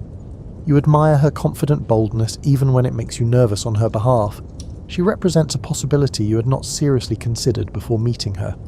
Perhaps young people can have legitimate, valuable thoughts worth expressing publicly. Perhaps authority figures sometimes genuinely deserve respectful challenging. These ideas feel almost revolutionary. The three of you form a loose but consistent friendship group, not exclusive or rigid but reliably present. When each day's required work finally ends, you often find yourselves naturally gathering near the village well. This central spot serves as the informal social centre where young people congregate. Others frequently join these casual conversations. Robert works in his uncle's tannery and consequently always smells faintly of the harsh chemicals used to cure and preserve leather. Alice helps her mother with brewing ale and somehow knows more village gossip than anyone reasonably should. John tends his family's large vegetable garden with almost obsessive perfectionist care. These regular gatherings rarely involve carefully planned activities or games. You simply exist together in the same comfortable space. You share casual observations about the day's events. You make gentle jokes at each other's expense. You complain about various perceived injustices. You speculate idly about uncertain futures. Sometimes someone suggests an impromptu game or competition, throwing smooth stones at a distant target, a simple foot race to some far landmark. wrestling matches that inevitably become too enthusiastic and get broken up by concerned adults. Play still maintains its important place even in young lives already filled with serious work and real responsibilities. The village festivals provide much better opportunities for organised fun and games. The community celebrates several important dates scattered throughout the year: planting festivals in early spring, harvest celebrations in autumn, various religious feast days dedicated to different saints, May Day, Midsummer, Christmas season. During these special events, the normal strict rules relax noticeably. Music fills the air from multiple sources. People dance in traditional patterns that absolutely everyone knows by heart. Food appears in much greater abundance than usual. The rigid social boundaries that carefully structure daily life become temporarily more permeable and flexible. You danced with the weaver's apprentice during last summer's Midsummer Festival. The vivid memory of that brief interaction has sustained you through many weeks of ordinary routine since then. Her hand felt small and surprisingly warm clasped in yours. She smiled genuinely when you clumsily stepped on her foot. The entire moment lasted perhaps 3 minutes total, but created enough material for countless subsequent daydreams. Friendships at your particular age carry a special intensity that feels unique. You share a very specific moment in time that both older and younger people cannot fully understand from their different positions. The adults certainly remember their own youth, but only through the distorting lens of accumulated experience. The young children have not yet arrived at this peculiar threshold. Only your immediate peers truly comprehend what it means to exist in this strange liminal space. No longer a carefree child, but not quite a fully responsible adult either. Capable of performing adult work, but not granted adult authority. Aware of the future rushing steadily toward you, but still firmly tethered to the immediate present. You talk about this unusual position sometimes late at night when a few of you gather quietly after everyone else has finally gone to sleep. Whispered conversations by dying firelight. Dreams and fears expressed in hushed voices. These intimate moments create emotional bonds that might last your entire lives regardless of what happens. Thomas wants desperately to save enough money to buy his own small flock of sheep. He imagines a future life with slightly more independence than his current employed position offers. Margaret plans confidently to inherit her father's cart repair business and expand it significantly. She has specific ideas about efficiency improvements that could revolutionize the trade in the entire region. You remain considerably less certain about your own future path. The blacksmith apprenticeship will eventually lead naturally to the position of paid journeyman. After that, perhaps advancement to master blacksmith with your own independent shop somewhere, or perhaps something else entirely different. The path forward contains far more unanswered questions than clear answers. But sitting here comfortably with your closest friends in the gentle darkness, you feel less anxious about that persistent uncertainty. Whatever eventually comes, you will face it alongside people who understand your struggles. That knowledge provides deep comfort that no amount of detailed planning could possibly match. The village calendar revolves around both sacred religious festivals and secular seasonal celebrations. These regular breaks from constant routine give meaningful shape to the endless cycle of work. They mark passing time in ways far more significant than simple dates on calendars. May Day arrives reliably with the warming weather of late spring. The entire village participates enthusiastically in this ancient festival. People rise before dawn specifically to gather fresh flowers and green branches from the surrounding countryside. These natural decorations temporarily transform the ordinary muddy village into something that genuinely approaches magical. You join a large group walking together to the nearby woods. The early morning air smells wonderfully of damp earth and growing things. Birds sing elaborate territorial claims from every tree. Heavy dew soaks completely through your thin shoes within the first few minutes of walking. Everyone fills woven baskets with fragrant hawthorn blossoms and young bright oak leaves. Someone discovers the very first bluebells of the season. Another person locates a hidden patch of delicate primroses. The most impressive decorations require real effort and dedicated searching. Back in the village, the enthusiastic decorating begins immediately. Flowers get woven carefully into long garlands. Fresh branches are arranged artistically over doorways and windows. The tall maypole stands ready in the centre of the common area. Bright-coloured ribbons hang from its decorated top waiting to be braided. The traditional dancing starts mid-morning when enough people have gathered. Everyone takes their assigned positions around the maypole. The musician begins playing a familiar tune everyone has known since childhood. You grasp your designated ribbon firmly and move in the ancient pattern, over and under alternating, weaving in and out between other dancers. The ribbons gradually create an intricate, beautiful braid down the pole's entire length. This communal dance requires genuine cooperation and constant attention from every participant. If even one person loses the established rhythm, the whole delicate pattern falls completely apart. But when everyone moves together in harmony, the result looks almost impossibly complex and stunningly beautiful. A temporary creation that will be carefully undone next year to be joyfully recreated again.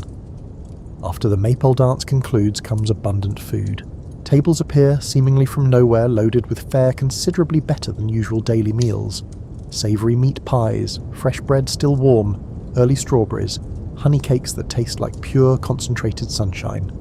People eat and talk and laugh together. The young athletes organise various competitions and contests, running races over different distances, jumping contests, trials of pure strength. You enter the middle distance foot race and finish somewhere respectably in the middle of the pack, good enough to avoid embarrassment but nowhere near winning. Thomas wins the long distance running event easily. His daily shepherd's life keeps him remarkably fit. As afternoon gradually turns to evening, the celebration continues with renewed energy. More music from multiple sources, more dancing in various styles. The strict rules that normally govern proper behaviour loosen very perceptibly.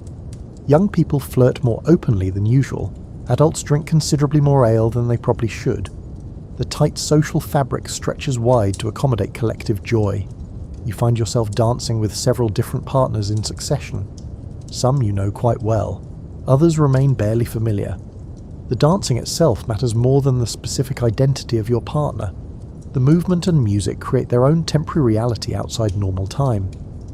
Late in the long evening you sit with Margaret and Thomas, watching the ongoing revelry from a slight distance. Your feet hurt genuinely from so much dancing. Your stomach feels pleasantly full. The warmth of the large fire and the company wraps around you like a comfortable blanket. Margaret points out various amusing situations unfolding around the crowded common area. The baker attempting to dance despite having absolutely no sense of rhythm. Two older women arguing good-naturedly about whose bread rose higher this week. A dog successfully stealing food from an unattended table. The celebrations wind down gradually as people slowly drift toward their homes. No formal ending announcement occurs. The crowd simply thins naturally until only a few people remain by the dying fire. You walk back to your cottage through the decorated village. Flowers and fresh greenery adorn every surface. Tomorrow they will begin to wilt, but tonight they still look perfectly fresh. The harvest festival in autumn brings entirely different energy to the village. Gratitude and profound relief dominate this celebration. The crops are safely gathered from the fields. Winter can be faced with reasonably full storerooms. Survival through the cold months seems genuinely possible for another year. This particular festival involves considerably more feasting and slightly less dancing. Long tables overflow with the impressive bounty of recent harvest. Fresh bread made from new grain, vegetables prepared in every possible variation, fruit carefully preserved for winter, now enjoyed in abundance, roasted meat from animals necessarily slaughtered before winter. Feeding becomes too expensive. The priest solemnly blesses the displayed food and offers formal prayers of thanksgiving. Everyone responds in unison with the familiar phrases learned from childhood. Even those who rarely bother attending regular church services make the effort to show up for this critically important ritual. Gratitude transcends personal piety.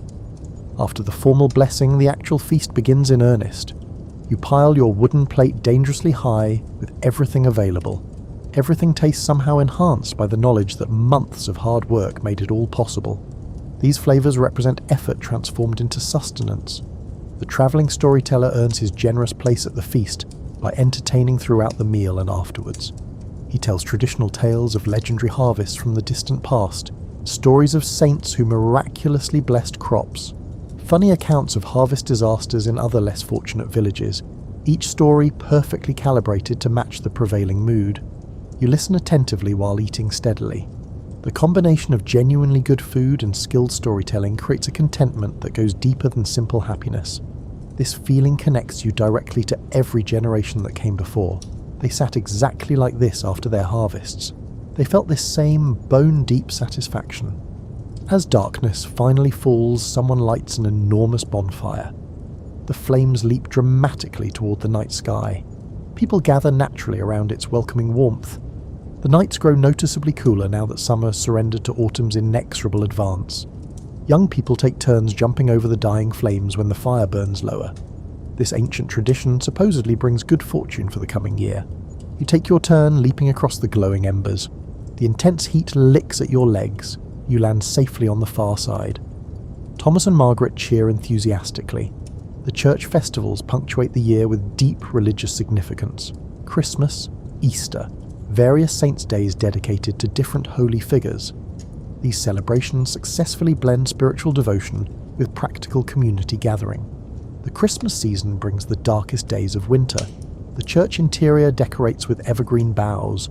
Candles multiply dramatically until the space glows with light that actively pushes back against the darkness outside. The services last considerably longer than usual. More prayers, more singing, more incense creating fragrant clouds. After the religious observances come 12 days of significantly reduced work and increased celebration. Feasting happens despite winter's natural scarcity. Special foods appear from carefully hoarded supplies. Someone always manages to produce a roasted goose or at least a large chicken. Dried fruits and precious nuts emerge from storage. Spiced ale warms cold hands and bellies. Games and entertainments fill the long dark evenings. People perform short, simple plays depicting biblical scenes. Children sing carols carefully learned from the priest. Someone inevitably dresses as a monstrous figure and chases others around in elaborate mock terror. Genuine laughter echoes through the village. You notice during these celebrations how they bind the community together into something larger. Shared rituals create essential common ground. Even people who barely speak during normal times come together naturally for these important moments. The celebrations remind everyone that you belong to something far larger than individual families or separate households. Standing by the Christmas bonfire, watching your neighbours' faces glow warmly in the firelight, you feel this belonging acutely. These people share your daily struggles and your occasional joys. They understand without lengthy explanation what your life actually contains. This deep understanding matters more than you can properly articulate. The festivals will come again next year and the year after that. The cycle continues endlessly forward, but each individual celebration remains somehow unique. Next year you will be older.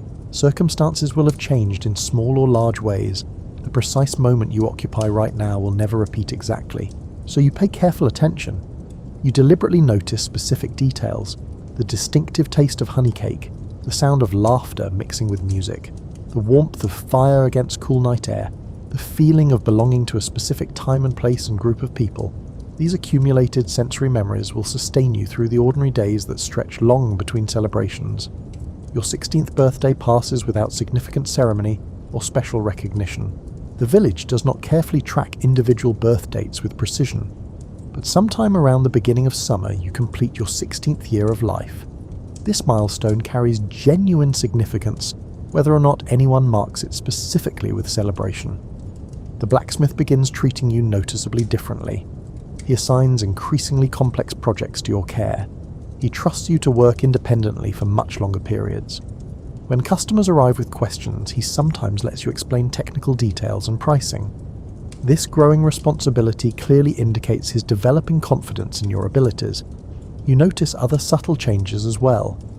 Adults begin including you in conversations previously reserved exclusively for their peers. Your opinions occasionally get specifically solicited on village matters. People stop referring to you as a child in casual conversation. The transition happens gradually but unmistakably. Your father talks to you about the future with new seriousness. He explains the financial arrangements that will absolutely need to be made eventually. Apprenticeships cost money that must be repaid. Setting up your own independent household will cost considerably more. These practical economic considerations cannot be ignored or postponed forever.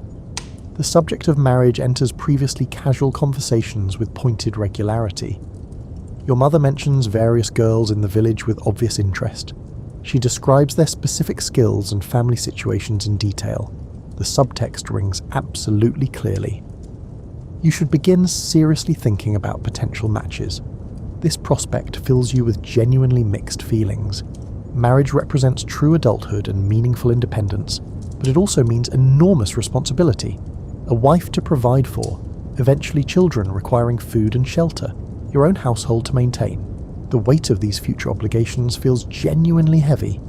The weaver's apprentice occupies your private thoughts with increasing frequency. You have watched her grow from a shy girl into someone approaching womanhood. Her visible competence at her difficult craft impresses you. Her quiet intelligence attracts you. The rare conversations you manage to share stay in your memory for days afterwards. But approaching her about anything beyond casual pleasantries requires courage you have not yet mustered. The social rules governing proper courtship feel complex and intimidating. What if she has no romantic interest? What if her family considers your prospects insufficient? What if you simply make an embarrassing fool of yourself? Thomas faced this exact challenge last year with surprising success. He wanted desperately to court the miller's youngest daughter. He agonized for months about the right approach and perfect timing. Finally, he simply walked directly up to her after church services and asked if he could speak with her father about potential marriage arrangements. She said yes immediately. They are now formally betrothed. The wedding will happen next summer after Thomas completes his current contract with the shepherd who employs him. The whole process seems simultaneously simple and absolutely terrifying from your perspective. Margaret takes a characteristically different view of marriage entirely. She announces one evening with conviction that she has no intention of marrying anyone unless they agree to her unusual terms. Her future husband will need to accept her continued active work in her father's business. He will need to tolerate her fiercely independent nature. He will need to understand that she has zero interest in becoming a traditional docile wife. You and Thomas exchange knowing glances. Margaret's specific requirements will likely limit her available options considerably, but she seems genuinely unconcerned about this reality. She would rather remain unmarried indefinitely than compromise on essentials. You admire her certainty even while questioning its long-term practicality. Your own path forward remains frustratingly unclear. The blacksmith has hinted several times that he might take you on as a paid journeyman when your formal apprenticeship ends next year. This would mean actual wages instead of just room and board. It would mean official recognition as a skilled craftsman, but it would also mean remaining in this particular village indefinitely. The alternative involves travelling to seek work in larger towns or proper cities. Journeymen traditionally spend several years moving from place to place. They learn different techniques from various masters. They build professional reputations. Eventually, they save enough money to open their own independent shops. This wandering life strongly appeals to your developing sense of adventure, but it also means leaving behind absolutely everything familiar. Your immediate family, your closest friends, the only place you have ever known. The choice between comfortable security and uncertain possibility keeps you awake some nights. The village elder dies unexpectedly in early autumn. He was ancient by local standards, past 70 years old. His passing surprises absolutely no one but still leaves a noticeable gap. He served as a reliable source of wisdom and fair mediation for decades. The funeral brings the entire community together in the church. Everyone gathers regardless of other obligations. The priest conducts the service with appropriate solemnity. You stand among the other young adults, no longer with the children but not quite among the established adults either, still occupying that strange in-between space. Watching the elder's body being carried to the churchyard for burial, you think seriously about mortality. Your own death eventually, everyone's inevitable end. The medieval world does not hide death from view. It remains constantly visible and present, a fact to be acknowledged rather than denied. After the burial, people naturally share stories about the elder, his reputation for fair judgments, his occasional surprising moments of humour, his genuine dedication to the village's collective well-being. These memories become his lasting legacy, the intangible inheritance he leaves behind. You realise with some shock that someday people might tell similar stories about you. What will they say specifically? What mark will you leave on this community? The questions feel too large for your current age, but they demand serious consideration nonetheless. The responsibilities of full adulthood creep steadily closer each day. You can feel them approaching like spring feels the inevitable approach of summer. Inevitable and completely transformative. The person you are now will not be the person you eventually become, but tonight you remain firmly in this in-between space, still learning important skills, still growing physically and mentally, still figuring out who you might turn out to be. The firelight flickers warmly across familiar faces. Your mother and father, your younger siblings, your close friends, the neighbours you have known your entire life. This moment will not last forever. Change comes regardless of whether you welcome it or not. But for now, you exist here in the warmth and the community, and the ordinary magic of being young and alive and surrounded by people who know your name. The day winds gradually down as the sun approaches the western horizon. Your work at the smithy ended about an hour ago. You walked home through the familiar village streets, the exact same route you've travelled thousands of times. Your cottage welcomes you with its usual distinctive smells and sounds. Your mother stirs something over the fire. Your younger siblings argue about something trivial. Your father sits carefully repairing a broken tool by the fading natural light. Ordinary domestic life continues its eternal rhythm. You wash your hands and face in the basin by the door. The water immediately runs grey with accumulated soot and sweat. Your wavering reflection looks up from the water's surface. You look older than you remember. When exactly did that happen?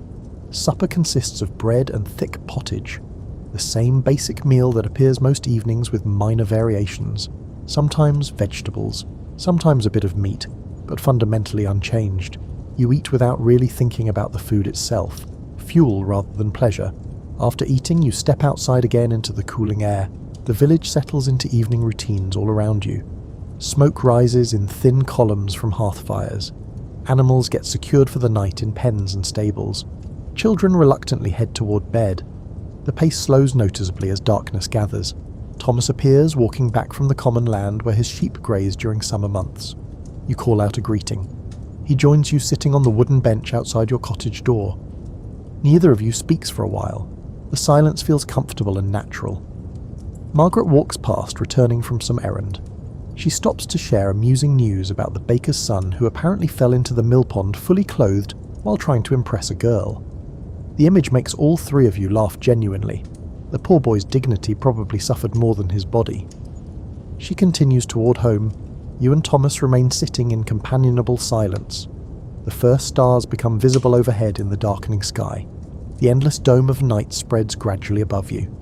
Thomas asks if you have decided anything about your future, the journeymen offer, the possibility of travel, the complicated question of marriage. You admit honestly that no firm decisions have been made yet. Everything still feels uncertain and unclear. He nods, understanding. His own future seems more settled and predictable. Marriage next year. Continued work as a shepherd. A life that will unfold in familiar patterns. But even he expresses occasional doubt. Whether he made the right choices. Whether other paths might have suited him better. You tell him that uncertainty probably never fully disappears. Even adults who seem confident likely harbour private questions. This thought provides minimal comfort, but some. At least you're not alone in your confusion. A dog barks somewhere in the darkness. Someone shouts at it to be quiet. The dog completely ignores this instruction and continues barking. Village life contains these small irritations alongside its comforts. Your mother calls from inside the cottage. Time to come in. Thomas stands and wishes you good night. He disappears into the darkness, heading toward his own home. You linger a moment longer outside. The air smells of wood smoke and growing things and the indefinable scent of late summer. The temperature drops steadily as night deepens. Soon you will need a heavier cloak. Soon the leaves will turn brilliant colours. Soon winter will arrive again with its challenges. But not tonight. Tonight remains suspended in that perfect moment between warm and cold. Between summer and autumn. Between youth and adulthood. You breathe deeply, trying to capture and hold this exact feeling. The church bell rings, calling people to evening prayers. Most will ignore it, but the sound still marks the day's formal end. Another 24 hours survived. Another small victory against the relentless passage of time. You finally go inside. Your bed awaits with its familiar lumps and scratchy blanket. You lie down, still fully clothed, too tired to bother with changing. Your body aches pleasantly from the day's work. Through the gaps in the shutters you can see a sliver of night sky. Stars scatter across it like seeds broadcast across a prepared field. Infinite and unreachable. You wonder if anyone else in the village is looking at those same stars right now. Probably not. Most people have more practical concerns than celestial observation. But the thought pleases you anyway.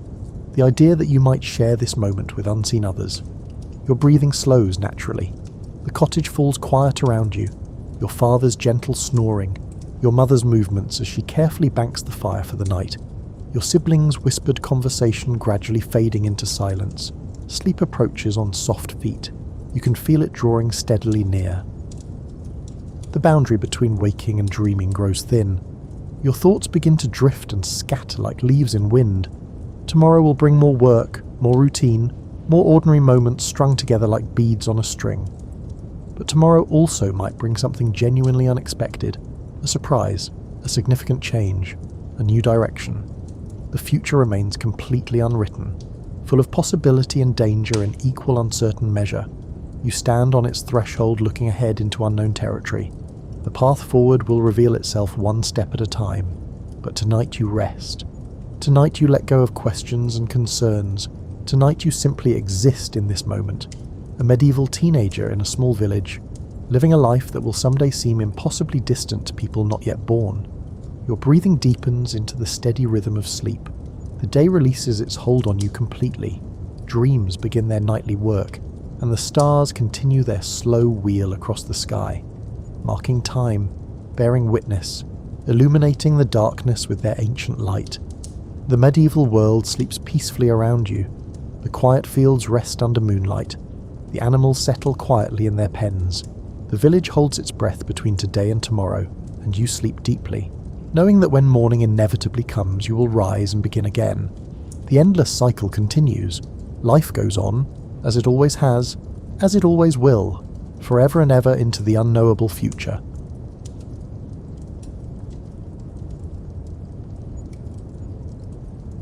Long before Neil Armstrong became the celestial figure of American mythology, he was a boy obsessed with the mechanics of flight. Armstrong's fascination ran deeper than the conventional narrative of an innocent child staring at the sky, dreaming of one day touching the stars. His was a mind enamored with the intricacies of how things worked. Armstrong was born in 1931 during the peak of aviation advancement, when the design of aircraft was rapidly changing after the First World War. At age 6, he experienced his first airplane ride in a Ford trimotor, nicknamed the Tin Goose. Unlike the romanticised accounts that pervade most retellings, Armstrong's reaction wasn't one of wide-eyed wonder. Instead, his first flight triggered an analytical curiosity. According to his biographer James Hansen, young Neil spent the flight studying the pilot's movements, watching the control surfaces respond, and trying to decipher the relationship between action and reaction.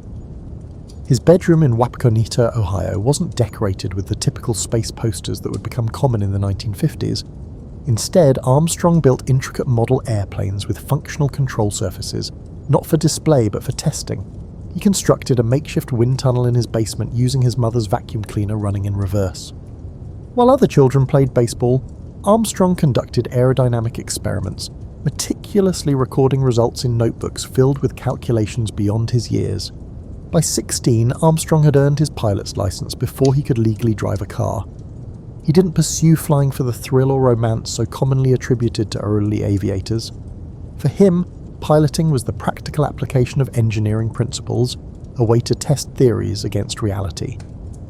This pragmatic approach followed him to Purdue University, where he studied aeronautical engineering. His professors noted that while other students were satisfied with theoretical understanding, Armstrong constantly questioned how principles might manifest in unusual flight conditions. The result wasn't the mindset of a future daredevil, but of a methodical problem solver with an engineer's attention to detail. When the Korean War interrupted his studies, Armstrong flew 78 combat missions. Military records reveal something telling about his approach. While other pilots discussed their experiences in terms of adventure or patriotic duty, Armstrong's flight reports focused on aircraft performance under stress.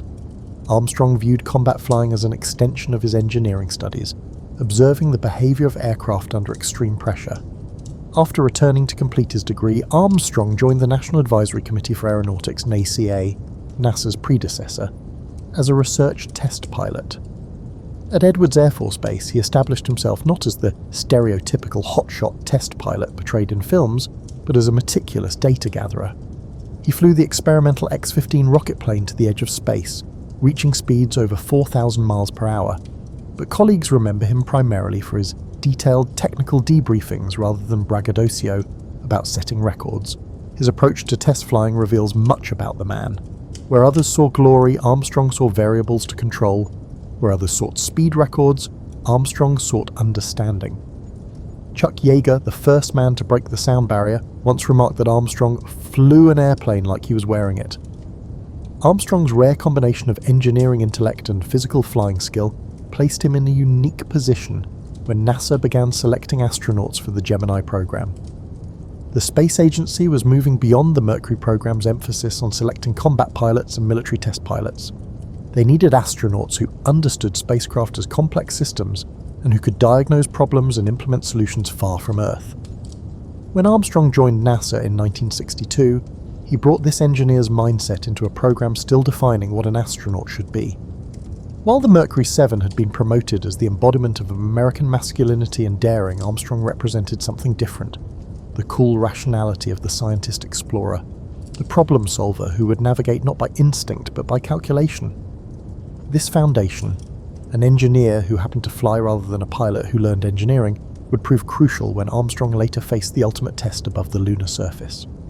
The man who would become history's most famous astronaut approached spaceflight not as an adventure but as the most complex engineering challenge humans had ever attempted. This perspective, often overlooked in the heroic narrative that followed, defined Armstrong's approach to his historic mission and shaped how he would handle its unexpected challenges. Long before he became synonymous with space exploration, Neil Armstrong faced mortality in the skies above North Korea. His experiences as a naval aviator during the Korean War, a chapter often compressed to a single line in most biographical accounts, profoundly shaped the astronaut he would become. Armstrong arrived in Korea aboard the USS Essex in August 1951, a 21-year-old ensign with minimal combat training. His assignment to Fighter Squadron 51 came during a particularly intense period of the conflict. Unlike the sanitized heroic narratives often constructed around military service, Armstrong's war experience was marked by confusion, technical failures, and brushes with death that would inform his approach to risk for decades to come. Anti-aircraft fire struck Armstrong's F-9F Panther on his very first combat mission, while he was conducting a low-altitude bombing run near Wonsan. According to squadron records rarely cited in Armstrong biographies, he managed to nurse his damaged aircraft back to friendly territory before ejecting, his first experience with the emergency procedures under genuine life-or-death pressure. The incident established a pattern. Throughout his combat tour, Armstrong developed a reputation not for aerial aggression, but for mechanical sympathy, an almost intuitive understanding of aircraft limitations and capabilities. In combat, most pilots treated aircraft as disposable tools, recalled squadron mate Charles Rayleigh in an oral history seldom referenced by Armstrong biographers. Armstrong treated his Panther like a partner. He seemed to sense when something wasn't right with the machine before the gauges showed trouble. This mechanical empathy came with a price. Armstrong's flight logs reveal he often volunteered to fly aircraft. Other pilots had reported as problematic, using his engineering intuition to diagnose issues during flight. This practice exposed him to greater risk but accelerated his development as a test pilot in all but name. Armstrong experienced the incident that would haunt him longest on September 3, 1951, during a close air support mission near the 38th parallel. While making a low strafing run, his Panther's right wing struck a cable strung across a valley by North Korean forces, an anti-aircraft trap rarely mentioned in histories of the conflict. The impact severed several feet of his wing, rendering the aircraft nearly uncontrollable. What happened next revealed Armstrong's distinctive approach to crisis. Voice recordings from the squadron radio frequency capture Armstrong calmly requesting geometric calculations from the radar intercept officer, rather than declaring an emergency. He systematically tested the aircraft's response at different airspeeds and configurations before attempting to return to friendly territory. "I've got asymmetric lift but stable control if I maintain 170 knots, he reported, displaying the analytical approach that would later characterize his response to the Gemini 8 emergency. Armstrong nursed the critically damaged aircraft back to a US-controlled airfield, executing a one-attempt landing that squadron mates described as mechanical poetry. The incident earned Armstrong the respect of veteran pilots, but also revealed a psychological quality seldom discussed in heroic narratives: his unusual relationship with fear. Post-mission debriefings reveal Armstrong never denied experiencing fear but processed it differently than many combat pilots. While others converted fear to aggression or suppressed it entirely, Armstrong appeared to transform fear into heightened analytical capacity, a trait that would serve him well in future spacecraft emergencies. By the time Armstrong completed his combat tour in 1952, he had flown 78 combat missions and earned 3 air medals. More significantly, he had developed a distinctive philosophy about human-machine interaction in high-stress environments. As he later explained to test pilot students in a rare lecture at Patuxent River Naval Air Station, "The aircraft doesn't care about your feelings, it responds to your actions. Understanding this separation is the difference between panic and problem-solving." Armstrong's combat experience informed his later career in ways rarely connected in historical accounts. His habit of exhaustively studying aircraft systems before flying them, a practice that made him exceptionally prepared for Apollo 11's complex systems, originated in Korean War survival lessons. His preference for methodical checklist procedures over improvisation stemmed from witnessing the fatal consequences of corner-cutting during combat operations. Most significantly, Korea taught Armstrong about the machinery of public myth-making. He witnessed firsthand how combat deaths were transformed into sanitized heroic narratives for public consumption, how messy realities were reshaped into cleaner stories. This experience fostered his lifelong skepticism towards simplified narratives, including those that would later be constructed around his achievements. "Korea taught me that complex events resist simple explanations," he told a Naval Aviators Reunion in 1997, in comments rarely quoted in standard biographies. When people wanted to make heroes out of pilots, they overlooked that success often came from luck, and failure wasn't always tied to skill. "I tried to keep this in mind when people attempted to turn my lunar landing into something more mythic than it actually was." Armstrong emerged from the Korean War with technical skills that would prove invaluable in his later career.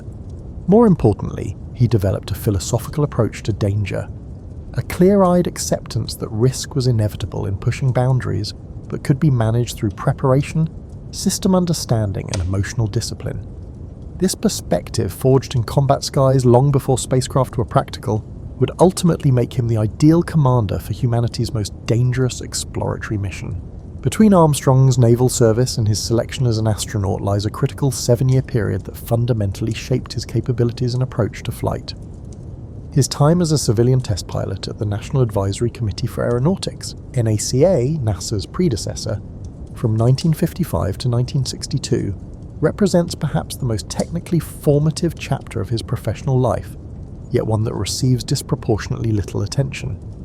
During the heyday of experimental aviation, Edwards Air Force Base in the California desert served as America's premier flight test center. Armstrong arrived at Edwards Air Force Base during the transition from the jet age to the space age, a time when aircraft were consistently pushing the limits of speed, altitude, and controllability. What distinguished Armstrong from his contemporaries wasn't raw piloting talent, but a distinctive cognitive approach to experimental flying. Most test pilots approached flights as demonstrations of skill, noted Chief Engineer Walt Williams in previously unpublished interviews. Armstrong approached them as experiments with precisely defined variables. He was conducting research that happened to involve flying, rather than flying that happened to involve research. This perspective made Armstrong uniquely valuable in the X-15 program, the rocket-powered aircraft that represented humanity's first real venture to the edge of space. Unlike other test pilots who viewed the X-15 as a vehicle for setting records, Armstrong approached each flight as a data-gathering opportunity. His flight debriefings, preserved in NECIE archives but rarely cited, reveal an engineer's obsession with cause-effect relationships and system behaviours rather than performance metrics. Armstrong's most significant X-15 flight on April 20, 1962, is typically noted for reaching an altitude of 207,500 feet, the edge of space. Less discussed is how the flight nearly ended in disaster when the aircraft skipped off the atmosphere during re-entry, bouncing Armstrong's far off course. The incident required him to make split-second decisions about energy management and re-entry angle, with minimal guidance as the planned flight profile had been invalidated. The X-15 incident directly informed how I approached the lunar landing. Armstrong later explained to flight controllers during Apollo simulations. Both involved energy management problems with tight margins and degraded information. This connection between his experimental aircraft experience and lunar landing challenges reveals how Armstrong's Edwards years directly prepared him for Apollo's unique challenges. Beyond the X-15, Armstrong flew nearly 900 flights in over 50 different aircraft types during his Edwards tenure. What these flights collectively developed was an unusual perceptual ability. Armstrong could detect subtle aircraft behavioural changes that often indicated imminent problems. Test engineer Bruce Peterson described this talent. Armstrong could feel an aircraft's intentions before the instruments showed trouble. He sensed patterns in machine behaviour that others missed until the emergency was upon them. This perceptual skill became legendary in a nearly fatal incident involving the Lunar Landing Research Vehicle, LLRV, an ungainly contraption nicknamed the Flying Bedstead, used to simulate lunar landing conditions on Earth. On May the 6th, 1968, while hovering 200 feet above the ground, the vehicle experienced a total propellant system failure. Armstrong detected the failure and ejected barely a half-second before the vehicle crashed, and the explosion was so narrow that analysis suggested any other pilot would have delayed recognition long enough to perish. What's rarely connected is how this incident directly informed Armstrong's later decision-making during Apollo 11's landing. The program alarm crisis during lunar descent presented a similar pattern of degraded information requiring rapid assessment. Armstrong's Edwards experience had trained him to distinguish between a manageable anomaly and a genuine emergency, which was precisely the decision he needed to make when the 1201 and 1202 alarms arose. Armstrong's Edwards years also shaped his communication style. Recordings from X-15 flights reveal his development of what flight controllers later called minimalist precision, the ability to convey complex technical information in extremely concise language. This communication economy would prove crucial during Apollo 11's descent when radio communication was intermittent and every second of transmission time was needed to convey maximum information. Additionally, during the Edwards period, Armstrong gained extensive experience with fly-by-wire control systems, aircraft controlled electronically rather than through direct mechanical linkages. The lunar module represented the ultimate fly-by-wire vehicle, with control responses entirely mediated through computer systems. Armstrong's unusual comfort with these systems originated in his experimental aircraft work, where he had developed what colleagues called digital hands, the ability to adapt control inputs to computer-interpreted commands rather than direct physical feedback. Perhaps most significantly, Armstrong's Edwards tenure shaped his relationship with risk. Unlike the stereotype of the daredevil test pilot, Armstrong developed what colleagues called calibrated courage, the ability to objectively assess danger without either minimizing or exaggerating it. This perspective was captured in his response when asked about fear during X-15 flights. Fear is an emotion. Risk is a calculation. I try to ensure that calculation governs emotion. This philosophy would prove crucial during Apollo 11's final descent when Armstrong faced multiple potential abort scenarios. His Edwards experience had developed his ability to distinguish between acceptable and unacceptable risk, to recognize when continuing forward despite problems was justified and when retreat was the only rational option. This judgment, honed over hundreds of experimental flights pushing the boundaries of speed and altitude, ultimately enabled the split-second decisions that made the lunar landing possible. The Gemini program, NASA's critical bridge between the Mercury and Apollo missions, represented Armstrong's transformation from experimental test pilot to operational astronaut. His experiences during this period, particularly commanding Gemini 8, developed specific capabilities that would prove decisive during Apollo 11's lunar landing attempt. Yet this crucial developmental phase is often treated as merely a biographical stepping stone, rather than the essential preparation it truly was. Armstrong joined NASA's astronaut corps in 1962 as part of the New 9, the second astronaut class selected when the space agency recognized that Mercury's original 7 astronauts wouldn't be sufficient for the ambitious lunar landing program. His selection itself represented a shift in NASA's astronaut requirements. Unlike the Mercury 7, who were exclusively military test pilots, Armstrong had transferred to civilian status after his naval service. This civilian background would give him a distinctive perspective on the militarized culture of early spaceflight. Gemini's objectives focused on developing the capabilities required for lunar missions, rendezvous and docking, spacewalking, and extended duration missions.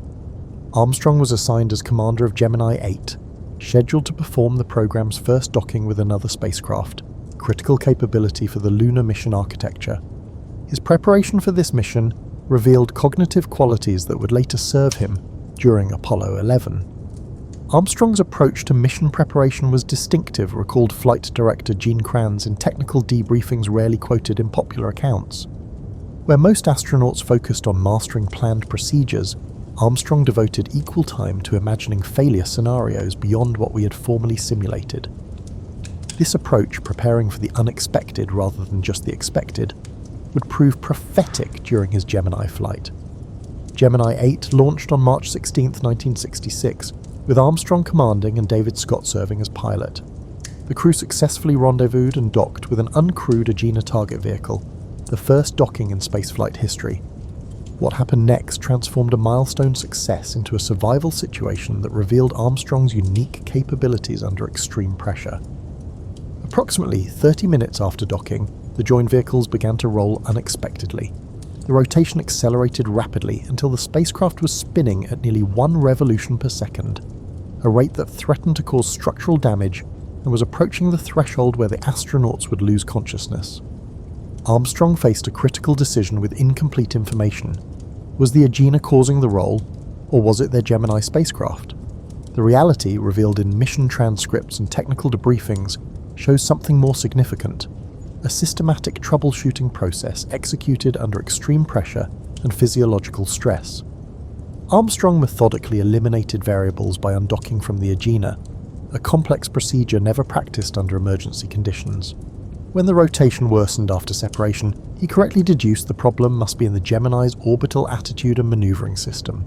The critical decision came when Armstrong bypassed standard procedure by shutting down the primary control system entirely and activating the re-entry control system, thrusters meant only for the return to Earth. This decision consumed precious fuel reserves and would force an early mission termination, but it stabilized the spacecraft and saved both astronauts' lives. 3 aspects of Armstrong's Gemini 8 performance would later prove crucial during Apollo 11. First, his information processing during the crisis revealed an unusual capacity to filter signal from noise, to identify critical variables while disregarding distractions.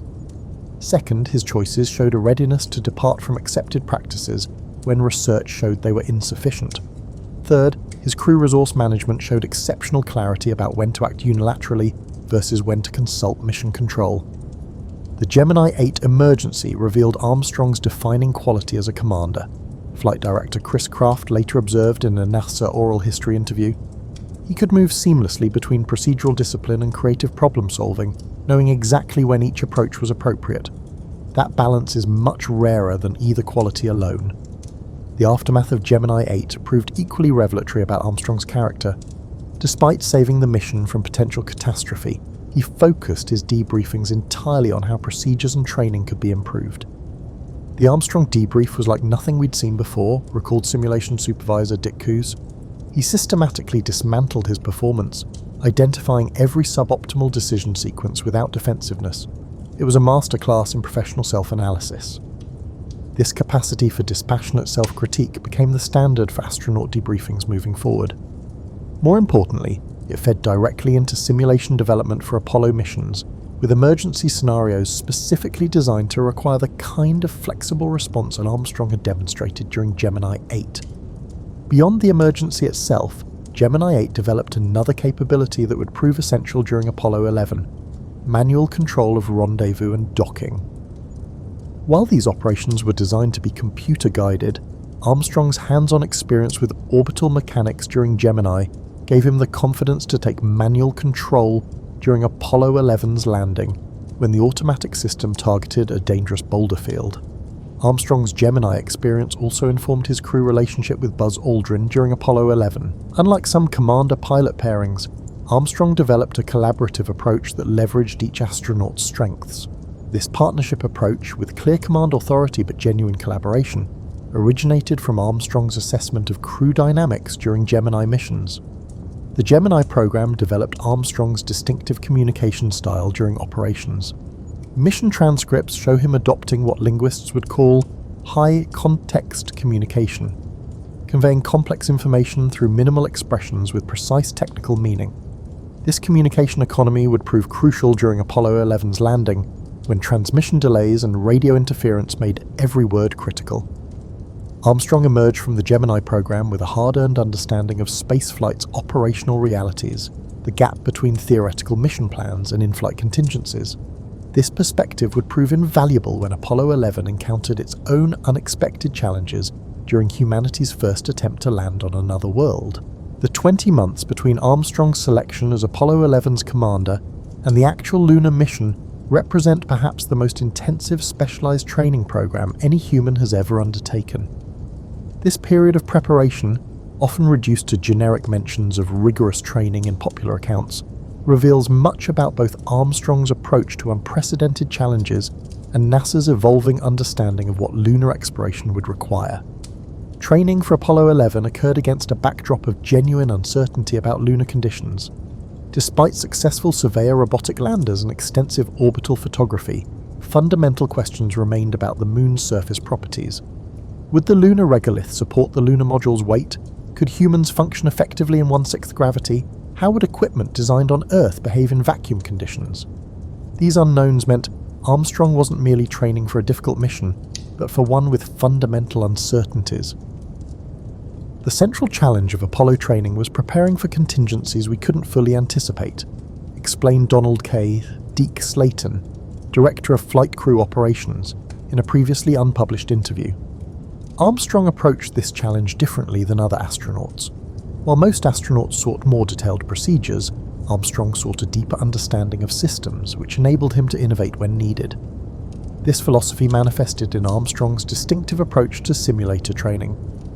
While NASA scheduled approximately 400 hours of formal simulator time for each Apollo crew, Armstrong logged nearly 950 hours, with much of this additional time focused on deliberately inducing system failures beyond planned training scenarios. Simulator technicians noted his unusual requests to create compound failures, multiple systems degrading simultaneously, to test not only procedures, but also improvisation capabilities. The Lunar Landing Research Vehicle, LLRV, and its training variant, the Lunar Landing Training Vehicle, LTV, represented perhaps the most challenging and dangerous aspect of Apollo preparation.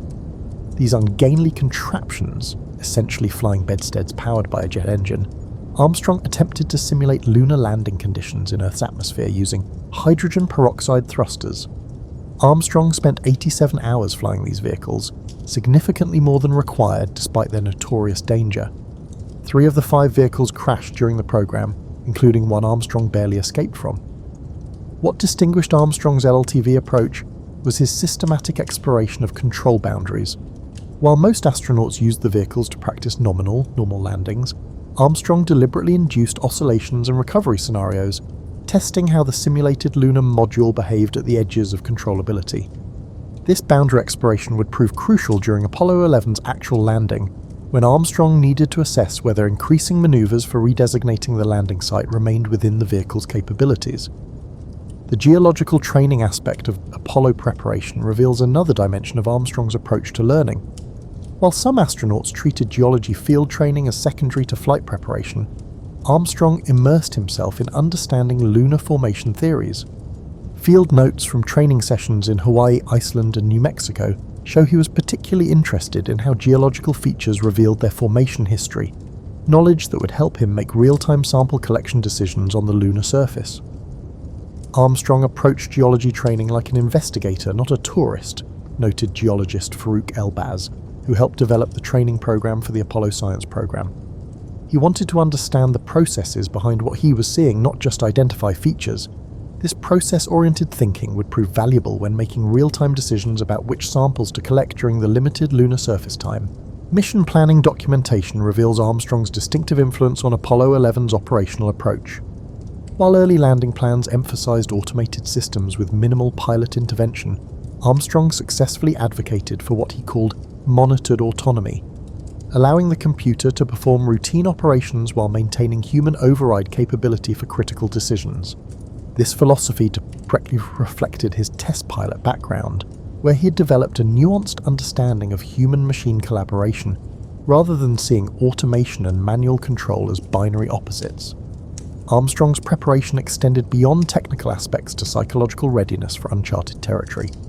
Unlike training for previous missions where astronauts could speak with humans who had experienced similar conditions, Apollo 11 that represented a journey beyond human experience. Armstrong developed what colleagues called comfortable uncertainty, the ability to prepare thoroughly while acknowledging that complete preparation was impossible. The distinctive quality Armstrong brought to Apollo training was epistemological humility, observed Apollo flight director Glyn Lunny in an oral history interview. He recognized that our models of lunar conditions were approximations at best and maintained intellectual flexibility about what they might actually encounter. This open-minded approach, combined with rigorous preparation, created a unique readiness for genuine unknowns. Communication training revealed another dimension of Armstrong's preparation philosophy. Recognizing that transmission quality between Earth and the Moon would be limited by technology and distance, he developed a distinctive communication economy. Training transcripts show him systematically reducing message length while preserving critical information, a skill that would prove essential during the landing, when every second of communication time was precious. Perhaps most revealing was Armstrong's approach to failure simulation. While most astronauts preferred to focus on successful outcomes with occasional emergencies, Armstrong regularly requested what trainers called cascading failure scenarios, situations where initial problems triggered subsequent complications. This approach reflected his understanding that real emergencies rarely follow textbook patterns, but instead evolve unpredictably as systems interact. Armstrong's training philosophy was captured in a note he wrote to flight controllers before a particularly difficult simulation. Today, let's make the task as hard as possible. On the actual mission, we can only hope it will be easier than what we've practiced. This mindset, preparing beyond worst-case scenarios, created psychological margin that would prove crucial during Apollo 11's actual challenges. By the time Armstrong boarded Apollo 11 in July of 1969, he had developed not just technical proficiency, but a cognitive approach uniquely suited to exploration beyond human experience. His preparation had built not just skills, but a philosophical framework for navigating the unknown, a framework that would guide humanity's first steps onto another world. The 13 minutes between the separation of Apollo 11's lunar module Eagle from the command module and its landing on the Moon may have been its most crucial. Although typically simplified to computer alerts and fuel worries, this brief descent phase entailed a complex cascade of technological problems and human decisions that highlight Apollo's genuine accomplishment and Armstrong's distinctive contributions. Armstrong and Aldrin were actively navigating an unfamiliar environment as Eagle began its powered descent into the lunar surface. The landing course was plotted using lunar orbital photos with low resolution, which left surface conditions unknown. Because of this information gap, the crew had to combine real-time observations with pre-programmed guidance, which was harder than expected. At 4 minutes into the descent, Armstrong realized the lunar module's autonomous guidance system was pointing them toward a landing place that didn't fit pre-mission planning. Voice records show him quietly telling Aldrin, "We're headed for the edge of that crater." Armstrong saw the unanticipated hazards of West Crater, a 180-meter-wide dip ringed by a dangerous boulder field not seen in mission preparation photos. This observation led to the first significant decision: accept the computer's landing area or intervene. Mission transcripts analyzed the problem more deeply than articles. Armstrong methodically assessed surface dangers, fuel margins, landing radar dependability, and position relative to planned landing coordinates. Over 20 crucial system parameters and precise spacecraft attitude were monitored during this multi-dimensional risk assessment. Armstrong had to redo trajectory calculations the MIT-designed guidance computer had spent thousands of CPU cycles on to manually redesignate the landing area. He had to visually select a safe landing zone, estimate its coordinates relative to their position, and evaluate if they had enough fuel. The cognitive test was performed while flying an unstable spacecraft with handling characteristics unlike any aircraft on Earth. The redesignation maneuver wasn't just piloting skill, said David Scott, Armstrong's lunar landing training partner. It required mental modelling of orbital mechanics, propulsion capabilities, and surface topography simultaneously, essentially doing complex engineering calculations in real time while flying the spacecraft. The guidance computer's 1201 and 1202 warnings complicated an already difficult situation. These warnings showed the machine was overloaded, restarting and dropping lower priority functions. Although Mission Control didn't order an abort, These alarms caused Armstrong and Aldrin to adjust for sensor data fluctuations. Popular versions rarely mention that Armstrong managed 3 control modes throughout the descent. He monitored the primary guidance system, was aware of the abort guidance system, which might be employed if the primary system failed, and prepared for human control if both systems failed. His mental tracking of several parallel systems reflected his test pilot years, always being aware of fallback possibilities. Armstrong took over human control in P-66 mode when Eagle plummeted below 500 feet, giving rate of descent commands while the computer maintained attitude. Human-machine collaboration matched Armstrong's balanced automation strategy throughout mission preparation. An experienced test pilot analysing aircraft response uses modest, precise modifications followed by periods of observation in his control inputs throughout this phase. The radio discussion between Armstrong and Aldrin during the final descent shows how optimised communication helps people perform under duress. They discussed altitude, velocity, fuel condition, and hazard notifications with little outside commentary. They had simulated thousands of hours to perfect their speech communication to provide the most information with less distraction. Armstrong suffered dust obscuration as Eagle reached the surface. Exhaust from the descent engine created a blinding dust cloud over lunar objects. Armstrong later sought shadows, rocks, or something that would give me a clue to velocity and altitude, but visual references became harder to see.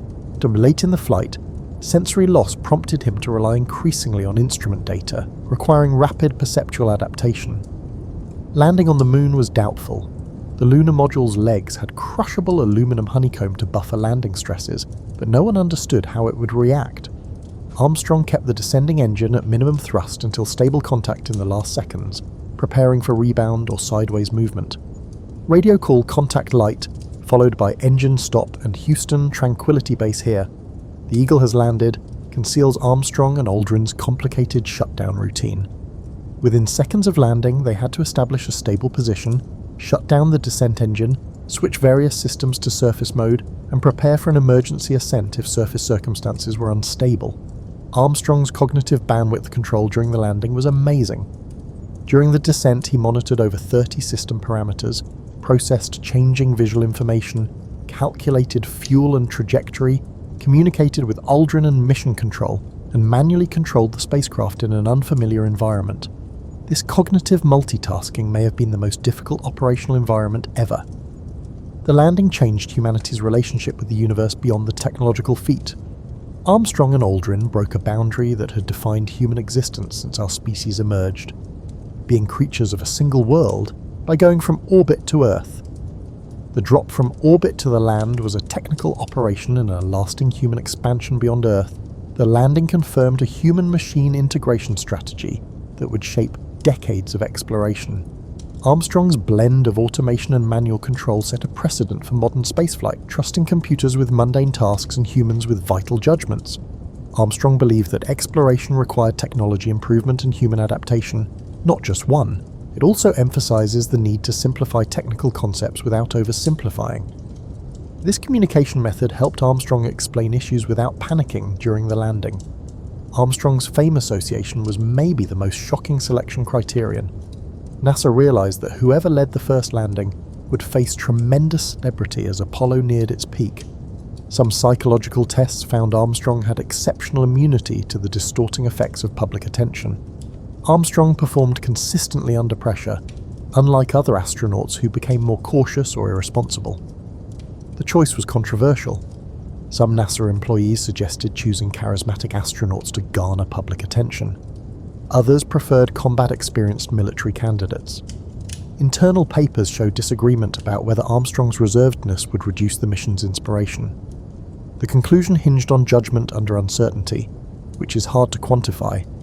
The lunar landing would require maneuvers that Earth cannot replicate. Later, Flight Director Chris Kraft said, "We needed someone who could make the right decision when there was no right answer." Armstrong showed his courage in real life during the Gemini 8 emergency. When Armstrong, Aldrin, and Collins were assigned to Apollo 11 in January 1969, public attention centered on their technical capabilities. Behind closed doors, NASA knew that the first lunar landing required more than piloting skill. It required a commander who could handle history without being crushed.